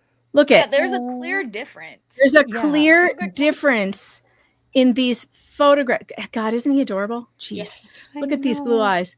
But like, look, those are whites. Those are normal looking Right. whites of the eyes. Let's switch back to Jameson. And these were just last week. Oh my Here's gosh. pictures. I mean, look at the difference. Right. Yeah, and some people might perceive this as duller or not as clear, but it's still an indication that something is different. And this is what people who don't specialize in this don't get, is that you don't have to tick off every single thing in the constellation of symptoms in order to have this. You don't have to. I have freezing burning in my leg. That doesn't mean I don't have CRPS. It just means that my symptoms express themselves differently than someone who has burning, like fire, gasoline pain. So you don't have to mark off everything in the constellation in order to have this. And this is a clear sign that this could be a marker for the osteogenesis imperfecta and bone density issues. It is a classic sign. How dare these people say, oh, well, it's not significant. Yeah, no, it's totally significant. I'm putting their eyes. I took screenshots of my baby's eyes and your baby's eyes, and I'm putting them together so that you can see right next to each other the difference, and the difference is stark. You gotta think he's got bright lights on him, which would make his eyes appear. And you know it, Jennifer, as photography, anything white and under lights, it's gonna be whiter. So these are probably more blue than what this picture is giving off. Unless Carrie literally edited this, no, it's clear as day. Swear on everything. I mean, it's just clear. You just gotta look at his cute little teeth. They're white. They're white. Definitely whiter than the whites of his eyes. Which Look at Yeah. this. That is a clear maybe 1 to 2 shades difference. Mm-hmm. Yep. And she gets away with this because it is subtle and subjective. That's why they get away with this stuff, ignoring what's right in front of them. But if they cared about him, the clinical findings, you have to look at clinical with everything else in conjunction with one another. And you can't just pick and choose what you want to use as clinical. Yeah, this is such a, again, even, okay, say she believed Choa's narrative. Still, as a doctor, isn't your first and foremost duty to your patient? And if there is even a slight chance that as he gets older, if he has these connectivity or bone issues, you would warn the parent, you would warn whoever's going to be guardian, because this little boy might need more specific care, might be at more risk for something. I think her patient was DFACS. Yeah. I think that was like her it. patient, and that's what she's doing what is best for DFACS. God, this is pissed me off. Yeah. This has just completely pissed me off. Imagine sitting here for a month. I can't. I can't. And trying to be completely stoic the entire time. And I'm over here like, ma'am, your strength to sit there and keep your composure. Man, you have the strength that I could only dream of. Flux. It wasn't easy. When you have a little grand flux, you will walk through fire. And that's what people don't get about mamas who love their kids. Carrie would have sat there for 3 years if it meant that Jameson got the attention he needed. She would have gone to jail if that meant that Jameson, got the help and got medical attention, because that's what we do as moms. And now we've got more teams of moms who are willing to stand up, and you're not alone anymore. I hope you know that. Yeah, thank you. I like what Angelfish says here. The witness would say it's a color difference of unknown significance. Right. All right, we are actually almost finished with this testimony. Yeah, we are. I'm proud of us. I'm going to need a shot. It only took us 4 hours to get through an hour and 17 minutes. When you listen to Satan, it's difficult. Oh, That's not fine. this Take your heifer. time. Dr. Stevens, you said that an exon is a code for protein. Oh, we got baby doll hair. I didn't hear a definition for intronic. What is intronic a code Prosecutor for? baby doll hair. Or what is it in general? It's the space in between. There are exons like this along the genome, and the space in between two exons is called an intron. And you said the exons were essentially the protein code. Does the intronic have a function?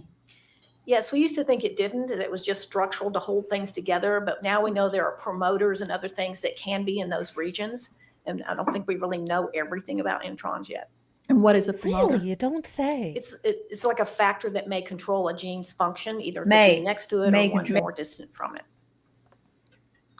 And then my second topic, when you were asked by Ms. Bernard whether beta blockers or anti-nausea medicine had an effect, you said no. Why not? I don't know of any data that says that it has any effect on broken bones in babies if the mother takes that. Oh, it's just because she doesn't know it. Do you stay familiar with the data in your field? Yes. Yes. Was that a question? Yes. Your Honor, that is the last of my 2 topics. Wait a minute. Thank you, Wait Ms. a minute. Fox. Mr. Hood? I think she made the sex scandal face. Hold on. Oh, she made Familiar it. She with made the it a data while in your ago. We field? had it paused, but I forgot to say it because it wasn't on my bingo card. Right there. Right there. There it is. There it is. It's there. Right after she said yes with a question mark. Even the closed caption put a Your question field? mark on it. Yes. Oh, no, it didn't. It put a period. Look, there it is. There it is. But Sex she scandal wouldn't- face. Check it off. Check it off the list. This is another lie by omission. She wouldn't be up to date with probably, sort of things with osteogenesis imperfecta or the, different sort of matrices of how the bones are formed and what can be counterproductive to that in utero. That is not her bailiwick. It's That's not going to her- be something. nope. No, It's that's not going to her be s- something her that probably expertise. gynecologists and pediatric doctors are going to be looking at. So it's not just because she hasn't heard of it doesn't mean it wasn't studied. It means that it's not her bailiwick. It's not her wheelhouse. But the prosecutor knows it all because her kids have osteogenesis imperfecta. Remember?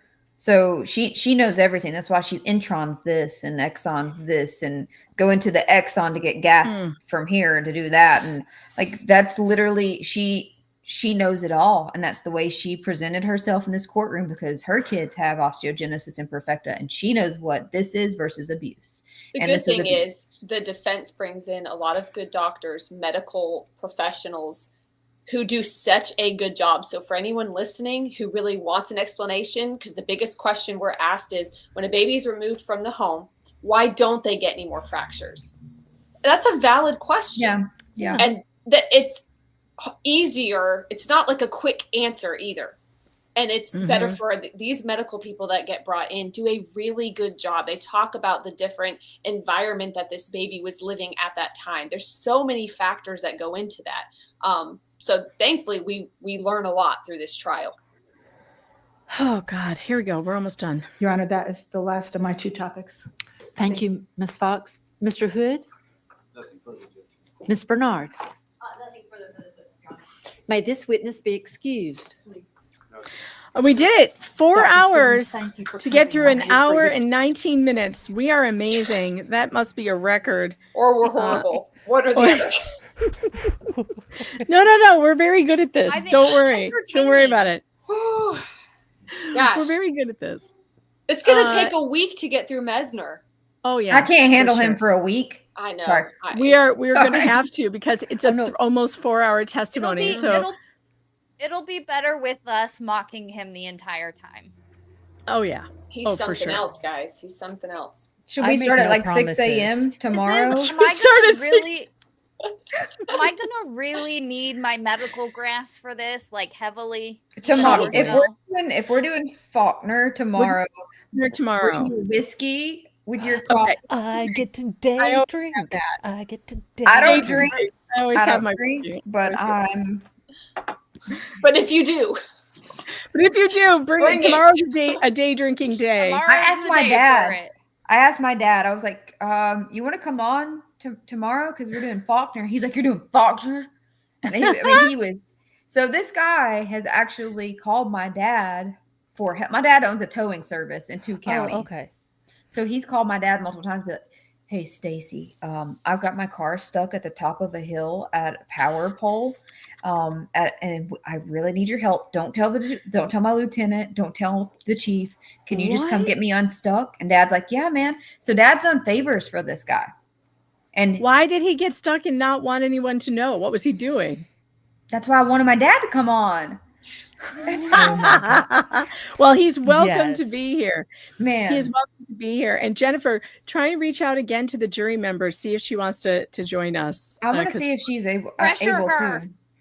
yeah, Faulkner- she was Faulkner- excited. She said, like, "Oh, that sounds great." When? Can be intimidating. Well, she doesn't have to Can have be her very camera on. You can tell her she doesn't need to turn her camera on if she's feeling, She doesn't self-conscious or want- whatever. I don't think she is. I think she would like to, and I think she would fit in very well with this motley crew, to be honest. I would she love to it. have her. So send her would the be- invitation again.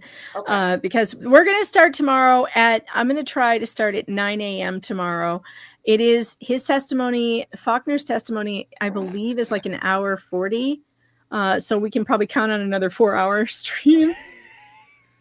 but Who cares? the good news is I think that it's good and bad news. The kids are not feeling well, so they're probably going to miss another day of school. So I'm not going to have anywhere to go. So that would be good. All right. We are done for the day. Let me just make sure we don't have any super tips to get to. Those are good. We have done those. Let me check the super chats. There is here. Patricia Cerny, thanks for the 25. Being in, is that Nebraska? Many of the best doctors and hospitals in the world. They told my friend that one of the key signs of EDS is a child able to sit in a W position on the floor, legs extended out backward while sitting. Yeah, that's Carrie can do that too. She was talking about that, the W position. Is that maybe New England? That's what I was wondering. Maybe New England, not Nebraska. New England. Yeah. Okay. That probably makes more sense. I don't know. My brain immediately went to New England, but I lived up there, so. That's probably what she meant. And so thank you all in the chat for supporting the show and for spreading the word. You know, there are 300 of you here right now, and thank you. This is one of the larger audiences we've had, and I appreciate that. And please do keep spreading the word because these cases are so important for people to know about and to get involved and get active. Don't forget to go to youarethepower.net and volunteer your time to help them help other families like Carrie's to be reunited and to help them fight their cases, help them find attorneys who can fight their cases. That's really important. And don't forget to visit Carrie and Brady Timms GoFundMe and help them put their life back together after what was done to them by the state. I forgot to put it in the description of the video. I'm going to do it right now so that those of you in the on the replay can just go there and click on the link. And oh my gosh, you're over 2,000 now. We're at 3,200. No way. Yes, we're at 3,289. Look, right my now. goal is to pay off these attorneys so I can take my kids on a vacation to celebrate being united because we have not had a vacation. We haven't had anything, and we just deserve to be on the beach and run feral for like a week. You know what I mean? Yes, you do. So that is my goal. Jameson asks every week, I want to go to the beach, Mama. I want to build a sandcastle. I want to build a sandcastle. And my husband's like, yeah, we want to like chip away at these bills first. So my goal is to gift them, I don't know if it's a cruise, something for Christmas, but we want to get this down to a certain amount before we're able to book, because we don't want our attorneys being like, why are you going on vacation when you still owe us, you know? Yeah. So, I mean, but we still deserve to be able to make memories together, but we are appreciative of everybody that has donated. Very, very appreciative. And I can't wait for the river dance, just saying. Yeah, don't forget when they hit their goal, and I believe right now that goal is set at 9,000. It's set at 9,000. What did you say? Show her the Ostrich River dance. Oh yeah, you weren't here for the Ostrich River dance. Here, someone did this for us today because I'm obsessed. Ostriches are my new obsession. Let me see. How do I make this bigger? As long as it's not a sloth. I'm terrified of sloths. Sloths? Yeah. That's and that's what Marina Brown reminds me of. She reminds me of a sloth. It's the eye She thing. does It's kind of look like a sloth. Oh yeah, she does because her eyes are so droopy. And she All right, moves let's make this bigger. slowly. Here we go. So look, we're river dancing in prom dresses with ostriches. This is fantastic. So when the Tims reach their goal, this panel is going to get dressed up in our Goodwill prom dresses, and we're going to frolic in a creek, just like Dr. Verena Brown, sexologist and child abuse pediatrician. Well, we are going to make our own videos. It's going to be hilarious. You're not going to want to miss it. I can't say whether or not there will be ostriches there or not. Hopefully. You know what? That's a real dream. I'm in. I'll do it in a wedding dress. I'll do it. Yeah. I want to be in it. I want to support Nice. you ladies. I'll find the worst, fluffiest. What is that? Never been kissed dress. Remember that? Oh yes. I'll be there. I'll do it. I will do it with you guys. This It's is gonna awesome. be cold. Woohoo! so excited. Hey, Nick Starro is listening, and he said, "Did I hear fundraiser?" Now Nick Starro is the fundraising king of YouTube, and if he gets, he'll spin the wheel of regrets. And I think this would be Nick. That would be great for you to do We need a wheel of regrets. Yep. Yes. If I will join I'll in. help you. We will join you on that, Nick. If you want to do a wheel of regrets, we're in. Your shots equal my sips because I'm a lightweight and we want this to last beyond 30 minutes. True. Okay. I'm gonna have to do like half shots if I'm gonna keep up with Nick because he's hardcore. Okay, so that's it for us today. Please do make sure that you you subscribe, and go to Carrie Timms' fundraiser and make sure that you give to that if you've got a couple extra bucks. And if you are looking for that link, it is in the description of this video now. I did change it, and so it's all good. We are going to be back here tomorrow at 9 a.m. Do not be late. If you're late, I guess you can watch it on 2x speed. I will allow it. And we just know that we love you. Thank you for being here. And we'll see you tomorrow. Bye, everybody. Bye. And I didn't hit the button.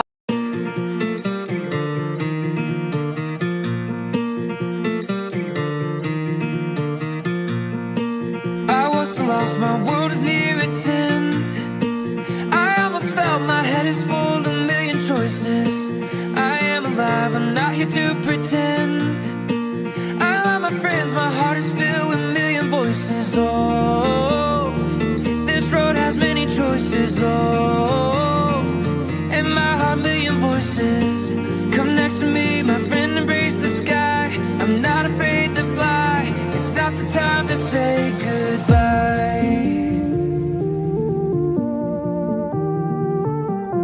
I don't wanna say goodbye.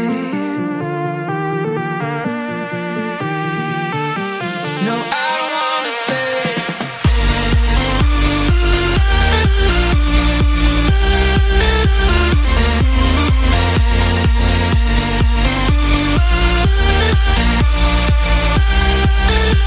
No, I don't wanna say goodbye.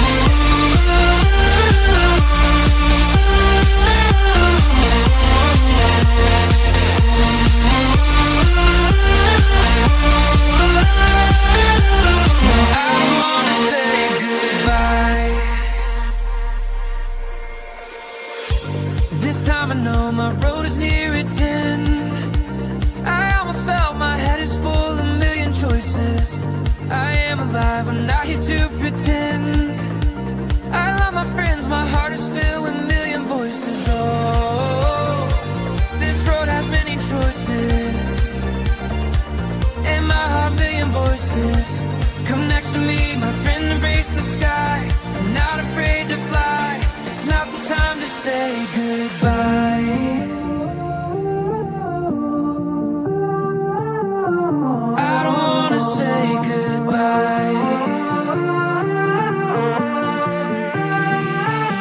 No, I don't wanna say.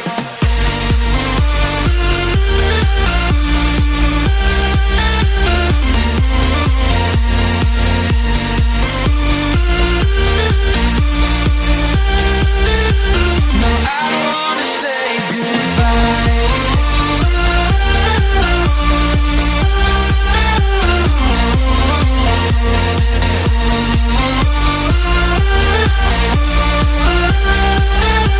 No, I don't wanna say goodbye.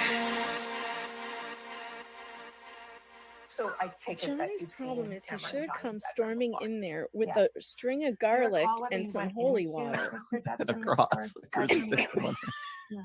May the Do you power of recall, Christ or no, you compel you. No, I don't. You Sure, realized Miss his house Howard, was infested with just up for succubuses. that, And there's a picture here with you of what it, yes. Do you recall whether it was there when you arrived in the afternoon? I don't remember seeing it now. So while she No wonder he said drown her before you burn her. Oh my god. You- Your next witness? Now I know Witness why you Robert wanted to Melvin drown her. Glacis, and that Next is witness also lives in by Romania. video. Is that correct? That is of Miss